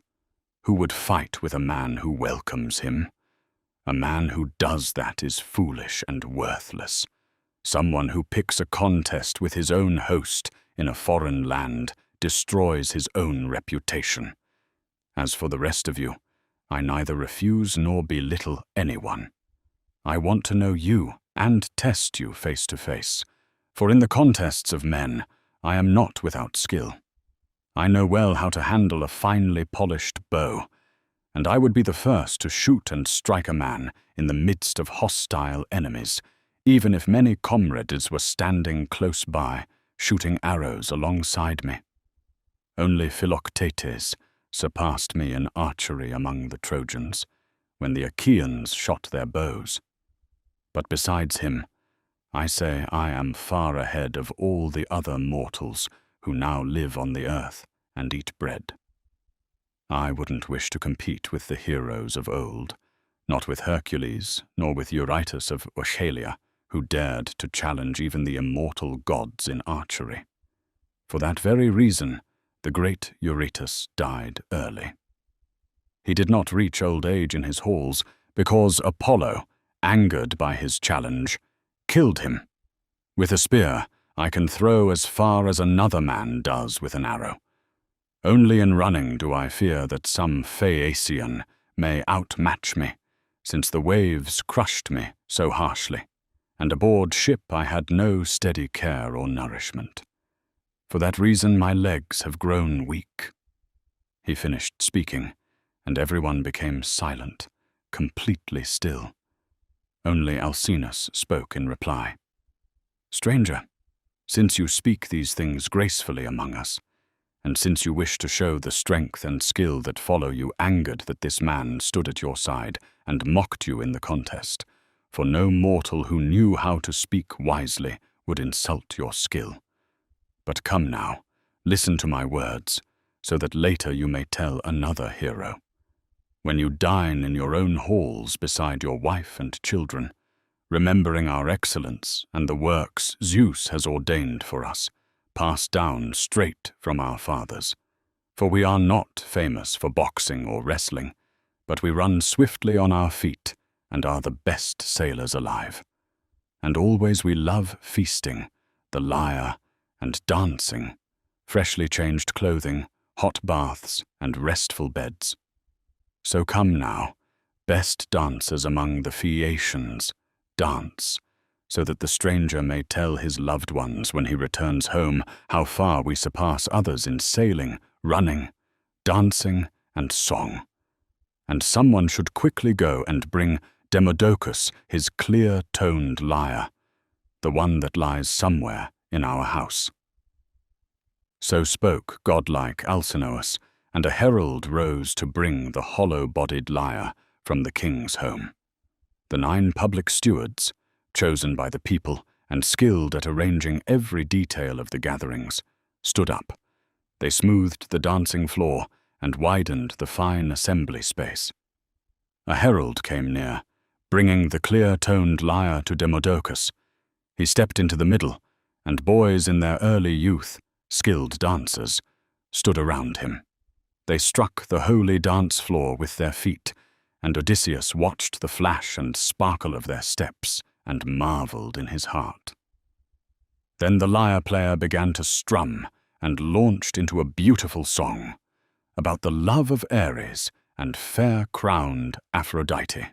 How Ares and Aphrodite first lay together in secret in the house of Hephaestus. Ares gave her many gifts and shamed the marriage bed of Lord Hephaestus.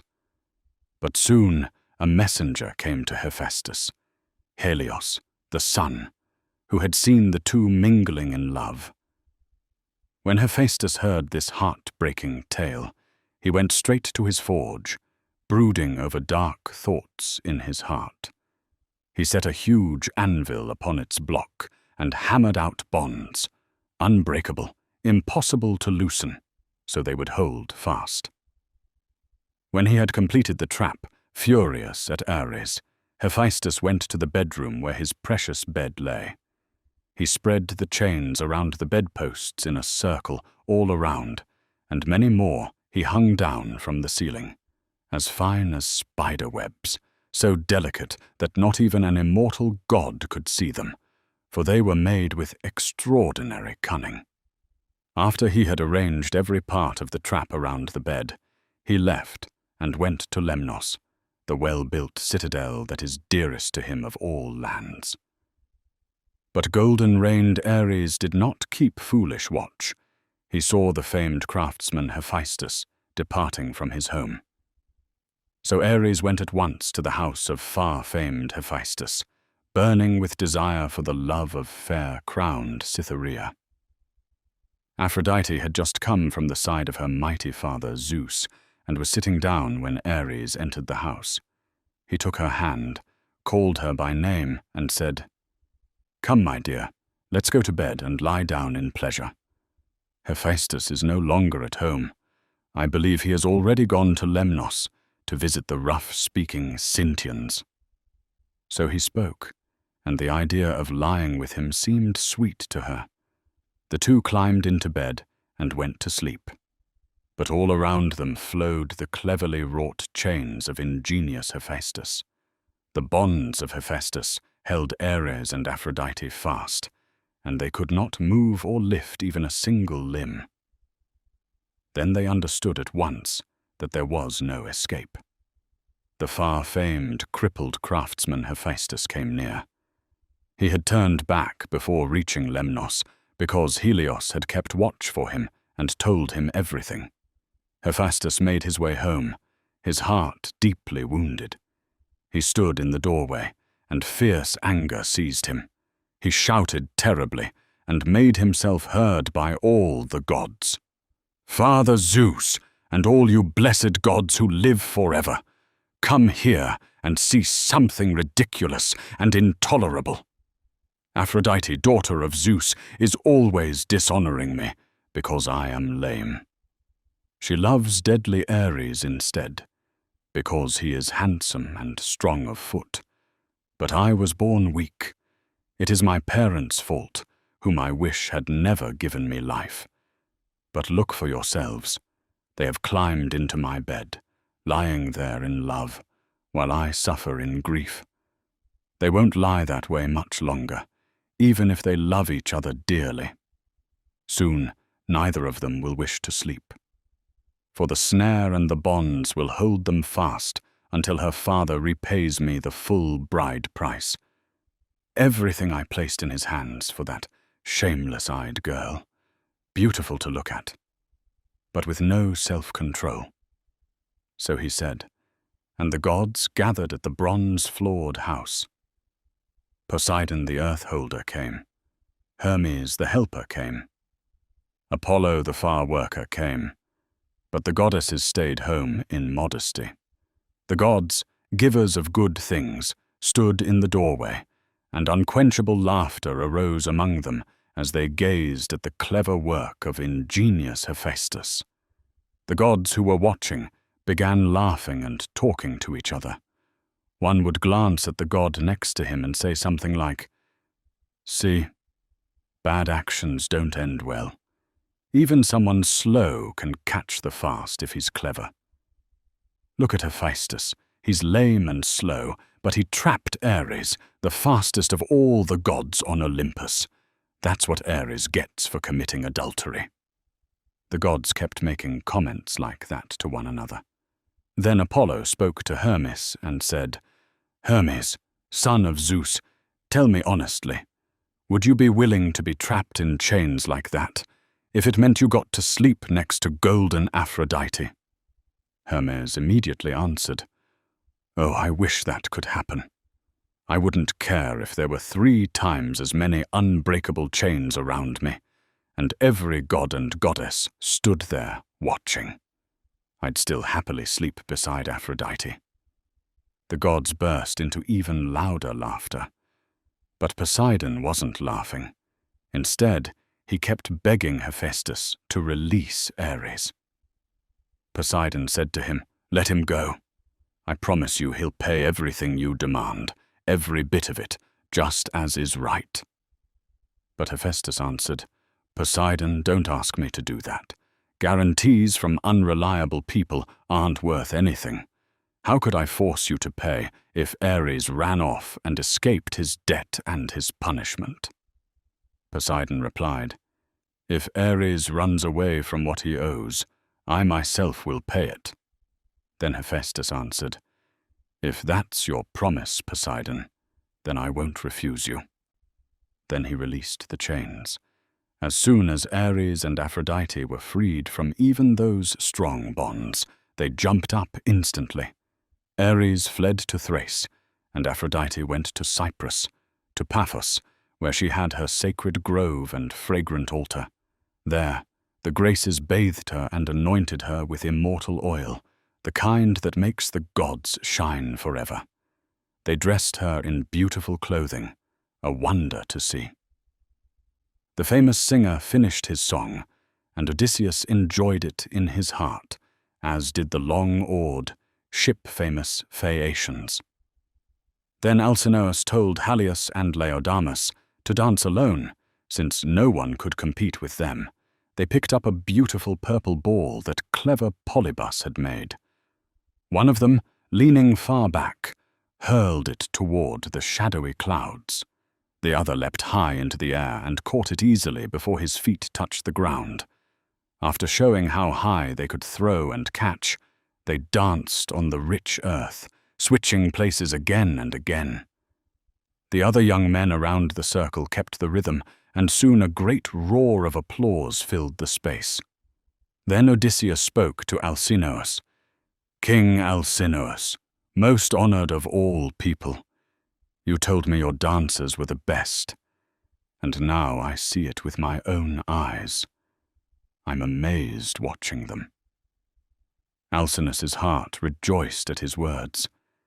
Immediately he called out to the oar-loving Phaeacians, "Listen, leaders and captains of the Phaeacians, the stranger seems very wise to me.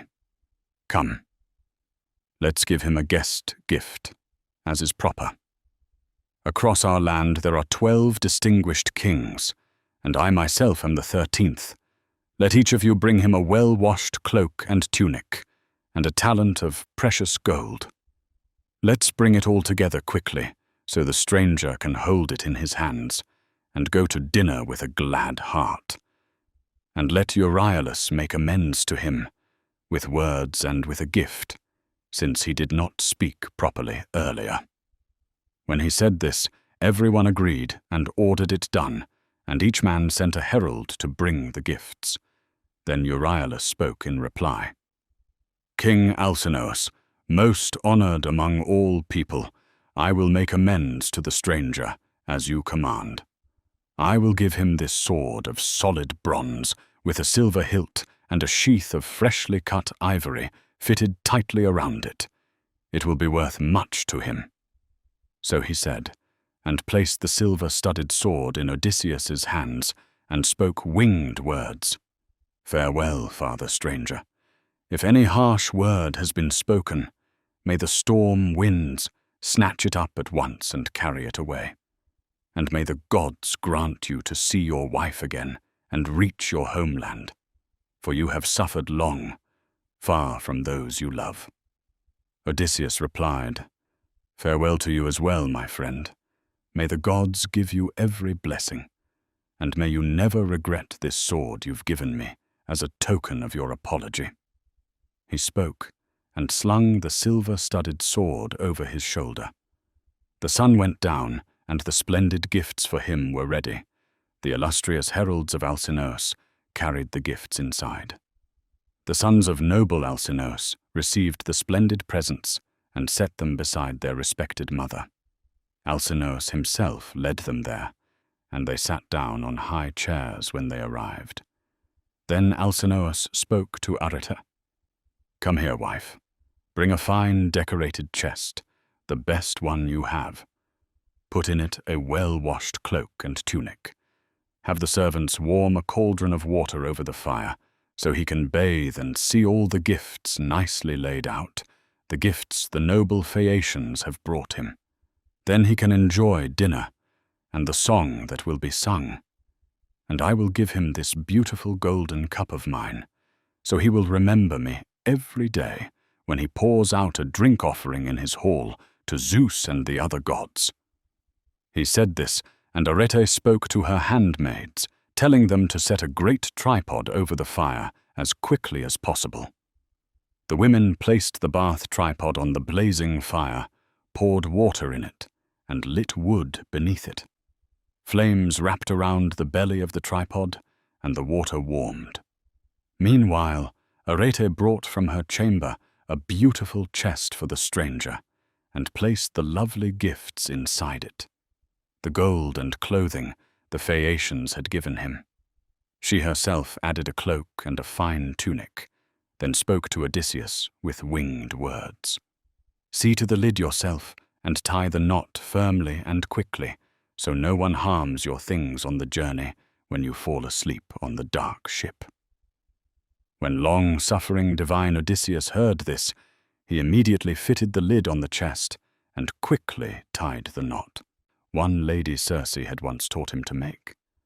Right away, a housemaid told him to step into the tub and bathe. He was glad in his heart when he saw the hot bath water, because he had not been used to any kind of care since he had left the home of fair-haired Calypso, where he had been tended constantly as though he were a god. After the servants bathed him and rubbed him with olive oil, they put a fine cloak and tunic around him. He stepped out of the tub and went in among the wine-drinkers.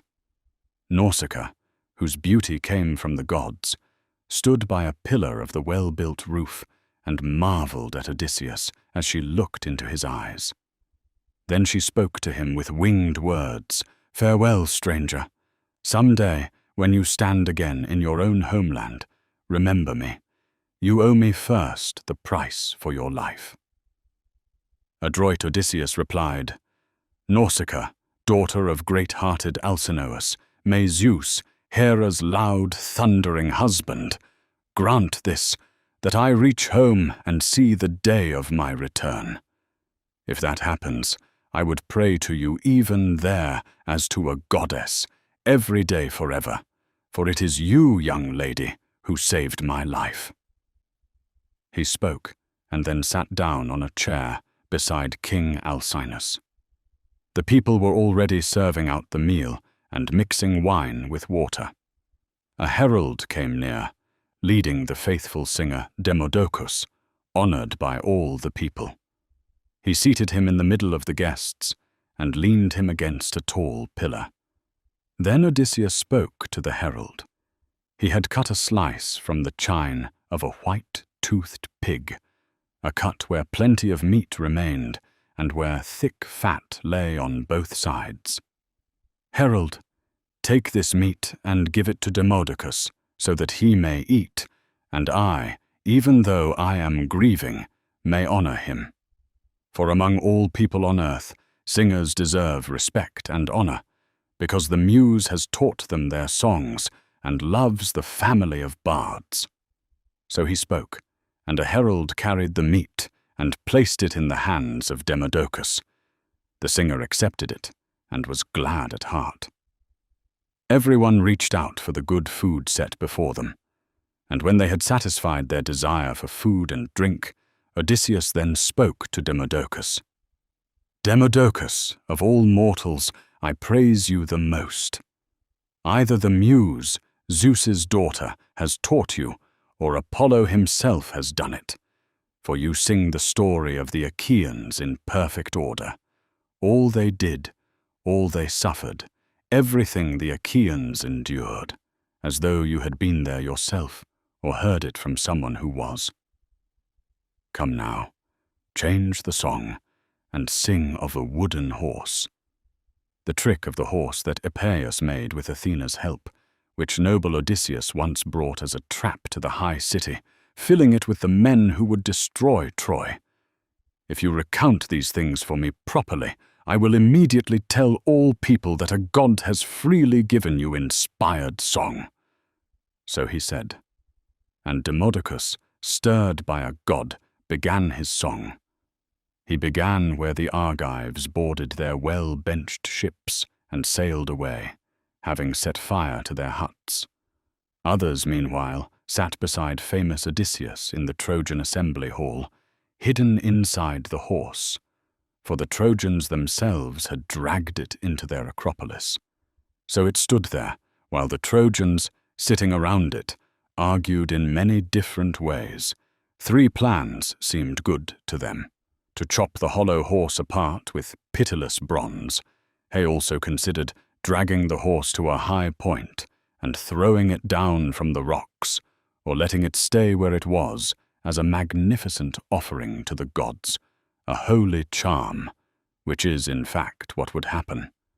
For it was their destiny to perish after they brought the great wooden horse into their city, where all the best Argive warriors sat inside, carrying death and doom for the Trojans. He sang how the sons of the Achaeans destroyed the city, pouring out of the horse once they had left their hollow hiding place. He sang how they swept through the steep city, one group here, another group there, and how Odysseus went straight to the house of Deiphobus, like Ares himself, with godlike Menelaus beside him. He told how Odysseus fought the fiercest battle there and won in the end because of mighty-hearted Athena. This is what the famous singer performed. But Odysseus was melting with grief, and tears ran down his cheeks from beneath his eyelids. He wept like a woman who throws herself on her dear husband when he has fallen before his own city and people, fighting to protect his town and children from a ruthless day of ruin. She sees him dying and gasping, wraps her arms around him and cries aloud, while soldiers behind her strike her back and shoulders with their spears and drag her away into slavery to face toil and misery, and her cheeks waste away with the most painful grief. Just so Odysseus let pitiful tears fall from his eyes. No one else noticed him there as he wept, everyone except Alcinous. Sitting close by, he alone perceived and understood, and he heard Odysseus groaning deeply. Then Alcinous immediately spoke to the awe-loving Phaeacians. "Hear me, leaders and commanders of the Phaeacians. Let Demodocus now set aside his clear-toned lyre. He does not please everyone with what he sings. From the moment we finished supper and the divine singer began, the stranger has not stopped his sorrowful weeping. It's clear that deep grief has taken hold of his heart. So let the singer pause now, so that we may all enjoy ourselves, those who host and the guest alike, for that is far better. All this has been prepared out of respect for our honored guest, the gifts of friendship and the escort we will give him. A stranger or a suppliant is like a brother to any man who has even a little sense. So do not hide behind clever thoughts. Do not conceal what I ask you. It is better for you to speak openly. Tell me the name your mother and father call you, and the others who live in your city and around it. For no human being, neither bad nor good, is born without a name. Parents give a name to every child once they are born. Tell me your land, your people, and your city, so our ships can carry you there, setting their minds toward that place. For the Phaeacian ships do not have pilots, nor do they have steering oars like other ships. Instead, the ships themselves know people's thoughts and minds. They know all the fertile fields and cities of men, and they cross the sea's deep gulf faster than anything else, wrapped in mist and cloud, and they never fear being harmed or destroyed. But I heard this once, long ago, when my father Nausithous spoke of it. He said Poseidon was angry with us, because we bring everyone home safely. He said Poseidon would one day smash a Phaeacian ship returning from an escort on the misty sea, and would cover our city with a great mountain. That is what the old man said. The god may bring it about, or may leave it unfulfilled, whatever suits his heart. But now come, tell me this, and tell it to me exactly. Where were you driven off course? What lands of men did you reach? What were the people like, and the cities where they lived, whether some were harsh, wild, and unjust, and whether others were kind to strangers and had God-fearing minds? Tell me also why you weep and grieve in your heart when you hear about the Argive Danaans and the fall of Ilium. The gods brought that war about and spun out destruction for mankind so that it would become a song for future generations. Or did some relative of yours die at Troy, a brave man, a son-in-law or a father-in-law, those who become most dear after one's own blood and family? Or perhaps it was a comrade, a good man who pleased you? For a comrade who is wise and loyal is nothing less than a brother. You're listening to Classics Made Clear, classic texts translated with accuracy and accessibility for today's listener. Please like, subscribe, leave a comment, and share these videos with your friends. The Odyssey, by Homer, Book 9. Odysseus replied and said, King Alcinous, greatest among all people, it really is a wonderful thing to listen to a singer, especially one like this, whose voice sounds like a god's. For I don't think there is anything more pleasant than when joy fills the whole community, and guests sit in order throughout the hall, listening to a singer, while the tables beside them are loaded with bread and meat, and the wine-bearer draws wine from the mixing bowl and carries it around, pouring it into their cups. To me, this seems the finest thing there is. But your heart is set on hearing about my painful troubles, so that I will groan even more as I tell them. What should I tell you first, and what should I tell you last, since the gods of heaven have given me so many hardships? Let me begin with my name, so that you may know it too, and so that, if I escape this merciless day, I may be your guest, even though my home lies far away. I am Odysseus, son of Laertes. People everywhere know me for my tricks and cleverness, and my fame reaches to the sky. I live on bright-seen Ithaca. A mountain stands on it, Neriton, with leaves that tremble in the wind, and it is easy to recognize. Many islands lie close around it, Dulichium, Same, and wooded Zakynthus. Ithaca itself is low-lying, furthest out toward the dark west, while the others lie toward the east, toward the rising sun. It is a rugged land, but a good place to raise young men. And truly, I think nothing is sweeter than one's own homeland. Yes, a goddess kept me there. Calypso, the most glorious of goddesses. She held me in her hollow caves, longing for me to be her husband. Likewise, Circe of Aeaea, crafty as she is, kept me in her halls too, wanting me to be her husband. But she never persuaded the heart in my chest. So nothing is sweeter than one's homeland and one's parents, even if someone lives far away, in a rich house, in a foreign land, far from father and mother. Now then, let me tell you about my homecoming, full of troubles, the one Zeus sent on me as I was leaving Troy. A wind carried me from Ilium and brought me near the land of the Ciconians at Ismarus. There I sacked the city and killed its men. We took their wives and many possessions from the town and divided everything fairly, making sure no one went without his equal share. Then I told my men that we needed to flee quickly with fast feet. But they were very foolish and did not listen. Instead, they drank a great deal of wine, and along the shore they slaughtered many sheep and slow-moving, curved-horned cattle. Meanwhile, the Ciconians had gone to call for help from other Ciconians, their neighbors who lived inland, greater in number and stronger than those we had fought. They were skilled fighters, both on horseback and on foot when needed, In the morning they came. So many they were like leaves and blossoms that appear in season. And then Zeus gave us an evil fate, since we were doomed to suffer many pains.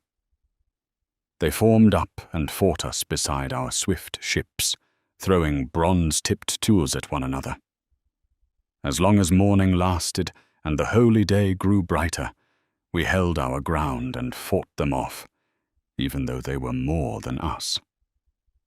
But when the sun had passed the hour when oxen are unyoked from the plough, then the Ciconians at last turned the tide and defeated the Achaeans. 6 well-grieved companions from each ship were killed, and the rest of us escaped both death and fate.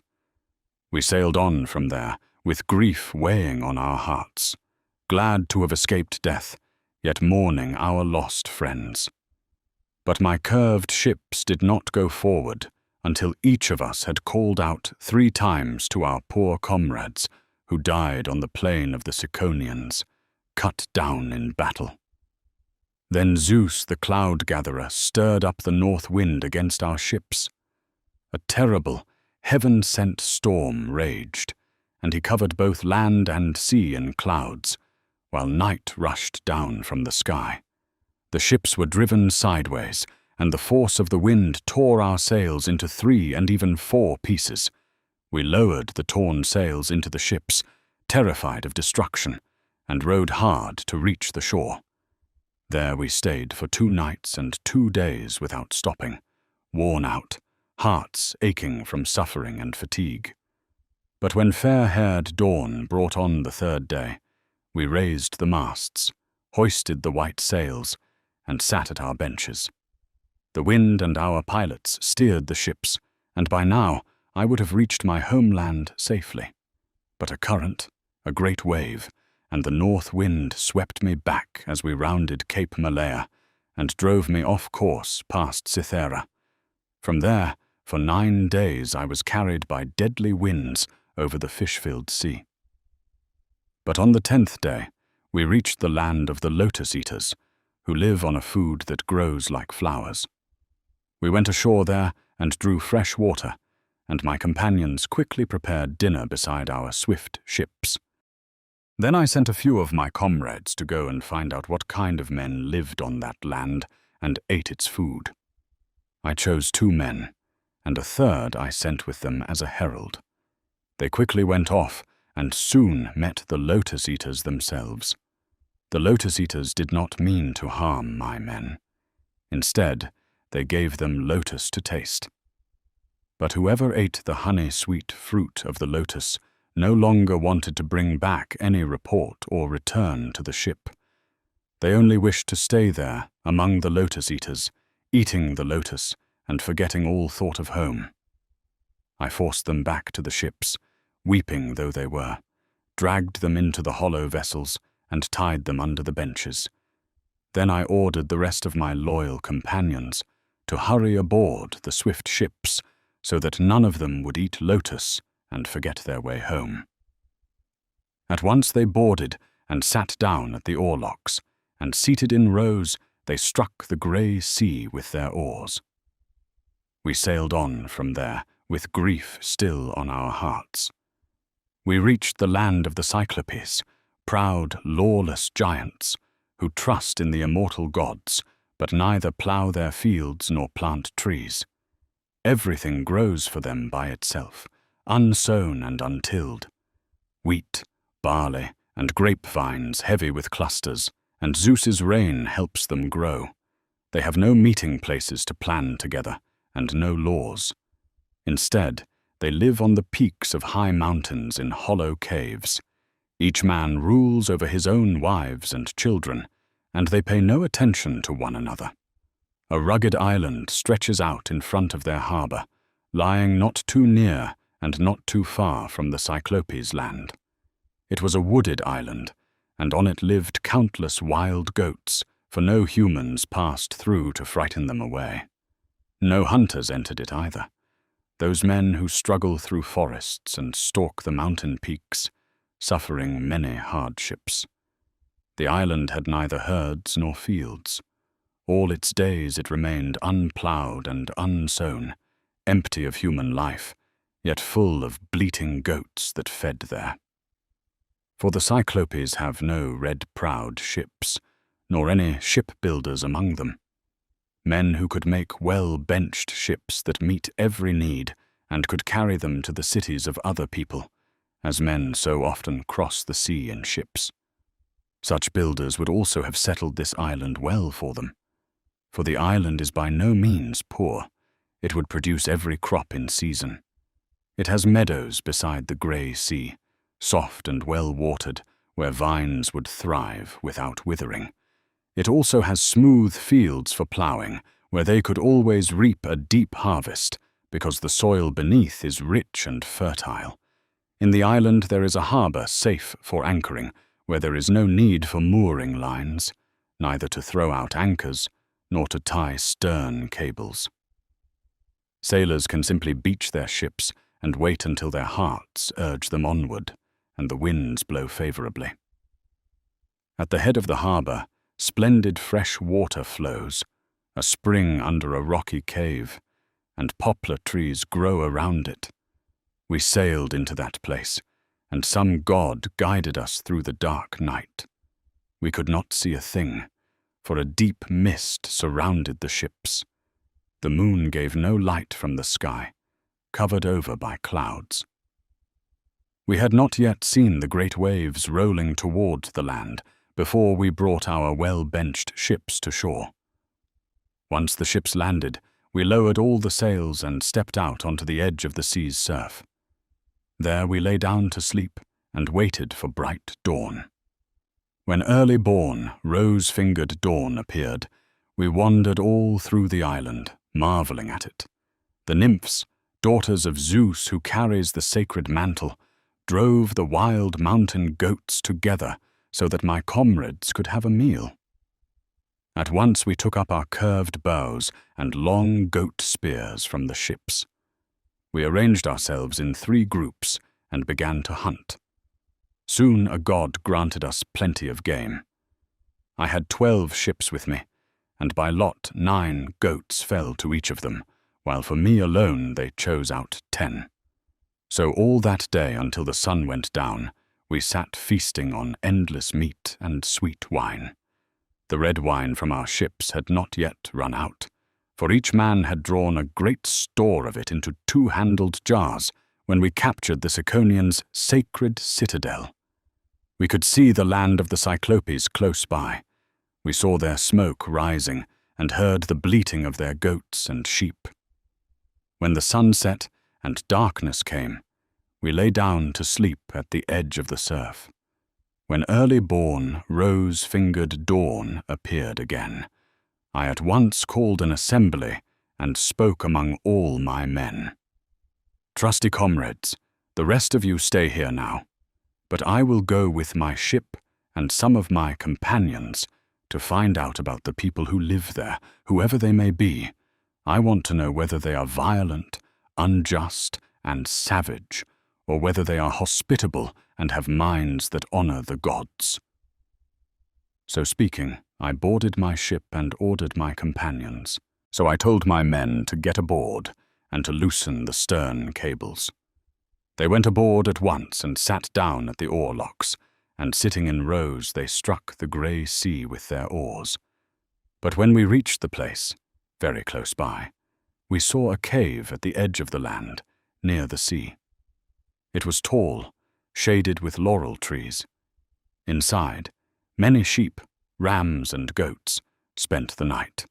Around it was a high courtyard wall, built of stones sunk into the ground, and of tall pines and lofty leafy oaks.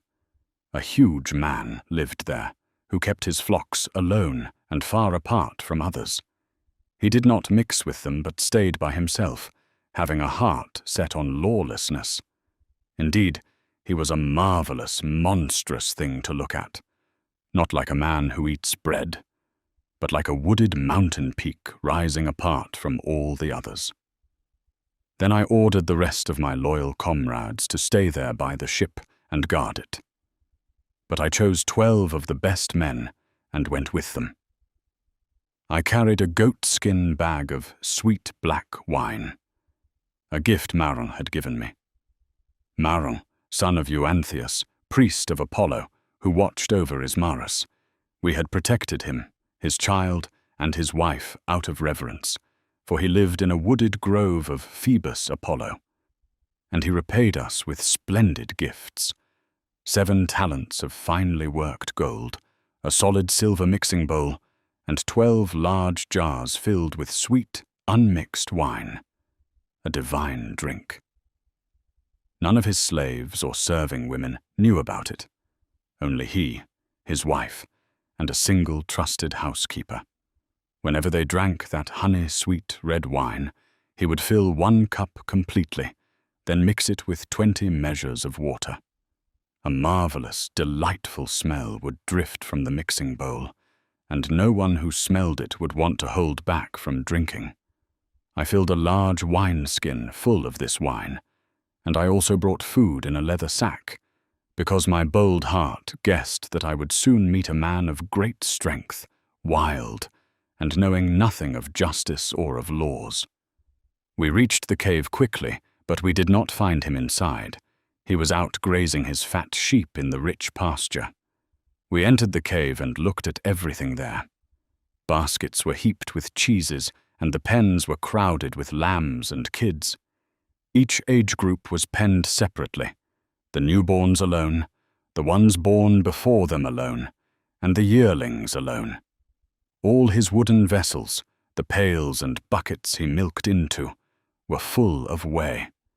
Then my comrades begged me, first of all, to grab the cheeses, go back to the ship, and then hurry later to drive out the lambs and kids, load them onto the swift ship, and sail away over the salty water. But I refused, though it would have been much wiser, to see the man himself, and in hopes that he might give me guest gifts. But the sight of him would not turn out to be welcome for my comrades. There we lit a fire, made a sacrifice, helped ourselves to the cheese, and ate. Then we sat inside and waited for him to return. Soon the shepherd came. He carried a huge bundle of dry wood for his supper fire. Outside the cave, he threw it down with a tremendous crash. Frightened, we rushed to the farthest corner of the cave. He herded in all the animals he would later milk, but left the males, rams and billy goats, outside the deep courtyard. Then he lifted and set in place a huge door stone, raising it high. It was massive. Even 22 fine, 4-wheeled wagons could not have moved it from the ground. Such a huge, towering stone he set in the doorway. Then he sat and milked the sheep and the bleating goats, doing everything properly, pushing each young one under its mother. He curdled half of the white milk, gathered it into woven baskets, and set it aside. The other half he left in the vessels, so he could take and drink some, and use it with his supper. After he had quickly finished all his work, he lit a fire.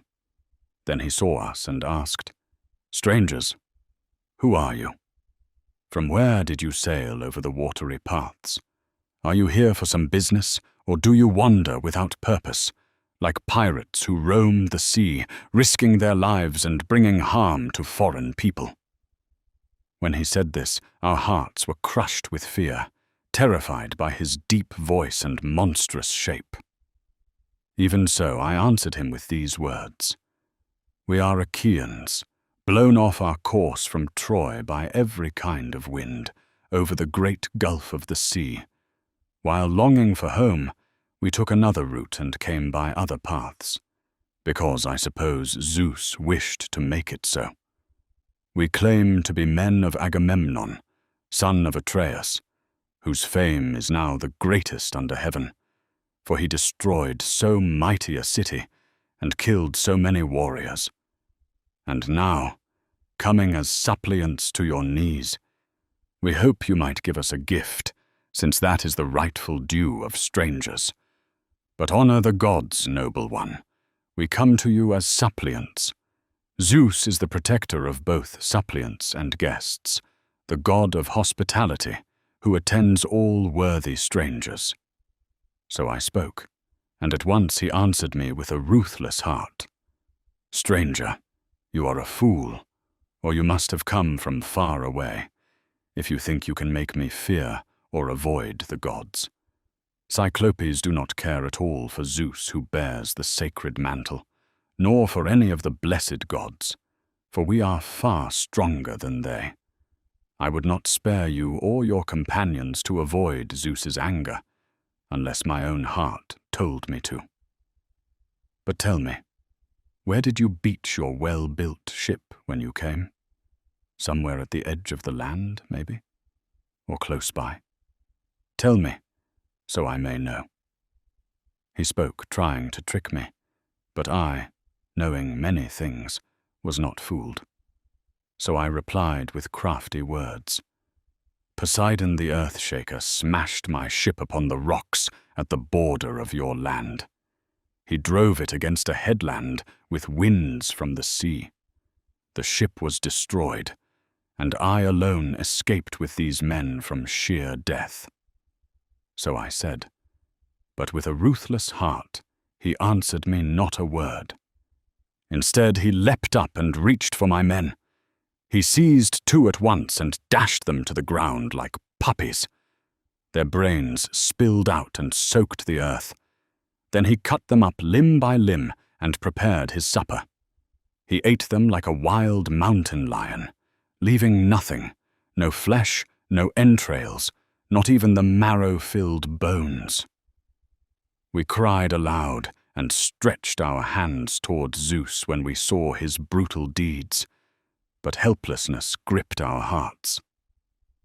When the Cyclops had filled his huge belly, eating human flesh and drinking unmixed milk, he lay stretched out inside the cave among his sheep.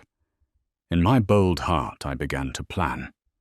I thought of going up close to him, drawing the sharp sword from beside my thigh, and stabbing him in the chest where the midriff holds the liver, feeling for it with my hand. But another thought restrained me. If I did this, we would all perish right where we were. For with our hands we could never push aside the huge stone he had set in the high doorway. So groaning, we waited for divine dawn. When early-born, rose-fingered dawn appeared, he lit a fire once more and milked his famous flocks, doing everything properly and placing the young beneath their mothers. Then, after finishing his tasks quickly, he grabbed 2 more men at once and prepared his breakfast. After eating, he drove his fat sheep out of the cave and easily removed the great door rock. Immediately after, he set it back in place again, as easily as someone putting the lid onto a quiver. With loud whistles, he herded his fat sheep toward the mountains. Meanwhile, I was left behind, plotting terrible things and hoping somehow to take revenge, and that Athena would grant me glory. Then this plan seemed best in my heart. The Cyclops had a huge club lying beside the pens made of fresh-cut olive wood, which he would use once it had dried. We looked at it and judged that it was as big as the mast of a black 20-oared ship, a wide cargo vessel that sails over the deep sea. Such it was in length and thickness. I stood beside it and cut off a fathom length of wood, set it before my comrades, and told them to smooth it. They made it even, and I stood by and sharpened the end of the stake, then immediately took it and hardened it in the blazing fire. I set it down carefully and hid it under the piles of dung. Huge amounts of it were scattered all through the cave. Then I told the others to cast lots to see who would dare to lift the stake with me and twist it into the Cyclops' eye when sweet sleep came upon him. They chose by lot exactly those 4 men I myself would have chosen, and I was counted as the 5th among them. Evening came, and he returned, herding his beautiful fleeced sheep. At once he drove all his fat sheep into the wide cave, every single one, leaving none outside in the deep courtyard, whether because he suspected something or because a god prompted him. Then he lifted the huge door stone high and set it in place. He sat down and milked the sheep and the bleating goats, doing everything properly and placing each young one beneath its mother. After quickly completing his tasks, he again seized 2 of my men at once and prepared his dinner. Right then I went close to the Cyclops and spoke to him, holding a wooden drinking cup full of black wine in my hands. Cyclops, here, drink this wine, since you have eaten human flesh, so you may learn what kind of drink our ship carried. I bring it as a libation to you, hoping you might pity me and send me home. But now you rage beyond all endurance.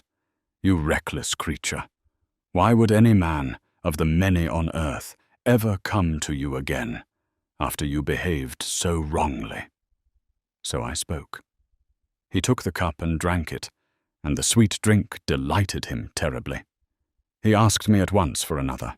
Give me more, freely, and tell me your name right now, so I may give you a guest gift that you will enjoy. For the grain-giving earth produces clusters of grapes for us, Cyclopes to make rich wine, and Zeus's rain makes them grow for them. But this is a fragment of ambrosia and nectar. So he spoke, and I in turn gave him the gleaming wine. 3 times I brought it and gave it, and 3 times he drank in folly. But when the wine had fully gone around the Cyclops' mind, then I spoke to him with gentle, winning words. You ask my renowned name, Cyclops? Then I will tell you. But give me the guest gift you promised. My name is Nobody. My mother, father, and all my comrades call me Nobody. So I spoke, and he at once answered me with a ruthless heart. Nobody I will eat last among his comrades, the others before him, and that will be my guest gift to you. He said this, leaned back, and fell on his back. There he lay, his thick neck bent aside, and sleep, the all-tamer, seized him. From his throat burst wine and morsels of human flesh. Drunk with wine, he belched loudly. Right then I pushed the stake deep beneath the ashes until it grew hot, and with words I strengthened all my comrades, lest any of them give way in fear. But when the olive wood stake, green though it was soon about to catch fire and glowed terribly, I brought it nearer, lifting it from the fire, and my comrades stood around me. A great god breathed courage into us. They took the olive stake, pointed at the end, and drove it into his eye. I leaned my body from above and twisted it, as when a man bores a ship's plank with a drill, and others below pull the strap back and forth, clutching it at each end so that it spins steadily. So we, taking the fire-sharpened stake, twisted it in his eye, spinning it, and hot blood flowed all around it in his eye.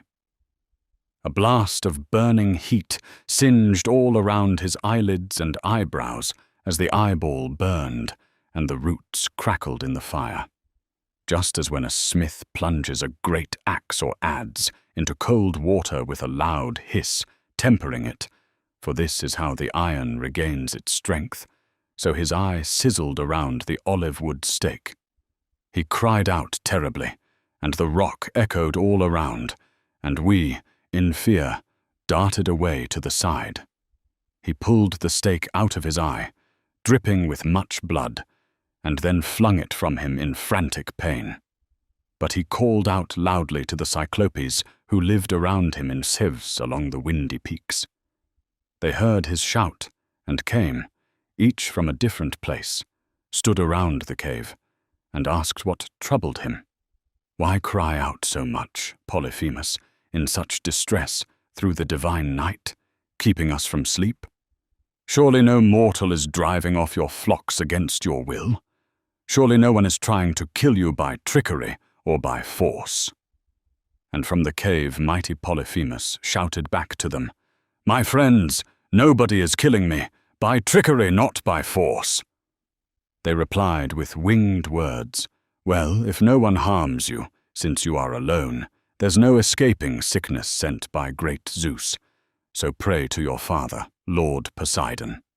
So they said, and went away, and my heart laughed inside me, at how my name and excellent cunning had tricked him. But the Cyclops, moaning and racked with pains, felt around with his hands, took the stone from the doorway, and sat himself in the entrance, spreading out his arms, in hope he might catch someone walking out the door among the sheep, for he expected in his mind that I would be that foolish. But I was planning how the very best outcome might be achieved, hoping I might find some escape from death for my comrades and for myself. I wove every trick and cunning plan, for it concerned our very lives, and great destruction was near. And this plan seemed best in my heart. The male sheep were well fed, thick-fleeced, large and beautiful, with violet dark wool. I silently tied them together with well-plaited willow branches, the same branches on which the Cyclops, monstrous and knowing no justice, slept. Taking them in threes, the one in the middle carried a man, while the two on either side walked beside him, saving my comrades. 3 sheep carried each man. But for me, there was a ram, best by far of all the flock. Grabbing him by the back, I curled myself beneath his shaggy belly, and turned around, I clung to his marvelous fleece with steady hands and a resolute heart.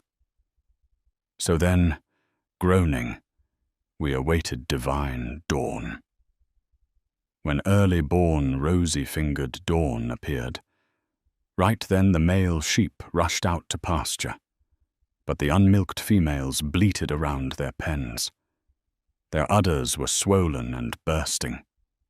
Their master, tortured by cruel pains, felt along the backs of all the standing sheep. But the fool did not notice how my men were tied beneath the chests of the wool-fleeced sheep. Last of all the sheep, the ram went out the door, burdened by his heavy wool, and by me, thinking shrewdly.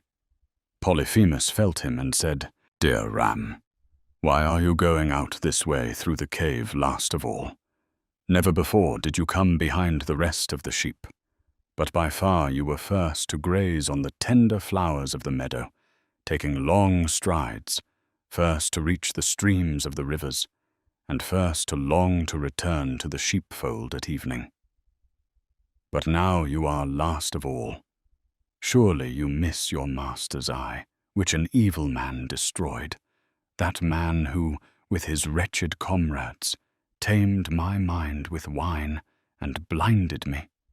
Nobody, whom I say has not yet escaped his doom.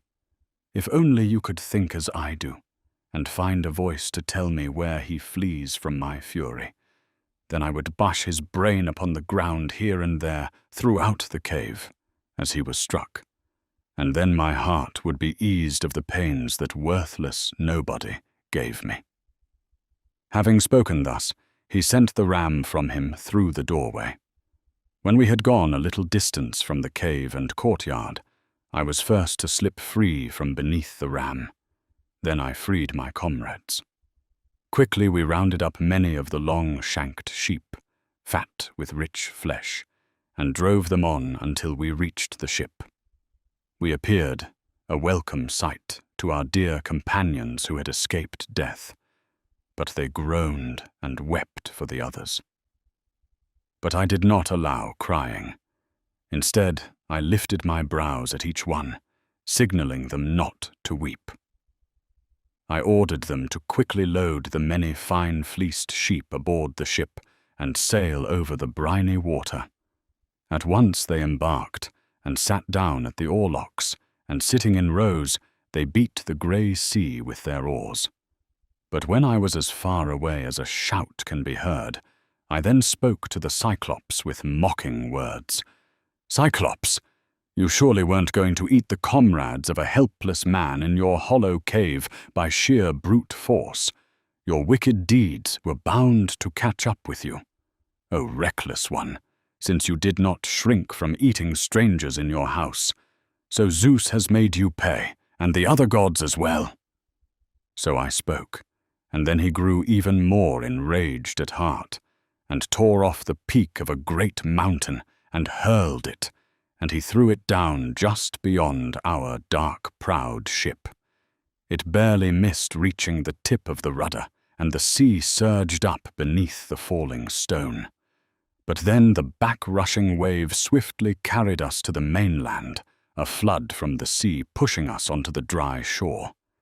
Then I, taking a very long pole in my hands, pushed off and along, and by nodding my head to my comrades, urged and commanded them to strike with their oars, so that we might escape from the danger, and they threw themselves forward and rowed. But when we, rowing across the sea, had gone twice that distance, then again I spoke to the Cyclops, though my comrades around me, from every side, restrained me with kindly, soothing words. Reckless man, why do you want to provoke a wild fellow who just now hurled a missile at the sea and drove our ship back onto the land? We thought we were destroyed right there. If he heard the voice of anyone speaking or making a sound, he would hurl and smash our heads and the timbers of the ship all at once with a jagged rock. Such is the range of his throw. So they spoke, but they did not persuade my great-hearted heart. But instead I spoke back to him again, with an angered spirit. Cyclops, if any of mortal men should ever ask you about the ugly blinding of your eye, say that Odysseus, sacker of cities, blinded you, the son of Laertes, who has his home in Ithaca. So I spoke, and he groaned aloud and answered me, O misery! Surely the ancient prophecies have come upon me. There was once a seer here, a man both good and great. Telemachus, son of Eurymus, who excelled in prophecy and grew old among the Cyclopes as he foretold the future. He told me that all these things would be fulfilled later, that I would lose my sight at the hands of Odysseus. But I always expected that some great and noble man would come here, clothed in mighty strength. But now, a man small, worthless, and weak has blinded my eye, after he subdued me with wine. But come here, Odysseus, so that I may place a guest gift beside you and urge the famed Earth-shaker to grant you safe escort. For I am his son, and he claims to be my father. He himself will heal me, if he wishes. No other of the blessed gods, nor of mortal men will do so. So he spoke, and I answered him in reply, If only it were as possible for me, once I had made you bereft of soul and life, to send you into the house of Hades, as certain it is that not even the Earth-shaker will heal your eye. So I spoke, and then he prayed to Lord Poseidon, stretching out his hands toward the starry sky. Hear me, Poseidon, Earth-holder, dark-haired one. If I am truly yours, and you claim to be my father, grant that Odysseus, sacker of cities, may not reach home, the son of Laertes, who has a house in Ithaca. But if it is his fate to see his loved ones, and come to his well-built home and to his native land, may he come late, after suffering, having lost all his comrades on a foreign ship. And may he find sorrow in his house. So he prayed, and the dark-haired god heard him. Then the Cyclops once again lifted a far larger stone. He hurled it after whirling it, and he put immeasurable force into it. He threw it down behind our dark, proud ship, and it barely missed reaching the very tip of the rudder. The sea surged up, dashed by the descending rock, and the wave carried the ship forward and drove it toward the land. But when we reached the island, where the rest of our well-benched ships were waiting together, and our companions sat around them mourning, always expecting us. After we arrived, we beached the ship on the sand, and we ourselves stepped out onto the shore at the breaking surf. We then took the Cyclops' sheep out of the hollow ship and divided them up, so that none would go away deprived of an equal share by me. My well-grieved companions gave the ram to me alone as a special honor when the flocks were divided, and on the shore I sacrificed him to Zeus, cloud-dark Cronion, who rules over all, burning the thighs. But he paid no heed to the sacrifice. Instead, he pondered how all our well-benched ships and my faithful companions would be destroyed.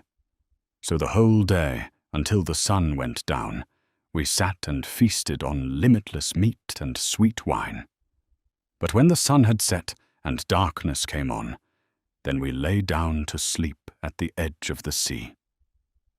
When early-born, rosy-fingered dawn appeared, I then roused my comrades and ordered them to get aboard themselves and to loosen the stern cables.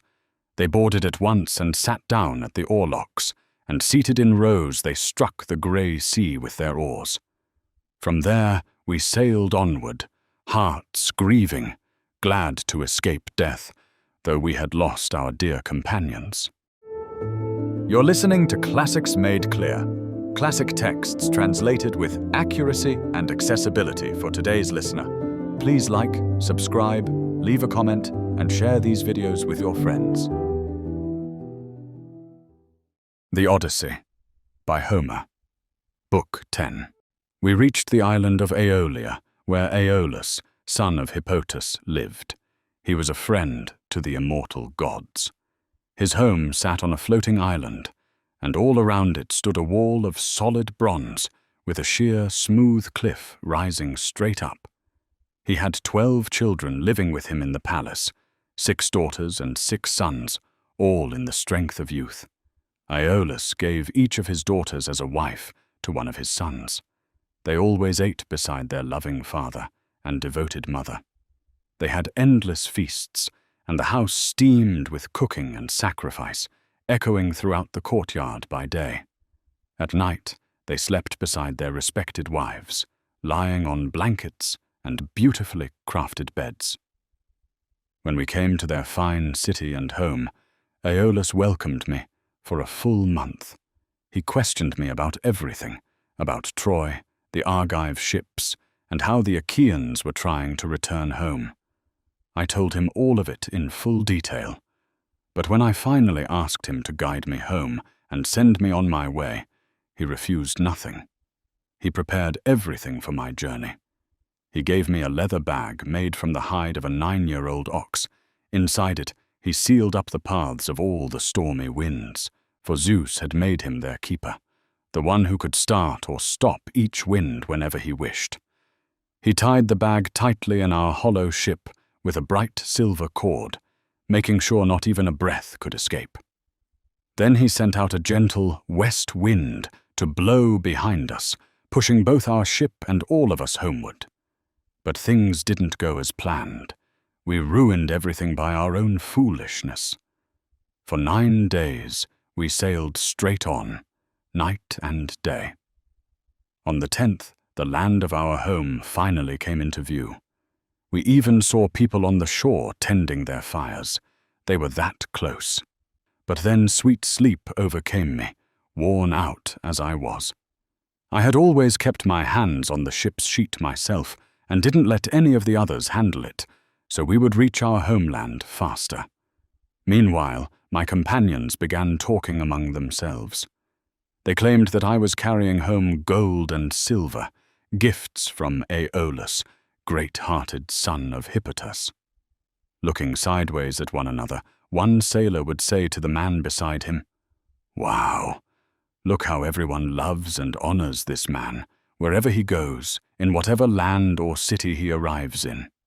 From Troy he brings back many fine treasures from the spoils, while we, though we made the same journey, go home with our hands empty. And now Aeolus has treated him with special friendship and has given him even more. Come on, let's quickly see what's in this bag, how much gold and silver are inside." That's what they said, and their bad idea won out. They opened the leather bag, and all the winds burst out at once. A storm swept them up immediately and blew us far out to sea, away from our homeland, while they cried aloud. I woke up and wondered in my heart whether I should jump from the ship and die in the sea, or endure it silently and stay among the living. But I endured and stayed. I pulled my cloak over me and lay still in the ship, while our ships were driven by that terrible windstorm back to the island of Aeolia. My companions groaned in misery. We went ashore there and drew water, and soon my comrades prepared dinner beside our fast-sailing ships. Then, after we had taken our fill of food and drink, I took a herald and one companion with me, and went to the famous house of Aeolus. I found him dining beside his wife and his children. We went inside and sat on the threshold by the doorposts. They were amazed in their hearts and asked, "Why have you come, Odysseus?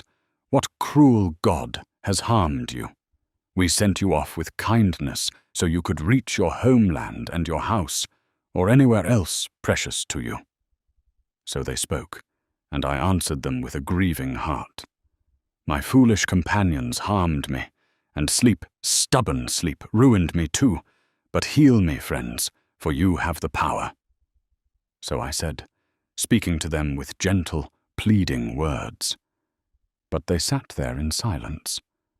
Then their father answered, "Get off this island at once, you most shameful of the living. I have no right to help or escort a man who has become hateful to the blessed gods. Go, since you come here hated by the immortals." With that, he sent me away from his house, and I groaned heavily as I left. We sailed away from there, with grief in our hearts. My men's spirit was worn down by painful rowing, our own foolishness to blame, since no escort would now appear for us. 6 days we sailed, day and night alike.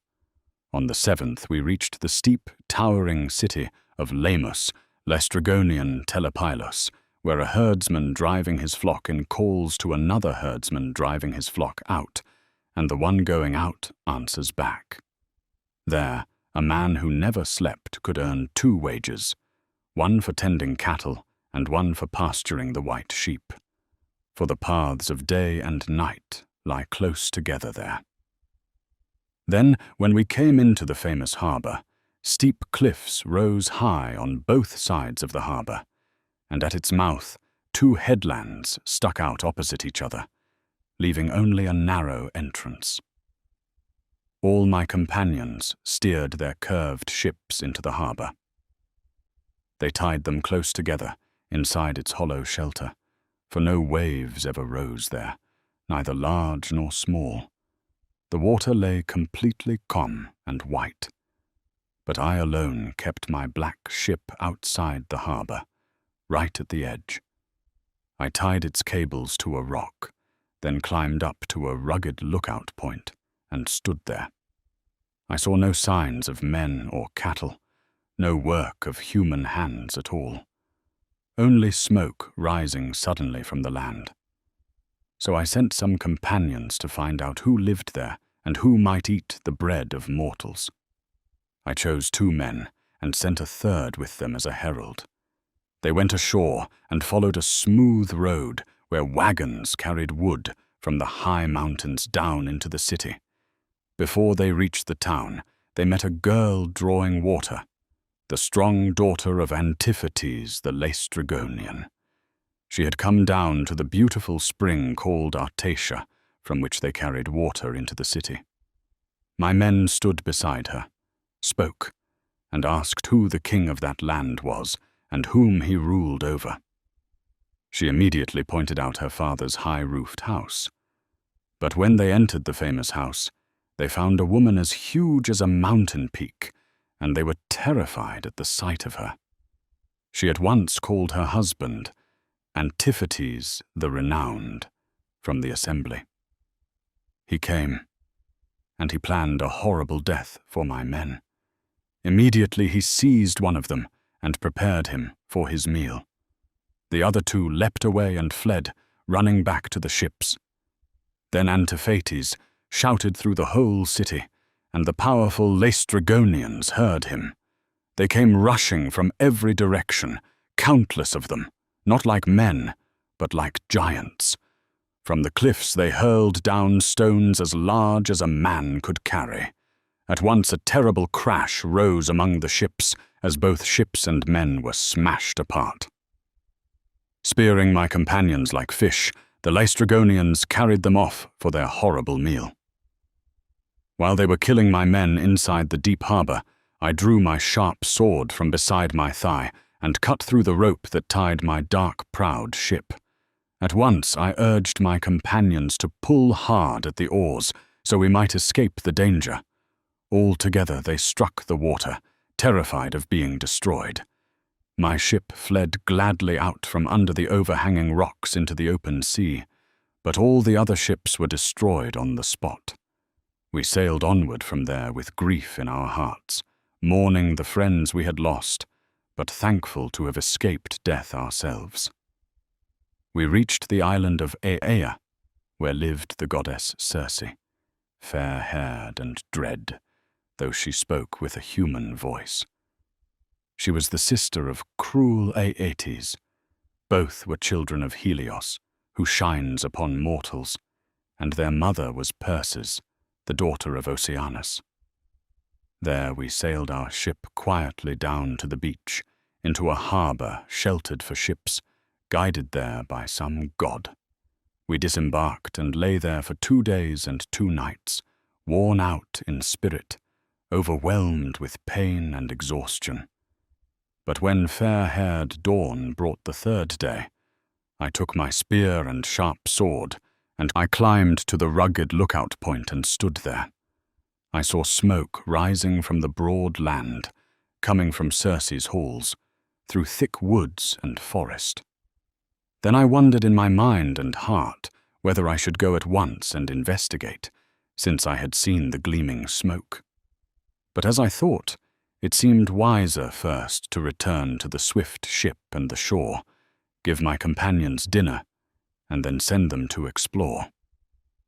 But as I made my way back and neared my curved ship, some god took pity on me, alone as I was, and sent a great stag with tall antlers right into my path.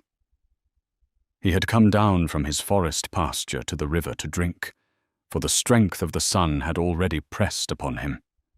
As he stepped out, I struck him in the spine, in the middle of the back. The bronze spear passed straight through him. He fell in the dust with a cry, and his life fled from him. Stepping on his body, I pulled the bronze spear from the wound, set it down on the ground, and left it there.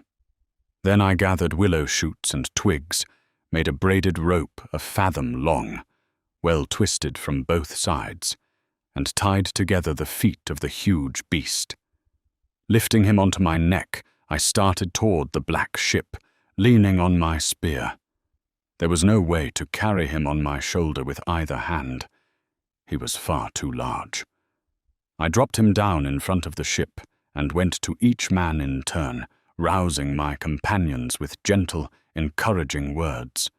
Friends, even though we are grieving, we will not go down to the house of Hades before the destined day arrives.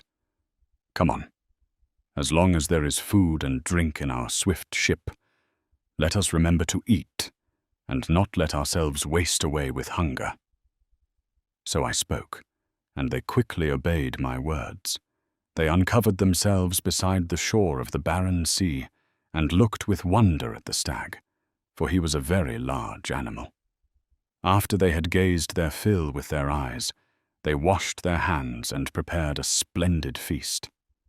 So all day long, until the sun went down, we sat eating endless meat and drinking sweet wine. When the sun sank and darkness came on, we lay down to sleep at the edge of the breaking surf. When early-born, rosy-fingered dawn appeared, I called an assembly and spoke among them all. Comrades, even though we're suffering terribly, listen to what I say. Friends, since we do not know which way is darkness or which way is dawn, nor where the sun that shines on mortals goes beneath the earth, or where it rises up again, let's think quickly whether any plan remains. I don't think there is one, for I climbed a rugged lookout and saw the island, which is ringed all around by the endless sea. The land itself lies low, and in its center I saw smoke rising through thick forests and brush.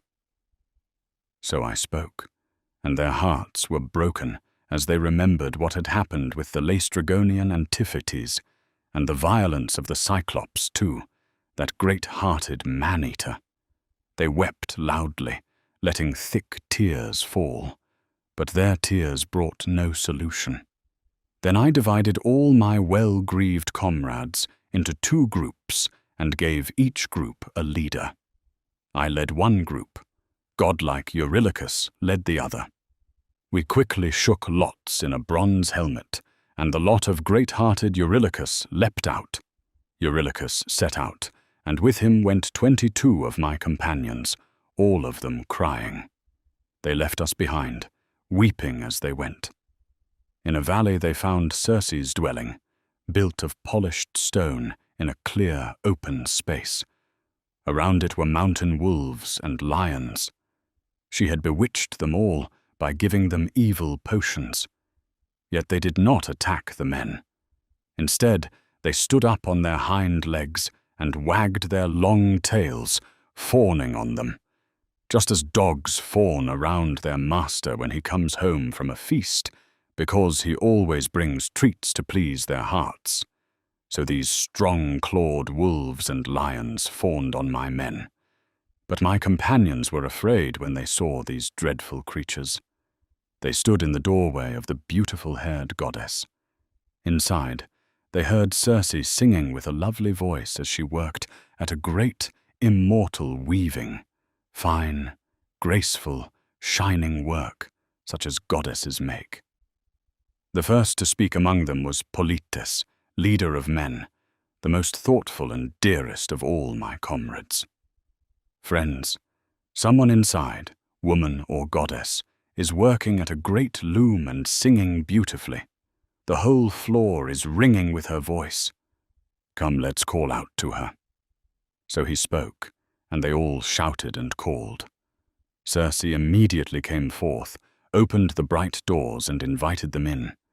In their ignorance, they all followed her, except Eurylochus, who stayed behind, for he suspected a trick. She brought them inside and seated them on chairs and couches. Then she mixed for them cheese, barley meal, and pale green honey in Pramnian wine. Into it she stirred deadly drugs so that they would completely forget their homeland. After she gave them the potion and they drank it, then immediately she struck them with her wand and drove them into pigsties.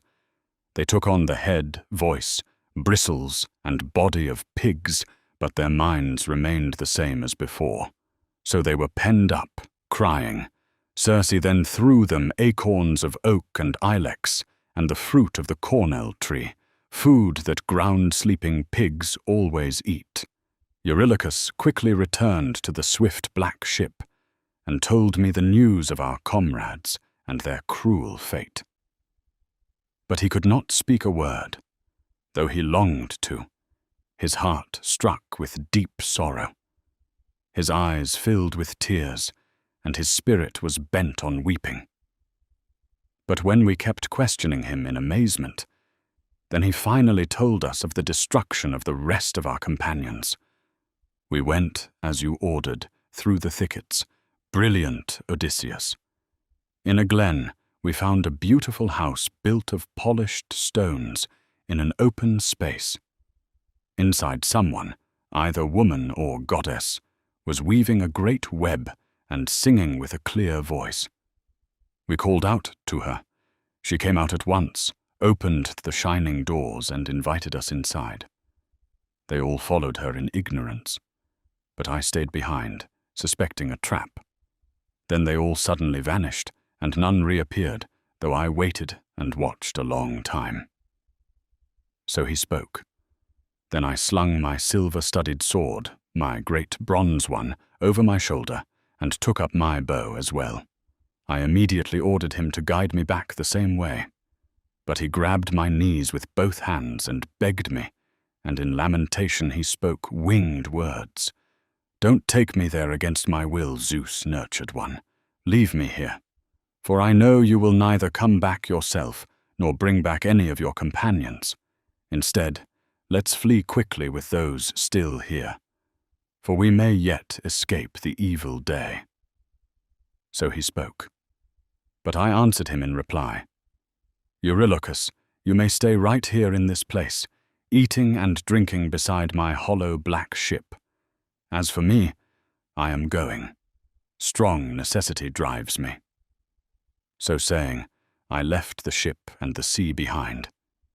But when I was walking up through the sacred glens, about to reach the great house of Circe of the many potions, then Hermes of the golden wand met me, coming toward the house, looking like a young man with the first down of a beard in the very flower of youth.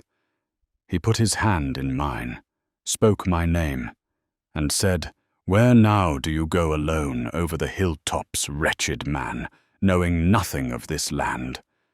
Your companions are penned in Circe's house like pigs in crowded sties. Are you going there to free them? I tell you, you won't return. No, you'll stay there with the others. But come, I will save you from your troubles. Here, take this good herb and go into Circe's house. It will protect your head from the evil day. Now I'll tell you all of Circe's fatal tricks. She will mix you a potion and sprinkle drugs into your food. But she won't be able to enchant you, not with the good herb I give you, which won't allow it. And I will explain everything further. When Circe strikes you with her long wand, then draw your sharp sword from beside your thigh and rush at her as if you plan to kill her. She will be terrified and invite you to her bed. Do not afterward refuse the bed of a goddess, so that she will free your comrades and take care of you. But make her swear a great oath by the blessed gods that she will not plan any other evil hurt for you, nor make you, stripped of your weapons, weak or cowardly." So speaking, sharp-eyed slayer of Argus, Hermes, handed me the plant, pulling it from the earth, and showed me what it was. Its root was black, and its flower was like milk. The gods call it moly. It is hard for mortal men to dig up, but the gods can do anything.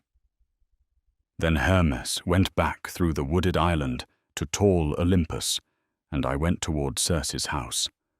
My heart was troubled as I walked. I stood in the doorway of the beautiful-haired goddess and shouted. The goddess heard my voice. She came out quickly, opened the shining doors, and invited me in. I followed her, though my heart was heavy. She brought me inside and sat me on a silver-studded chair, beautiful and finely worked, with a footrest beneath it. She mixed a potion for me in a golden cup so I would drink it, and she stirred a drug into it, planning evil in her heart. But when she gave it to me and I drank, it did not enchant me. She struck me with her wand and called out my name, saying, "Go now into the pigsty, lie down with the rest of your comrades." But I drew my sharp sword from beside my thigh and rushed at Circe as though I meant to kill her. With a great cry, she ducked under my blade, ran to me, grabbed my knees, and wailing, spoke winged words. "What man are you, and from where? Where is your city, And who are your parents? I am amazed that you drank these drugs and were not enchanted. No other man has ever endured this potion. The very first time he drank it, and it passed the barrier of his teeth. But you, there is in your chest a mind that cannot be bewitched. Surely you must be Odysseus, the resourceful one, the man whom the giant slayer Hermes of the golden wand always said would come here on his way back from Troy in a swift black ship. Come now, put your sword back in its sheath. Then let the two of us go to my bed, so that, united in love and intimacy, we may trust one another. So she spoke, and I replied to her, Circe, how can you ask me to be gentle with you when you turned my comrades into pigs in your halls? And now, you with your crafty mind, bid me come into your room and get into your bed, so that you may strip me naked and make me weak and cowardly.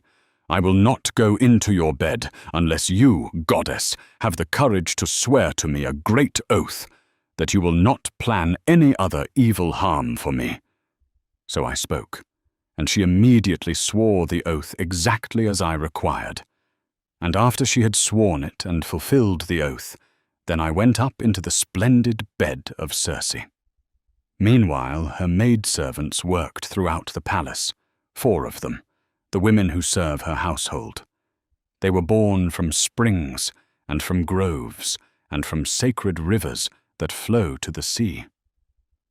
One of them threw beautiful purple blankets over the chairs and placed linen sheets beneath them. Another drew up the silver tables in front of the chairs and set golden baskets on them. A third mixed sweet, honey-flavored wine in a silver bowl and placed golden cups beside it. The 4th maid brought water and lit a large fire under a great tripod, and the water warmed. After the water boiled in the shining bronze, she sat me in a bathing tub and washed me, mixing the water to my liking over my head and shoulders until the heart-wearing weariness left my limbs. Then, after she bathed me and rubbed me richly with olive oil, she placed a fine cloak and tunic around me. She brought me inside and sat me upon a beautiful silver-studded chair, intricately crafted, with a footrest beneath it. A servant brought washing water in a lovely golden pitcher and poured it over a silver basin so we could wash. Then she stretched a polished table beside us. A venerable housekeeper brought bread and placed it before us, adding many foods, pleasing us with her offerings. She urged us to eat, but my heart did not enjoy it. I sat there thinking of other things, and my heart saw evil ahead. Circe noticed how I sat without stretching my hands toward the food, and how heavy sorrow held me. She came close and spoke winged words. Odysseus, why do you sit like this, like a man without a voice, eating your heart, but touching neither food nor drink? Are you perhaps suspicious of another trick? You need not fear. I have already sworn a strong oath to you. So she spoke, and I replied to her, Circe, what man who is sensible would dare to taste food or drink before he freed his comrades and saw them with his own eyes?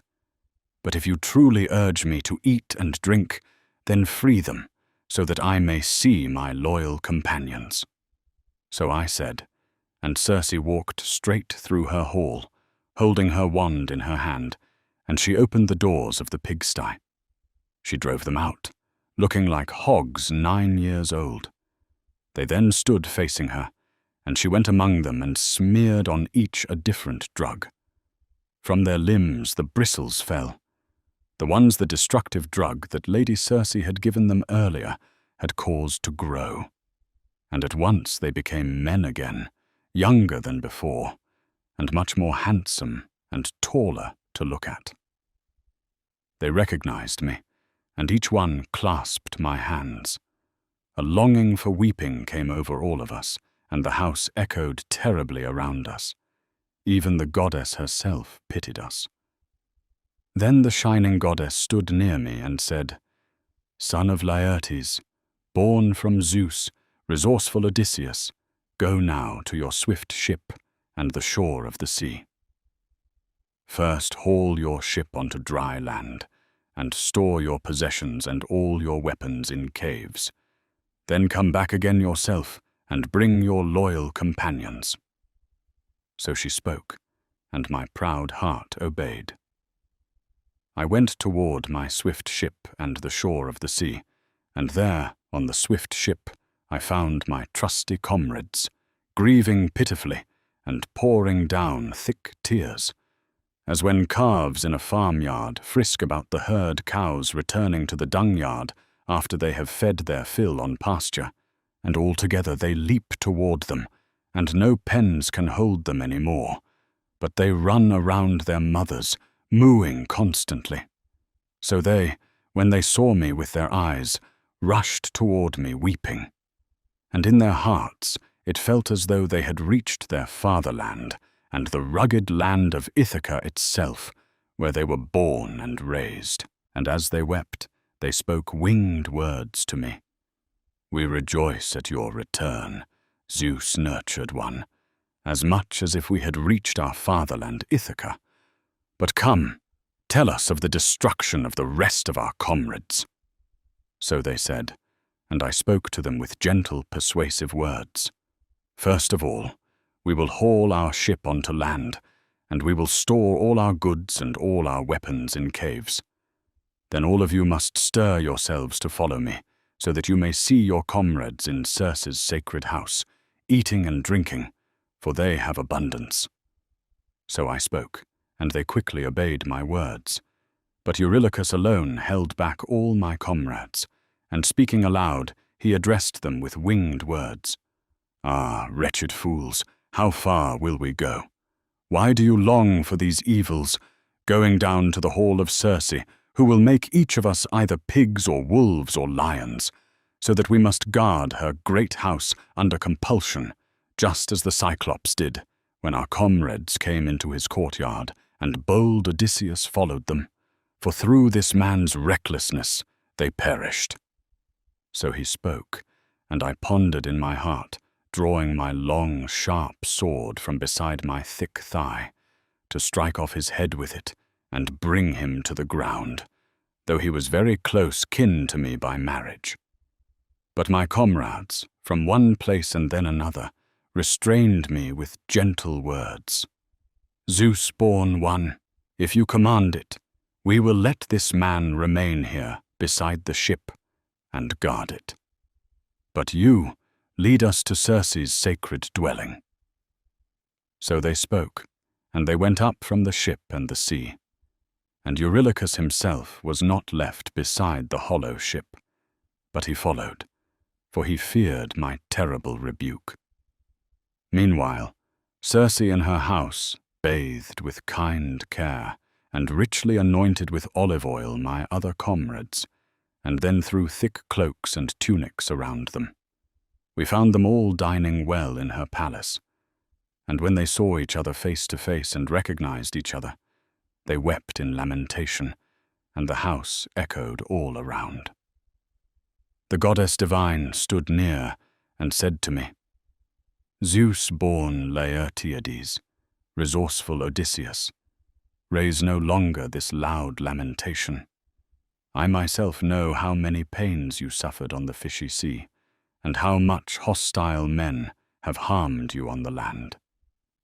But come, eat food and drink wine, until again in your chest you recover the spirit you had when first you left your native land of rugged Ithaca. But now you are withered and without heart, always remembering bitter wandering, and never is your spirit in joy, since indeed you have suffered very much." So she spoke, and our strong spirit yielded in turn. There we remained every day until a full year came round, sitting and feasting on boundless meat and sweet wine. But when the year was indeed complete, and the seasons turned as the months waned, and the long days were fulfilled, then my trusty comrades called me aside and said, "Strange one, Now remember your fatherland, if it is appointed that you be saved, and reach your high-roofed house and your own native land." So they spoke, and my manly spirit obeyed. So then all that day until the sun went down, we sat feasting on boundless meat and sweet wine. When the sun went down and dusk came on, they lay down to sleep throughout the shadowy hall. Then I climbed onto Circe's gorgeous bed and clasped her knees, entreating her. The goddess heard my voice, and speaking winged words, I said to her, "Circe, fulfill for me the promise you yourself made, to send me home. My heart is eager now, and the hearts of my comrades too, who make my dear heart waste away, lamenting around me whenever you are away from us." So I spoke, and the goddess divine immediately answered, "Zeus-nurtured Laertiades, resourceful Odysseus, stay no longer in my house against your will. But first you must complete another journey, and go to the house of Hades and dread Persephone, to consult the soul of Tiresias the Theban, the blind prophet, whose mind is firm. To him, even though dead, Persephone granted understanding. He alone has sense, while the others flit about as shadows." She spoke, and then my dear heart collapsed within me.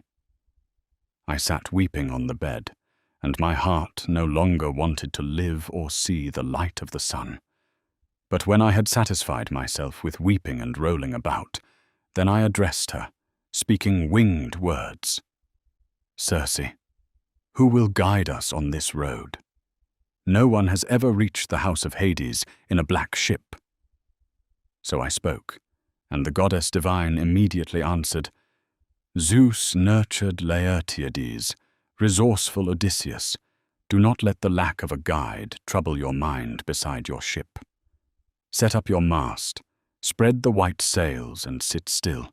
The breath of Boreas will carry her for you. But when you pass across ocean with your ship, there will be a low-lying headland there, and the groves of Persephone, tall poplars and willows that lose their fruit.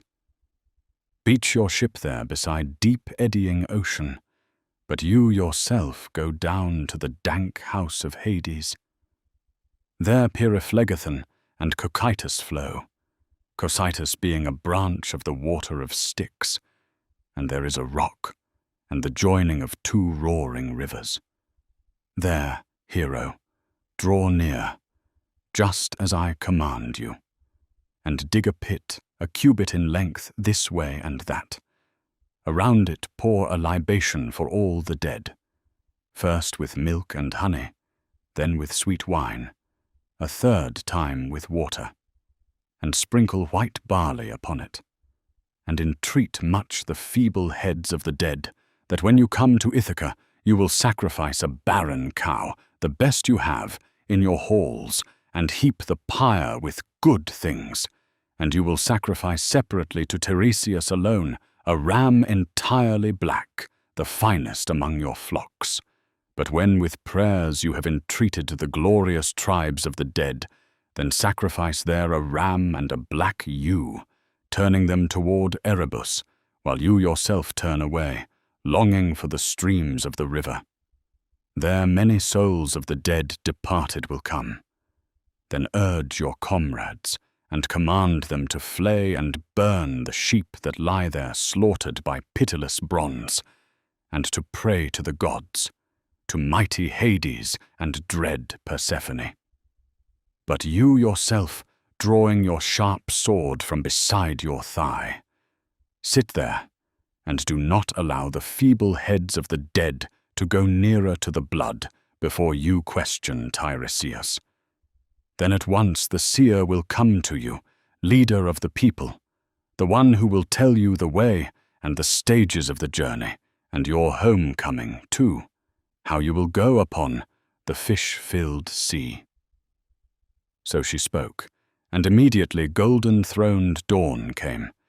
She dressed about me a cloak and tunic for garments, and the nymph herself put on a great silver-white robe, delicate and graceful. Around her waist she cast a beautiful golden girdle, and set a veil upon her head. Then I went throughout the house, and, going beside each man, stirred my comrades with words meant to win them. Sleep no longer now, lingering in sweet sleep. Let us go, for Lady Circe has shown me the way. So I said, and their manly heart yielded. But not even from there did I lead my comrades unharmed. There was a certain Elpenor, the youngest, not very strong in war, nor sound in mind, who had lain apart from the others in the sacred halls of Circe, seeking cool air, heavy with wine. Hearing the noise and thudding of his comrades moving, he leapt up suddenly and forgot in his thoughts to come back down again by the long ladder. Instead, he fell straight down from the roof. His neck was broken at the vertebrae, and his soul went down to Hades. As we were going, I spoke to them and said, "Perhaps you suppose you are going home to your beloved fatherland. But Circe has marked out another road for us, to the house of Hades and dread Persephone, to consult the soul of Tiresias the Theban." So I spoke, and their dear heart was broken, and sitting down right where they were, they wept and tore out their hair. But no accomplishment came of their weeping. But when we were going to our swift ship and the shore of the sea, grieving, pouring down our thick tears, then Circe came, having gone ahead, and beside the black ship she tethered a ram and a black female sheep, easily slipping past us. For who could see a god, whether coming here or going there, unless the god wished it? You're listening to Classics Made Clear, classic texts translated with accuracy and accessibility for today's listener. Please like, subscribe, leave a comment, and share these videos with your friends. The Odyssey, by Homer. Book 11. Then, after we had gone down to the ship and the sea, we first hauled the ship into the bright water. We set up the mast and the sail on the dark ship, took the sheep aboard, and then we ourselves boarded, grieving and letting thick tears fall. Behind our dark-prowed ship, a good, steady, sail-filling wind came, a helpful companion sent by Circe, the dread goddess with the beautiful hair and human voice. We prepared all the gear throughout the ship, then sat down, and the wind and the helmsman steered her. All day the sails stayed stretched as she travelled across the sea, and the sun went down, and all the roads grew dark. She reached the outer bounds of deep-flowing ocean. There lies the land and city of the Cimmerian people, covered in mist and cloud. The shining sun never looks on them with its rays, neither when it climbs toward starry heaven, nor when it turns back from heaven toward the earth.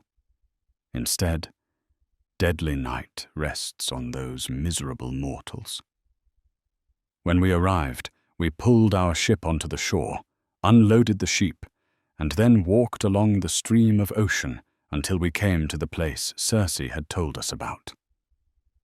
There Perimedes and Eurylochus held the sacrificial animals, while I drew my sharp sword from beside my thigh, and I dug a pit, a cubit long on each side.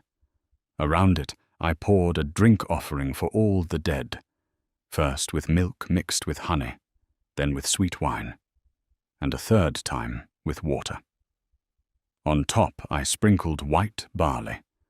I begged again and again the powerless heads of the dead, promising that when I reached Ithaca, I would sacrifice the best barren cow there. I promised I would sacrifice that cow in my palace and load the funeral fire with good things, and I said I would sacrifice, apart from the others, a single all-black ram, one that stands out among our sheep, as an offering for Tiresias alone. After I had prayed and vowed these things to the nations of the dead, I took the sheep and cut their throats, letting the dark, cloud-like blood flow into the pit.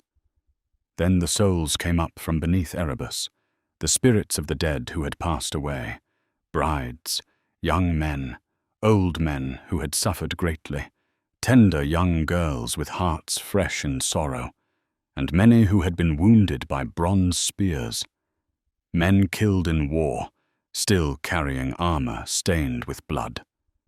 They wandered around the pit in crowds, coming from every side, crying out with a terrible scream, and a pale fear seized me. Then I urged and ordered my companions to skin and burn the sheep lying there, slaughtered by pitiless bronze, and to pray to the gods, to mighty Hades and dread Persephone.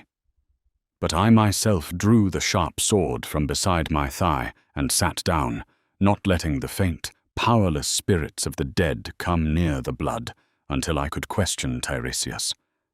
The first soul to come was that of Elpenor, one of my companions. He had not yet been buried beneath the wide-wayed earth, for we had left his body in Circe's hall, unwept and unburied, because other urgent tasks pressed us on. When I saw him, I wept and felt deep pity in my heart, and I spoke winged words to him. Elpenor, how have you come here beneath this misty darkness? Elpenor, did you come here on foot, faster than I did in my black ship? So I said, and he wailed in pain and answered me, Odysseus, son of Laertes, born from Zeus, resourceful man, an evil fate from a god, and too much wine destroyed me. I lay down to sleep in Circe's hall, and I didn't think to climb down again by the long ladder. Instead, I fell straight from the roof, and my neck broke where the spine connects, and my soul went down to Hades. Now I beg you, by those you will return to, who are not here, by your wife, by your father, who raised you when you were small, and by Telemachus, whom you left alone in your house. I beg you, for I know that when you leave this place, the house of Hades, you will sail your well-built ship back to the island of Aea. There, my lord, I ask you to remember me. Do not go away and leave me behind, unwept and unburied. Don't abandon me, or I might become a cause of the gods' anger toward you. Instead, burn my body with whatever armor I have, and build a mound for me on the grey shore of the sea, the grave of a miserable man, so that people in the future will know of me. And do one more thing. Fix upon my tomb the oar that I used to row with my companions when I was alive. So he spoke, and I answered him, O poor soul, I will do all this for you and bring it to completion. So we sat speaking back and forth with these harsh, sorrowful words, I keeping him away from the blood with my sword, as his ghost stood apart and spoke many things to me. Then the soul of my dead mother approached, Anticlea, daughter of Autolycus, whom I had left alive when I went off to sacred Troy. When I saw her, I wept and felt pity in my heart. But even so, even though I grieved intensely, I did not let her come near the blood before I questioned Tiresias. Then the soul of Tiresias of Thebes came, holding a golden staff. He recognized me and spoke to me. Odysseus, son of Laertes, born from Zeus, resourceful man. Why, you miserable one, have you left the light of the sun and come here to look on the dead and this joyless place? But step back from the pit and hold your sharp sword away, so that I may drink the blood and give you unfailing truth. So he spoke, and I stepped back and set my silver-studded sword firmly in its sheath. And when he had drunk the dark blood, the noble prophet spoke to me. You seek a sweet, honey-like homecoming, glorious Odysseus. but a god will make it hard for you. I do not think the Earthshaker will forget, for he has stored up anger in his heart, furious that you blinded his beloved son. But even so, in spite of suffering many hardships, you may still reach home, if you are willing to restrain your own spirit and that of your companions. When you first bring your well-built ship near the island of Thrinacia and escape the dark, violet sea, you will find the grazing cattle and the fine, plump sheep of Helios, who sees all things and hears all things. If you leave them unharmed and keep your mind fixed on getting home, you may still reach Ithaca, though you suffer evils. But if you harm them, then I foresee destruction for you, for your ship and for your companions. Even if you yourself escape, you will return late and in misery after losing all your crew, sailing home on a ship not your own. And when you arrive, you will find trouble in your house. Arrogant men who are consuming your property, courting your noble wife, and giving her bride gifts to win her.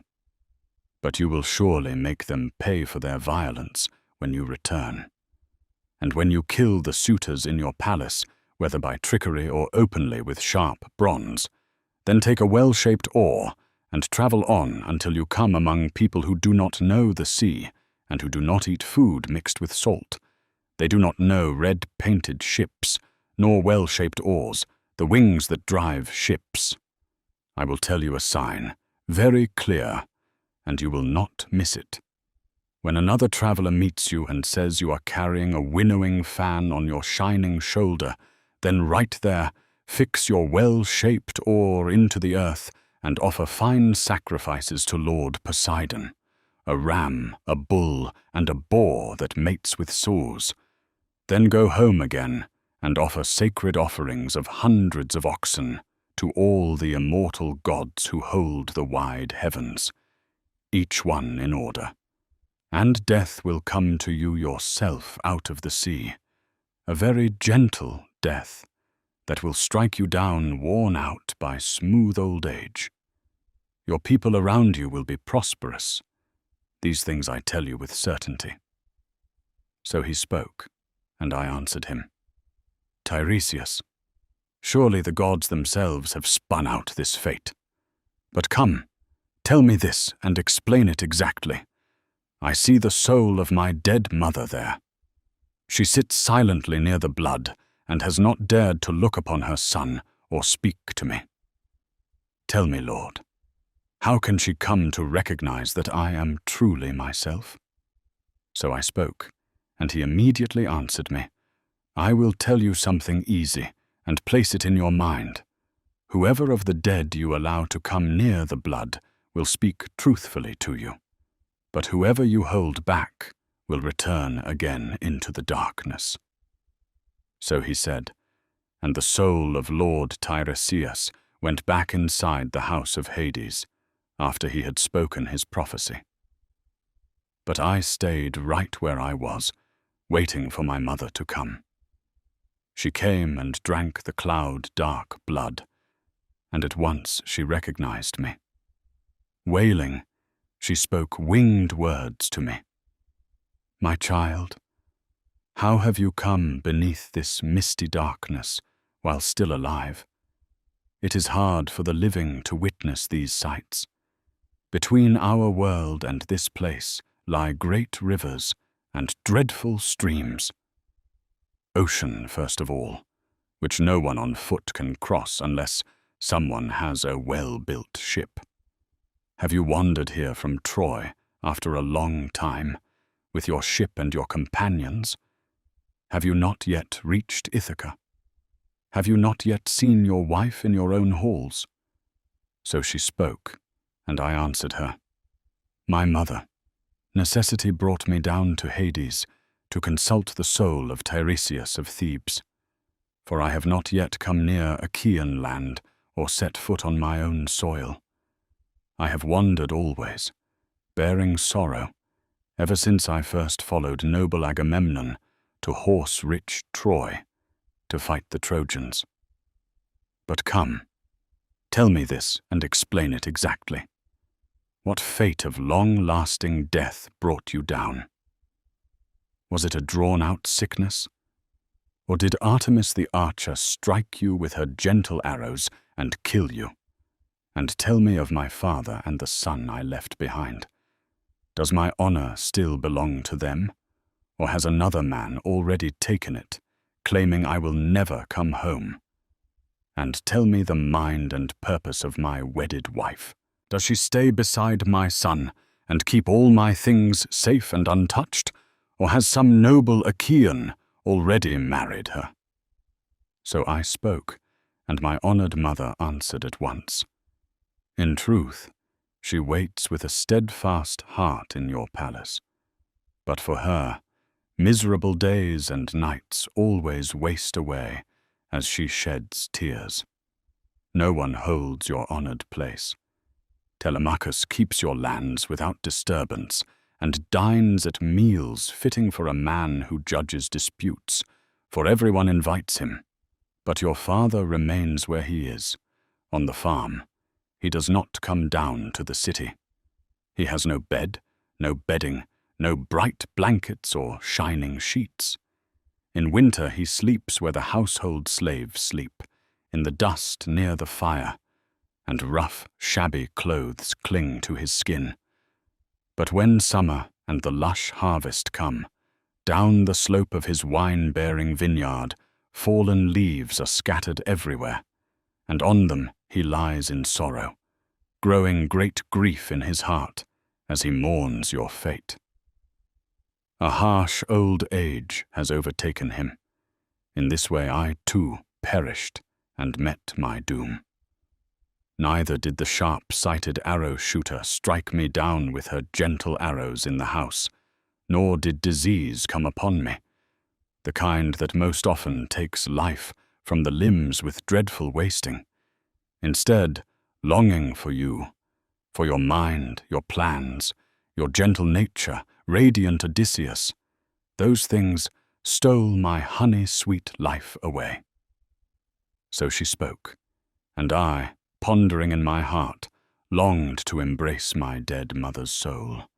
3 times I rushed forward, for my heart urged me to hold her, and 3 times she slipped from my hands like a shadow or a dream. She flitted away, and sharp pain grew deeper in my heart, and I spoke to her, voicing winged words. My mother, why don't you stay still for me when I long to hold you, so that even here in Hades we might wrap our dear arms around each other and take our fill of cold lamenting? Or is this some phantom that bright Persephone sends toward me, so that I will groan in sorrow even more?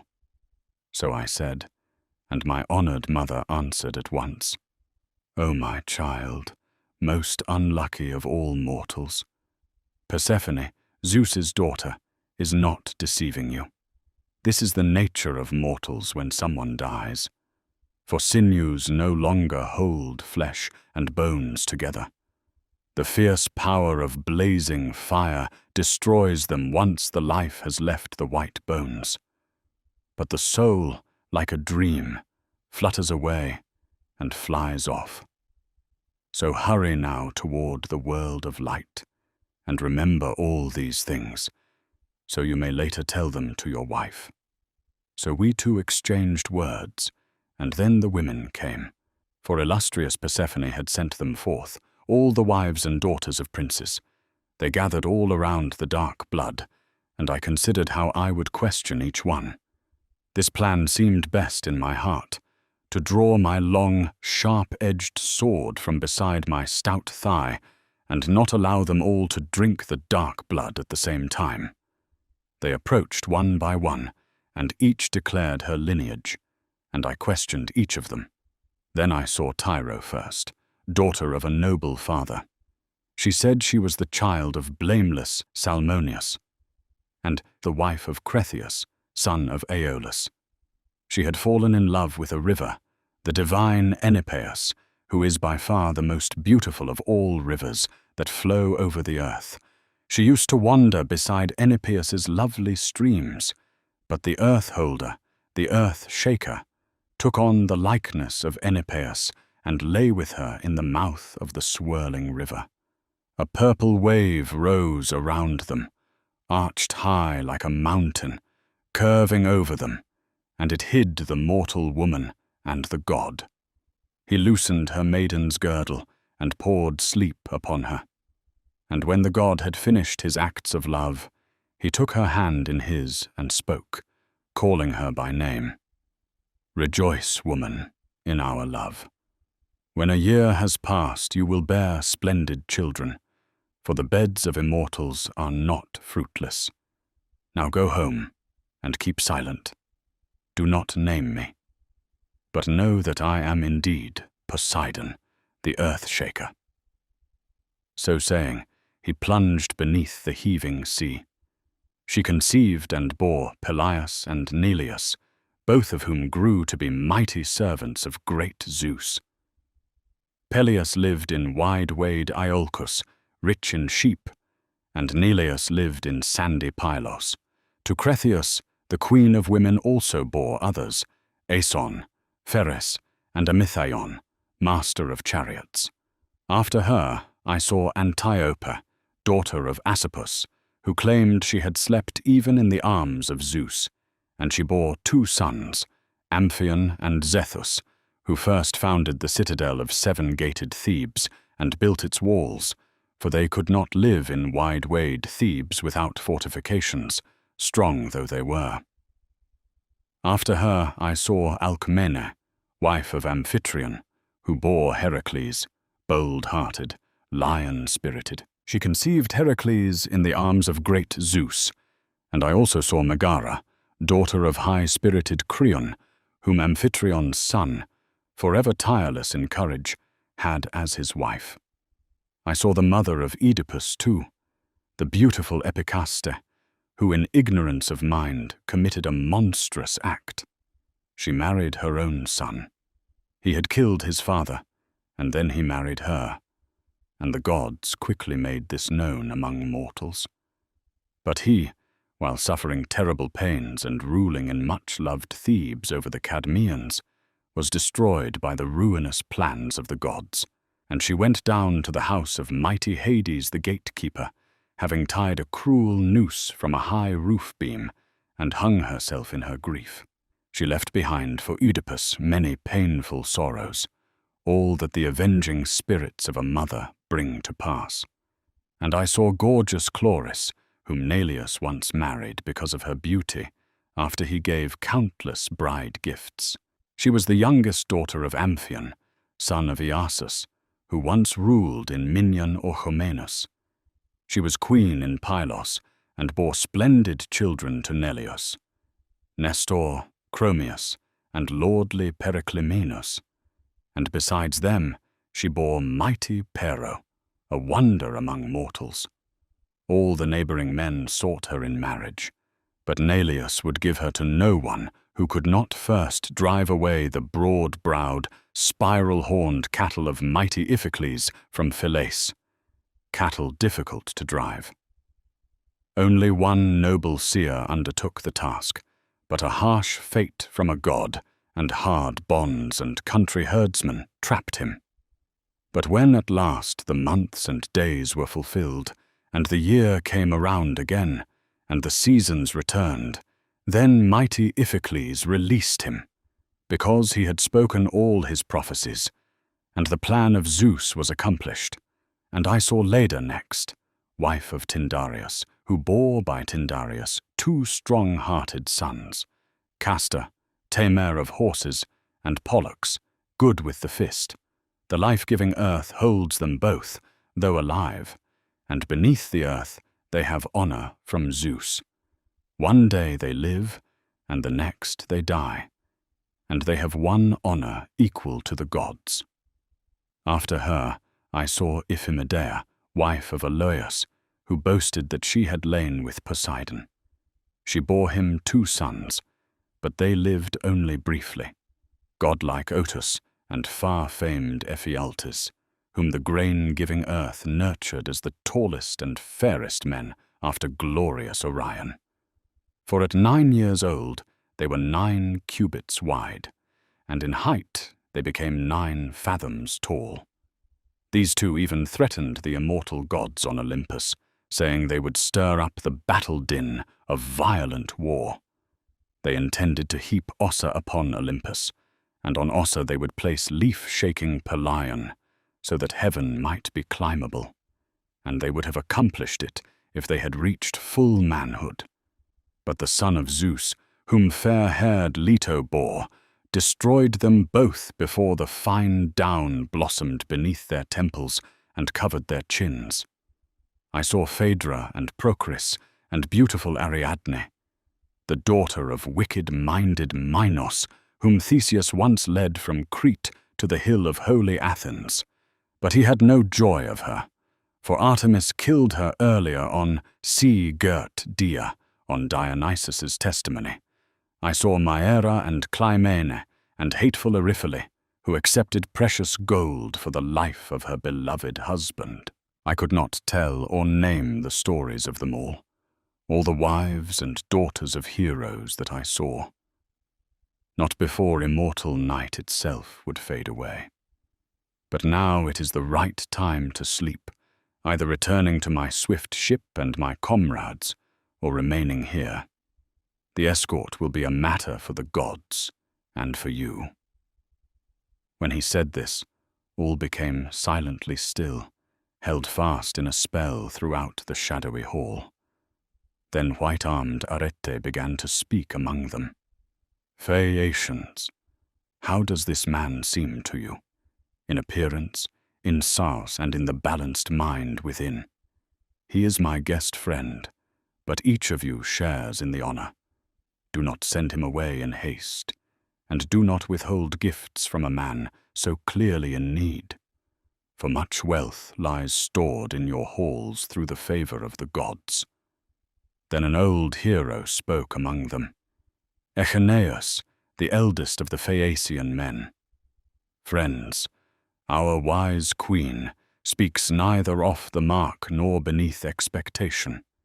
So obey her. Yet from here forward, the matter of word and deed rests with Alcinous."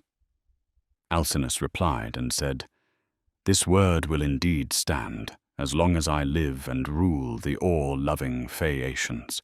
Let the guest endure, though he greatly desires his homecoming, and stay until tomorrow, until I can complete the entire gift offering.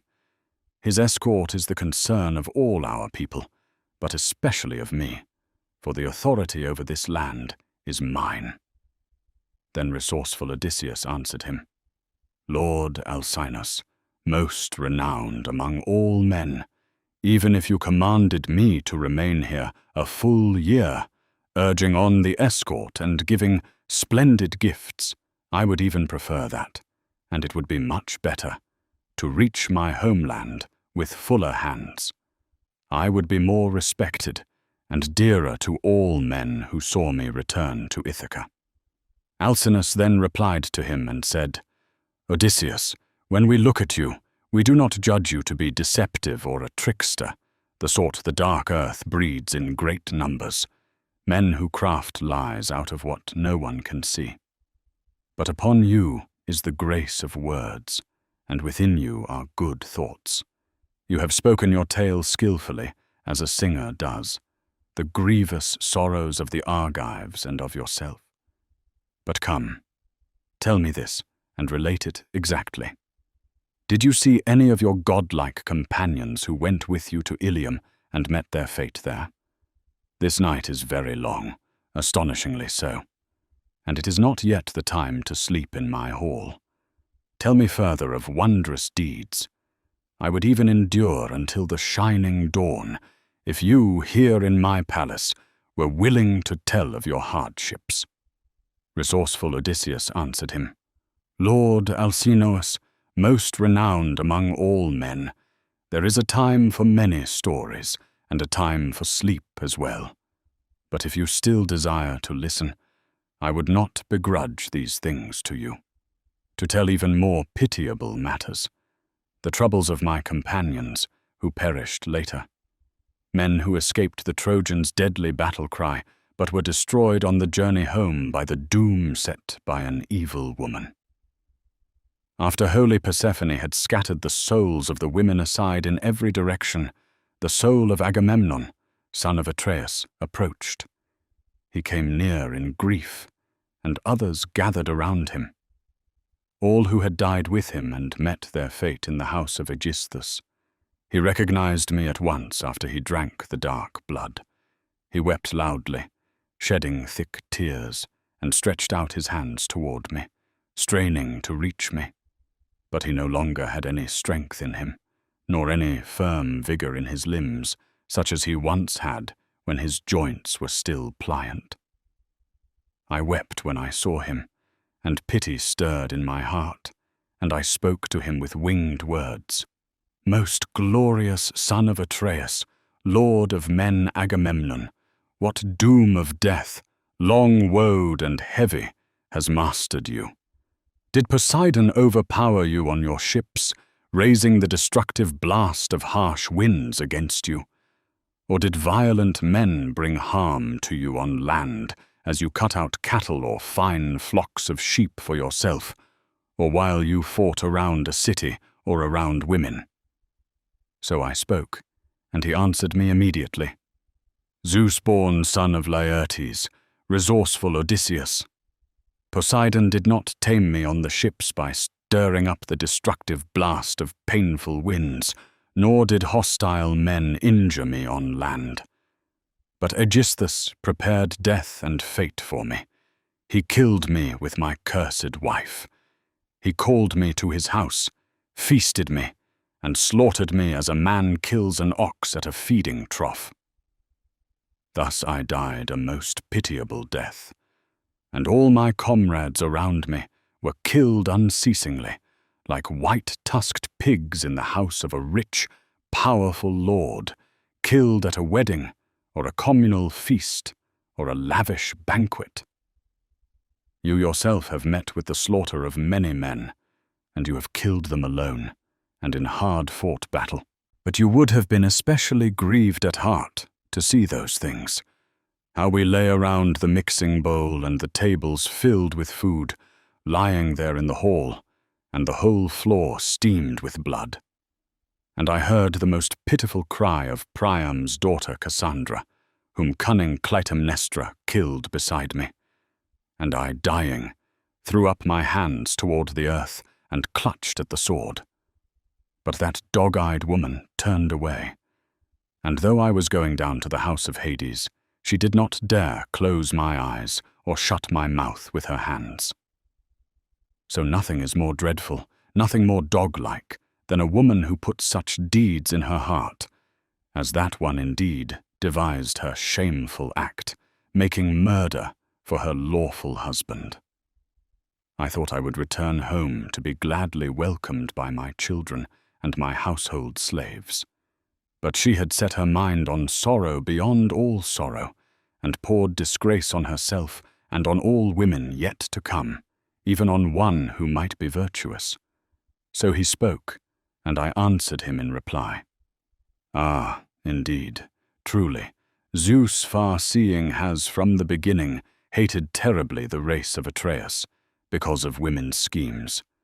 Many of us perished on account of Helen, and Clytemnestra prepared a snare for you when you were far away. So I spoke, and he immediately said to me in reply, Therefore now, never be gentle even toward your wife. Do not declare to her every thought you may know well. Tell her some, but let the rest be hidden. But your death, Odysseus, will not come from your wife. For Icarius's daughter, prudent Penelope, knows wise counsels in her heart, and exceedingly good sense. Indeed, we left her young. When we went to war, and she had a child at her breast, an infant, who now surely sits among the count of men, happy, for his dear father will see him when he returns, and he will throw his arms around his father, as is right. But my wife did not allow my eyes to be filled with the sight of my son. Instead, she murdered me, even me, beforehand. I will tell you something else, and you must put it in your mind. Bring your ship to your beloved homeland secretly, not openly, for there is no longer trust in women. But come, tell me this and recount it exactly. Have you heard anywhere that my child is still alive? Perhaps in Orchomenus, or in sandy Pylos, or perhaps in wide Sparta with Menelaus? For divine Orestes has not yet died upon the earth. So he spoke, and I answered him in reply, Atreides, why do you ask me this? I know nothing at all, whether he lives or is dead. It is bad to speak as empty wind. Thus the two of us sat, exchanging dreadful words, grieving and shedding thick tears. Then the soul of Achilles, son of Peleus, came near, and the souls of Patroclus and noble Antilochus, and Ajax too, who was best in form and size of all the other Danaans after Achilles. The soul of swift-footed Achilles recognized me, and lamenting spoke winged words. Zeus-born Laertiades, resourceful Odysseus, reckless man, what greater deed will your heart devise? How did you dare to come down to the house of Hades, where the witless dead dwell, the phantoms of worn-out mortals? So he spoke, and I answered him in reply, Achilles, son of Peleus, mightiest of the Achaeans by far. I came because I had business with Tiresias, to hear from him some plan by which I might reach rocky Ithaca. For I have never come near Achaean land, nor set foot on my own soil, but always suffer hardships. But as for you, Achilles, no man before you or after you is more blessed. For while you were alive, we Argives honored you as equal to the gods, and now again you hold great power among the dead, since you are here. So do not be pained at being dead, Achilles. So I spoke, and he immediately answered me and said, Do not speak softly to me of death, glorious Odysseus. I would rather be a hired hand, working for another, a man with no land, who has little livelihood, than rule over all the dead who have perished. But come, tell me of my noble son. Did he follow to war, to be out front or not? Tell me also of my excellent father Peleus. Have you learned anything? Does he still hold honor among the Myrmidons, or do they dishonor him throughout Hellas and Phthia, because old age restrains his hands and feet? For I am not there to aid him in the sunlight, as I once was in wide Troy, when I slew the best men in defense of the Argives. If only I could come like that to my father's house even for a short time, then I would make bitter my fury and my unstoppable hands against anyone who wrongs him or keeps him from his honor. So he said, and I answered him in reply, Truly, I have learned nothing of noble Peleus, but of your dear son Neoptolemus. I will tell the whole truth, since you ask me, for I myself brought him in my balanced, hollow ship from Cyrus to the well-grieved Achaeans. And truly, when we were taking counsel around the city of Troy, he was always the first to speak and never missed with his words. Only godlike Nestor and I surpassed him. But whenever we Achaeans fought around the city of Troy, he never remained in the crowd or stayed in the throng of men. Instead, he always ran far ahead, yielding to no one in his fury. He slew many men in the dread battle. I could not tell or name them all. He slew so many protecting the Argives. But I will tell of that one he killed with the bronze, the hero Eurypylos, son of Telephus, and many comrades of his, the Cetaeans, died around him because of gifts made to a woman. He was the handsomest man I ever saw, after divine Memnon.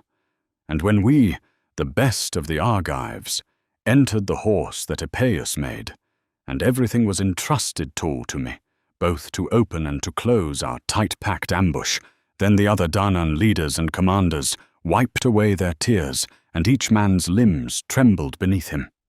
But never at all, did my eyes see him grow pale in his lovely flesh, nor wipe tears from his cheeks.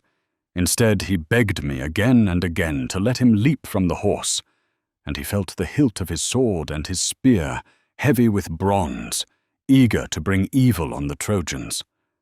But when at last we sacked Priam's steep city, he boarded his ship with his share of the spoils and a noble prize, unscathed, neither struck by sharp bronze nor wounded in close combat, though such things happen so often in war, as Ares rages without distinction.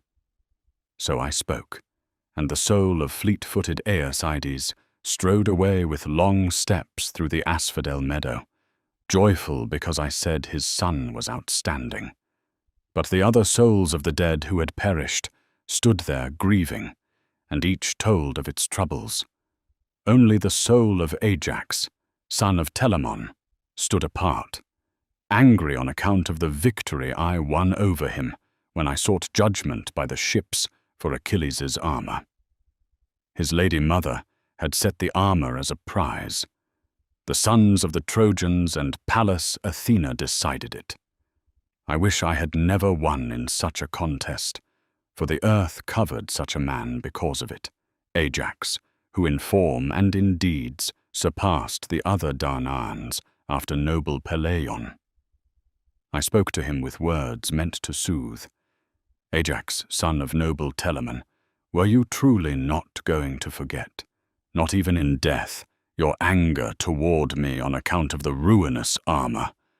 The gods made this grief for the Argives, that such a tower for them as you perished. For you, the Achaeans, grieve unceasingly, as much as for the death of Achilles, son of Peleus. No one else is to blame, but Zeus, who hated the army of Danaan's spearmen terribly and laid doom upon you. But come here, Lord, so you may hear our word and our speech. Tame your proud heart and your mighty spirit. So I spoke, but he answered me not at all, and he went away among the other souls of the dead, down into Erebus. There he might have spoken to me still, even though angry, or I might have spoken to him. But my heart, within my dear chest, wanted instead to see the souls of the others who had died. Then indeed I saw Minos, splendid son of Zeus, holding a golden scepter, giving judgments to the dead. They sought decisions from the Lord as they sat or stood around him throughout the wide-gated house of Hades. After him, I looked upon huge Orion, herding together the wild beasts through the asphodel meadow. Those very beasts he had slain himself in the lonely mountains, holding in his hands a club of solid bronze, forever unbroken. And I saw Tityus, glorious son of earth, lying stretched across the ground, sprawled over 9 full acres, while 2 vultures, one on each side, sat and tore at his liver, diving deep into his innards, and he could not beat them off with his hands.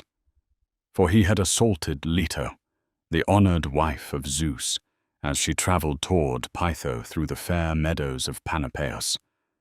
And I beheld Tantalus, who had hard torments, standing in a pool, its water washing against his chin.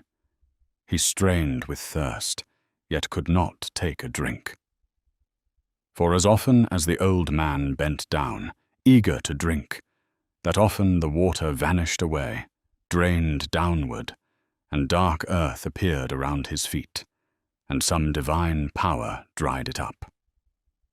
Lofty trees poured fruit over his head, pears and pomegranates, and apples rich with shine, sweet figs and luxuriant olives. Whenever the old man reached up to pluck them with his hands, a gust of wind whirled them away to the shadowy clouds. And I beheld Sisyphus, one who had mighty sufferings, heaving a monstrous stone with both hands. Straining with hands and feet, he forced the stone upward toward a slope, but whenever it was about to pass the crest, a great power would turn it back. Then the shameless stone rolled back down to the ground. But he would push it upward again, straining, as sweat poured from his limbs and dust rose thick from his head. After him I caught sight of mighty Heracles, a phantom, for he himself delights among the immortal gods, feasting with them, and has for his wife fair-ankled Hebe, daughter of great Zeus and golden-sandaled Hera. But around this phantom of him was the clamour of the dead, like birds scattering in terror in all directions. He himself was like black night, holding his naked bow, an arrow set upon the string, glaring terribly, always appearing as if about to shoot. Around his chest was slung a horrifying baldric, a golden belt on which wondrous things were fashioned. Bears, wild boars, lions with blazing eyes, fights and battles, murders and slaughters. Would that he who made it had not devised it, nor any other such work. The one who made that baldric with his skill. Heracles recognized me at once when he saw me with his eyes, and spoke to me, lamenting with winged words, Zeus-born son of Laertes, resourceful Odysseus, ah, poor man, do you too endure some evil fate, like the one I bore under the bright light of the sun? For though I was the son of Zeus Cronion, I had immeasurable misery, for I was enslaved to a man far worse than I, who laid harsh labours upon me. He even sent me here once, to bring back the dog, thinking that no task could ever be more terrible for me. But I dragged it up and brought it out of Hades, and Hermes guided me, and bright-eyed Athena. So speaking, he went back again into the house of Hades. But I stayed right where I was, hoping that someone else of the hero men who had died before might yet come. And I would indeed have seen even earlier men, the very ones I wished to see, Theseus and Perithous, glorious children of the gods. But before that, multitudes of the dead began to gather in swarms with a dreadful, godlike noise. Pale fear seized me, that illustrious Persephone might send out of Hades the Gorgon's head, the terrible monster. At once, then, going back to the ship, I ordered my comrades to get aboard at once and to loosen the stern cables. They boarded quickly and sat at the oarlocks, and the wave of the river's current carried her downstream on ocean stream, first by rowing, then later with a beautiful fair wind. You're listening to Classics Made Clear, classic texts translated with accuracy and accessibility for today's listener. Please like, subscribe, leave a comment, and share these videos with your friends. The Odyssey, by Homer, Book 12. Then, when our ship left the stream of Ocean's river and reached the waves of the great wide sea, we came again to Aea, the island where early-born dawn has her home, her dancing places, and the place where the sun rises. When we arrived, we pulled the ship up on the sand and stepped out onto the edge of the surf. There we lay down, fell asleep, and waited for bright dawn. When early-born, rose-fingered dawn appeared, I sent some of my men to Circe's house to bring the body of Elpenor, who had died. Right away we cut wood where the beach stuck out the farthest, and we buried him with sorrow, pouring out many tears. When the body and his gear had burned, we heaped up a mound for him, dragged a marker onto it, and fixed a well-made oar at the top. While we were doing all this, Circe noticed. She knew we had returned from Hades, and very quickly she came toward us, beautifully dressed, and her servants followed her carrying food, piles of meat, and sparkling red wine. The divine goddess stood among us and said, "You poor, reckless men, you entered the house of Hades alive, and now you must die twice, while other men die only once. But come, eat food and drink wine here all day long, and when dawn appears you will sail. I will show you the route and explain everything, giving signs so that through no foolish or harmful mistake you will suffer trouble on sea or land." She spoke, and our hearts obeyed her. So all that day, until the sun went down, we sat feasting on endless meat and sweet wine. When the sun went down and dusk came, my men lay down to sleep beside the stern ropes of the ship. Circe took me by the hand, led me away from my dear companions, sat me down, lay beside me, and asked about everything. I told her all of it in order. Then Lady Circe spoke to me and said, "All of that has now happened as it should. Now listen to what I will tell you. And even a god will help you remember it. First you will come to the sirens, who enchant every man who meets them. Whoever comes near without knowing the danger and hears their voices will never again have his wife or little children stand by him or rejoice at his homecoming. Instead, the sirens will trap him with their clear, beautiful singing. They sit in a meadow, and all around them is a great heap of bones from men who have died, their skin shriveled upon them. So steer your ship past them. Knead soft, sweet wax, and smear it on your companions' ears, so none of them will hear. But if you yourself want to listen, you may. Have your men tie you tightly on the swift ship, both hands and feet, standing upright at the mast, with ropes fastened from it, so you can safely hear and enjoy the song of the sirens. If you beg them to free you or order them to let you go, they must bind you with even more ropes. But when your men have driven the ship past the sirens, then I will no longer clearly tell you which way of the two roads you must take next. You must think it over in your own mind, and I will tell you about both paths. One way has overhanging rocks, and against them crashes the huge wave of dark-eyed amphitrite. The blessed gods call these rocks the planctai, the wandering rocks. Not even birds fly past them, not even the timid doves that carry ambrosia to Zeus. The smooth rock always snatches away one of them, and then their father sends another to keep the number complete. No ship of men has ever escaped that place, any ship that has come near it. Instead, the waves of the sea and blasts of deadly fire sweep away at once the planks of ships and the bodies of sailors. The only ship that ever passed by was the Argo, famous to all, sailing from Ithaca's land. But even she would have been smashed against the great rocks if Hera had not guided her past them, because Jason was dear to her. The other route has two cliffs. One rises all the way to the wide sky with a sharp peak, and a dark cloud always hangs around it. It never leaves, and clear air never shows the peak, not in summer and not in harvest time. No mortal man could climb it or set foot upon it, not even if he had 20 hands and 20 feet, for the rock is smooth and polished like carved stone. In the middle of that cliff is a misty cuss turned toward the west, toward Erebus. This is the direction in which you will be steering your hollow ship, noble Odysseus.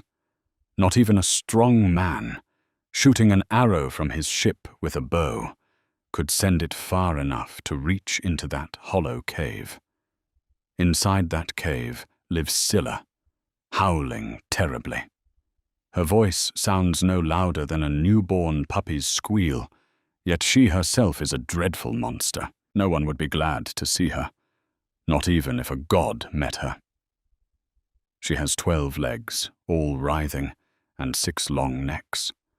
On each neck is a horrible head, and in each mouth are 3 rows of teeth, packed close together, filled with black death. Her body goes down deep into her hollow cave, but she sticks her 6 heads out from the dreadful pit. From there, she fishes, searching around the cliff for dogfish and dolphins, and hoping to catch some giant sea creature, those countless beasts raised by loud roaring amphitrite. Sailors never, ever boast that they passed her unharmed. From each head she snatches 1 man straight off a dark, proud ship. You'll see, Odysseus, that the other cliff is lower to the sea. They stand near each other. You could shoot an arrow from one and hit the other. On that cliff is a huge fig tree, thick with leaves. Under it, divine Charybdis swallows down black water. 3 times a day, she spits it up, and 3 times she swallows it again in a dreadful rush. Pray you do not happen to be there when she swallows, for not even the Earth-shaker could save you from that disaster. So keep your ship very close to Scylla's cliff and row past quickly. It is far better to lose only 6 comrades than to lose them all at once. She spoke, and I replied to her in fear. Come now, goddess, tell me this truly. Is there any way I can escape destructive Charybdis and then fight off Scylla when she attacks my men? So I spoke, and the divine goddess immediately answered, Reckless man, even now you think about fighting and war. Will you never yield even to the immortal gods? She is not mortal. She is an immortal evil, dreadful, terrible, savage, and impossible to fight. There is no defense against her. The best thing you can do is flee from her. For if you delay beside the rock to put on your armor, I fear she will attack again and reach for you with just as many heads as before, and seize just as many men. So row with all your strength and call upon Crataeis, Scylla's mother, who bore her as a plague upon mankind. She will keep Scylla from making another rush at you afterward. Next, you will come to the island of Thrinacia. There the cattle and fat sheep of the sun feed. 7 herds of cattle and 7 flocks of sheep, 50 in each herd and flock. They do not bear young, and they never die away. Goddesses tend them, the beautiful-haired nymphs Phaethusa and Lampetia, whom divine Neaira bore to the sun, Hyperion. Their lady mother raised them, and then sent them to the island of Thrinacia to live far away and guard their father's sheep and curved-horned cattle. If you leave them unharmed and keep your mind set on returning home, you may still reach Ithaca, even though you will suffer hardships. But if you harm them, I foretell your destruction, your ships and your comrades. Even if you yourself escape, you will come home late and in misery, having lost all your companions. She finished speaking, and golden-throned dawn appeared at once. Then the goddess left the island. I went back to my ship and urged my comrades to get aboard and release the stern ropes. They boarded immediately and sat down at their oarlocks, and seated in rows, they struck the grey sea with their oars. For us, behind our dark, proud ship, Circe, fair-haired, mighty, a dread goddess who speaks like a human, sent a good companion, a favourable wind that filled our sail. At once we checked every piece of gear along the ship, then sat down, and the wind and the pilot steered her. Then, grieving in my heart, I said to my comrades, Friends, since it's not right that only 1 or even 2 of us know the warnings that Circe, the divine goddess, told me, I'll tell them now. That way, knowing them, we can either die together or escape doom and avoid death. First, she orders us to avoid the voice of the wondrous sirens and their flowered meadow. She commands that I alone may hear their song. But you must tie me tight in painful bonds, so I stay fixed firmly in the place where I am, upright at the mast step, with ropes fastened from it. And if I beg you to release me, or order you to free me, you must bind me even more." So I spoke and explained each thing to my comrades. Meanwhile, our well-built ship quickly came near the Sirens' island, for a gentle, harmless wind carried her along. But soon the wind stopped, and a still and windless calm followed, and some divine power put the waves to sleep. My comrades got up and furled the sail, stowing it inside the hollow ship. Then they sat down at the oars and made the seawater white with their polished pine blades. As for me, I cut a large circle of wax with my sharp bronze blade and kneaded small pieces of it in my strong hands. The wax quickly grew warm and soft, for the sun's powerful heat and the bright rays of the Lord Hyperion melted it. Then I smeared it on the ears of all my comrades, one after another. They tied me on the ship, my hands and feet together, upright at the mast step, fastening ropes from it. Then they sat down and struck the grey sea with their oars. But when we were just as far away as a shout can carry, and we were rowing quickly forward, the Sirens did not miss our sea-swift ship. They drew near and prepared their clear-toned song. "Come here, Odysseus, greatly praised, great glory of the Achaeans. Bring your ship in close so you can listen to our voice, for no one ever sails past this place in a black ship before hearing the honey-sweet sound from our lips, and after he enjoys it, he departs, knowing more than before. We know everything, all the things that happened at wide Troy, all that Argives and Trojans suffered by the will of the gods, and we know everything that happens on the earth that feeds many." So they sang, sending out their beautiful voice. My heart wanted terribly to listen, and I signaled to my comrades to free me, nodding with my eyebrows, but they leaned forward and rowed harder. Then Perimedes and Eurylochus stood up at once and bound me in even more ropes, pulling them tighter. When at last they had rowed past the Sirens, so that we could no longer hear their voices or their song, my faithful comrades quickly removed the wax I had smeared on their ears and freed me from my bonds. But when we had left the island, soon afterward, I saw smoke and a huge wave, and I heard a booming crash. In their terror, my crew let their oars fly out of their hands, and the oars all clattered into the current. The ship stood still, since they no longer drove the long-bladed oars forward with their hands. Then I walked through the ship, going to each man in turn, and encouraged my comrades with gentle, reassuring words. "Friends," I said, "we have never been ignorant of troubles. This danger is no worse than when the Cyclops trapped us in his hollow cave by brute force. Yet we escaped even from there, through my courage, my plan, and my mind. And someday, I think, we will remember even this. Now come, do as I say, and let us all obey together. You, take your seats at the oarlocks, and strike the deep surf of the sea with your oars.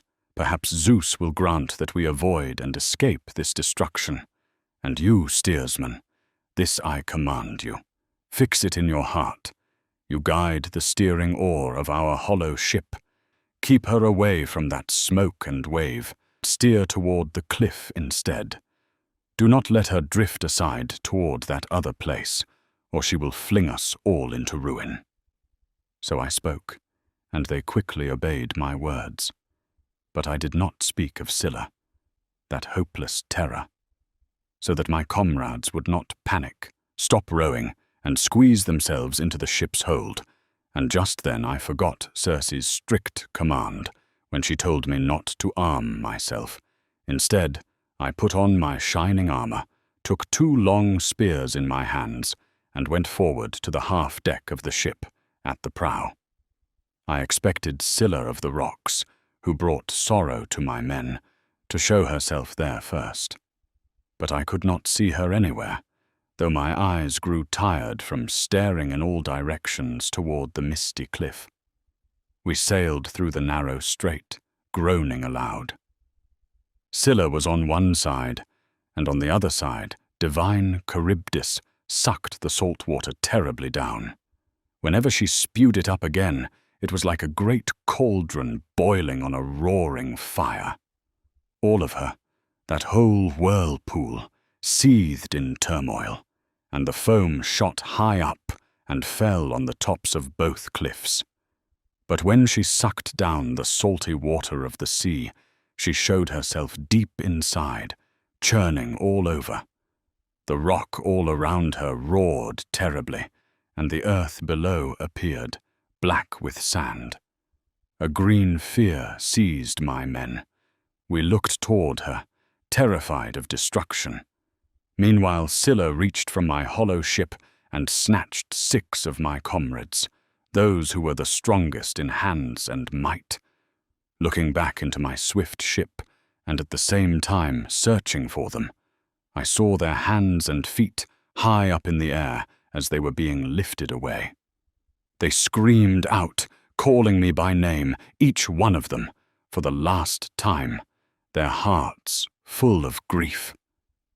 And just as when a fisherman on a jutting rock casts bait into the water to trick small fish, and then flings out into the sea the horn of a field-grazing ox, and catching a writhing fish, tosses it up on the shore, so were my men, writhing, lifted toward the rocks.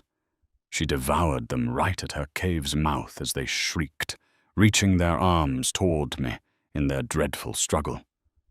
That was the most pitiful thing I ever saw with my own eyes, of all the trials I endured while searching out the paths of the sea. Then, after we escaped the rocks, both dread Charybdis and Scylla, we reached afterward, the splendid island of a god. There were the wide-browed cattle, and many fat sheep of the sun god Hyperion. While still at sea, in my black ship, I heard the lowing of cattle gathering into their pens and the bleating of sheep, and then the words of the blind prophet Tiresias of Thebes and of Circe of Aeaea came into my heart, who had strongly ordered me, again and again, to avoid the island of the sun god. Then, grieving in my heart, I spoke to my comrades. Comrades, though you are suffering terribly, listen to my words, so I can tell you the prophecy of Tiresias and of Circe of Aeaea, who strongly commanded me to avoid the island of the sun god, who delights in mortals. For she said that the most dreadful evil for us lies there. Therefore, steer our black ship past that island. So I spoke, and at my words their dear hearts were broken. Eurylochus, however, at once answered me with hateful speech. You're reckless, Odysseus. Your strength is incredible, and your limbs never grow tired. Surely you must be entirely made of iron.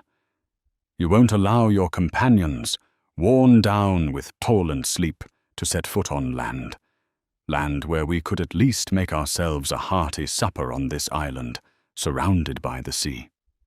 Instead, you order us to wander through the swift night, lost, driven away from safe harbor on the misty sea.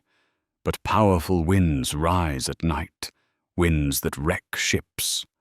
How could anyone escape deadly destruction if a sudden storm of wind should break upon us, whether from the south wind or the stormy west wind, those winds that most often shatter ships despite the will of the Lord gods? No, let's yield to the black night, stay beside our swift ship, prepare supper, and at dawn go aboard and sail again over the wide sea. So said Eurylochus, and the other comrades agreed. Right then I understood that some divinity intended disaster, and I spoke winged words to him. Eurylochus, you can indeed overpower me, since I am only one man. But come now, all of you, swear a powerful oath. If we find any herd of cattle or large flock of sheep, none of you must harm an ox or a single sheep through reckless evil. Instead, eat the food that immortal Circe gave us. So I spoke, and at once they swore the oath as I ordered. After they swore and completed it, we moored our well-built ship in a hollow harbour near a spring of fresh water. My comrades disembarked and skillfully prepared supper. Then, once they had satisfied their desire for food and drink, they remembered and wept for their dear comrades, whom Scylla had snatched from the hollow ship. And as they wept, sweet sleep came over them. When a third part of the night had passed, and the stars had sunk down, cloud-gathering Zeus sent up a fierce, blasting wind with a marvelous storm, and covered land and sea alike with clouds. Night swept down from heaven. When early-born, rose-fingered dawn appeared, we dragged our ship into a hollow cave for safety, where there were seats and dancing places for the nymphs. Then I held an assembly and spoke among them all. Friends, we have food and drink aboard our swift ship. Let's keep our hands off the cattle so we don't suffer some terrible fate. These cattle and fat sheep belong to a dread god, Helios, who sees everything and hears everything. So I spoke, and their brave hearts were persuaded. But for a whole month the south wind blew without stopping, and no other wind rose except the south wind and the east wind. As long as they still had food and red wine, they stayed away from the cattle, wanting to stay alive. But when all the provisions on the ship were finally gone, they began searching for food out of necessity, wandering the island for game, fish, birds, whatever their hands could catch with bent fishing hooks. Hunger tormented their stomachs. Right then I walked up through the island to pray to the gods, hoping one of them would show me a way home.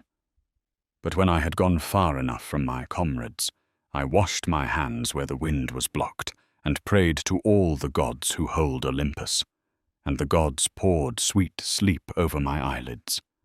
While I slept, Eurylochus began to lead our comrades into an evil plan. Comrades, though we suffer terribly, listen to me. All deaths are hateful to miserable mortals, but the worst death of all is to die of hunger, meeting one's doom that way. So come, let's drive off the best of the cattle of the sun and sacrifice them to the immortal gods who hold wide heaven. If we ever reach Ithaca again, our fatherland, we will immediately build a fine temple for Helios Hyperion and fill it with many splendid gifts. But if Helios becomes angry over his straight-horned cattle and wants to destroy our ship, and the other gods go along with him, then I would rather lose my life all at once in a single gulping wave than be slowly drained away for a long time on this empty island. So said Eurylochus, and the rest of the comrades agreed. At once they drove off the best of the cattle of the sun from nearby, for the fine, broad-browed, curved-horned cattle were grazing not far from our dark-prowed ship. They gathered around the animals and prayed to the gods, plucking soft leaves from a sole-leafy oak. They had no white barley on the well-benched ship. So after they prayed, they slaughtered the cattle and skinned them. They cut out the thigh pieces, wrapped them in fat, folded them double, and laid strips of raw meat on top. They had no wine to pour on the burning sacrifice, so they poured water instead and roasted all the entrails. When the thigh pieces were burned and they had tasted the inner organs, they cut up the rest of the meat and spitted it carefully on wooden skewers. Right then sweet sleep rushed off my eyelids, and I went toward my swift ship and the shore of the sea. But when I drew near my curving ship, the sweet smell of burning fat drifted around me. I cried out and wailed to the immortal gods. Father Zeus, and you other blessed gods forever, you cast me into ruinous sleep. My comrades have done a great and monstrous deed while I lay unaware. A messenger quickly came to Helios Hyperion, Lampetia, the long-robed daughter of the sun, and she told him that my men had killed his cattle. Enraged in his heart, he spoke immediately to the immortals. Father Zeus, and you other blessed gods forever, punish the comrades of Odysseus, son of Laertes. They have killed my cattle wickedly, cattle in which I delighted whenever I went up to starry heaven, and whenever I turned back again from heaven to the earth. If they do not pay me proper compensation for my cattle, I will go down to the house of Hades and shine among the dead instead. Cloud-gatherer Zeus replied to him, Helios, yes, keep shining among the immortal gods and among mortal men on the grain-giving earth. As for them, I will soon strike their swift ship with my white lightning, and I will shatter their ship into little pieces in the middle of the wine-dark sea. I heard all of this from fair-haired Calypso, who said she herself had heard it from Hermes the runner. Then, when I came down to the ship and the sea, I reproached each man in turn, but there was no remedy we could find. The cattle were already dead. Soon after, the gods showed signs to them. The hides crawled, and the meat, both raw and roasting, mooed on the spits with the very sound of cattle. For 6 days afterward, my loyal comrades feasted on the best of the sun god's cattle that they had driven off. But when Zeus, son of Cronos, brought the 7th day, the wind stopped blowing its fierce storm. We boarded at once and sent the ship out onto the wide sea, raising the mast and hoisting the white sail. But when we had left the island behind, and no other land appeared, only sea and sky, right then the son of Cronos set a dark cloud above our hollow ship, and the sea grew dark beneath it. Our ship did not run far after that, for soon the west wind arrived screaming, driving a great storm. The storm wind snapped the forestays of the mast, both of them, and the mast fell backward, sending all its gear crashing into the hold. At the stern of the ship, the falling mast struck the steersman's head and smashed every bone in it. He fell from the half-deck like a diver, and his bold spirit left his bones. Then Zeus thundered all at once and hurled a lightning bolt onto the ship. She shook all over, struck by Zeus's lightning. Sulphur filled her, and my comrades were hurled out of the ship, and they, like sea crows, were carried around the black ship by the waves, and the god took away their return home. But I went through the ship until the surge loosened the sides from the keel, and the wave carried it bare. Then the wave broke the mast off the keel, but on it the backstay, made of ox-hide, had been thrown. With it I bound both keel and mast together, and sitting on them, I was carried by destructive winds. Then west wind indeed stopped raging in a storm, but south wind came quickly, bringing pains to my heart, until it even made me retrace my course to deadly Charybdis. I was carried all night, and with the rising sun, I came to Scylla's rock and dread Charybdis. She swallowed down the sea's salty water, but I, lifted high, sprang toward a tall fig tree. Clinging to it like a bat, I held on. I had no place to plant my feet firmly, nor to climb upon, for its roots were far below, and its branches high in the air, long and large, and they cast shadow over Charybdis. I held on unceasingly, until she should vomit back again the mast and keel. But they came late to me, at the hour when a man rises from the assembly for supper, after judging the many disputes of quarrelling young men. Then at last Charybdis spat out the timbers. I let go with my hands and feet to be carried downward, and I fell in the middle beside the long beams. Sitting upon them, I rowed with my hands. But the Father of gods and men no longer allowed Scylla to see me, for I would not have escaped sheer destruction. From there I was carried 9 days, and on the 10th night the gods brought me to the island of Ogygia. There lives fair-haired Calypso, a dread goddess with a human voice, who loved me and cared for me. Why should I tell this to you? For I have already recounted it to you in your house yesterday, to you and your mighty wife, and it is hateful to me to speak again things that have already been clearly told. You're listening to Classics Made Clear, classic texts translated with accuracy and accessibility for today's listener. Please like, subscribe, leave a comment, and share these videos with your friends.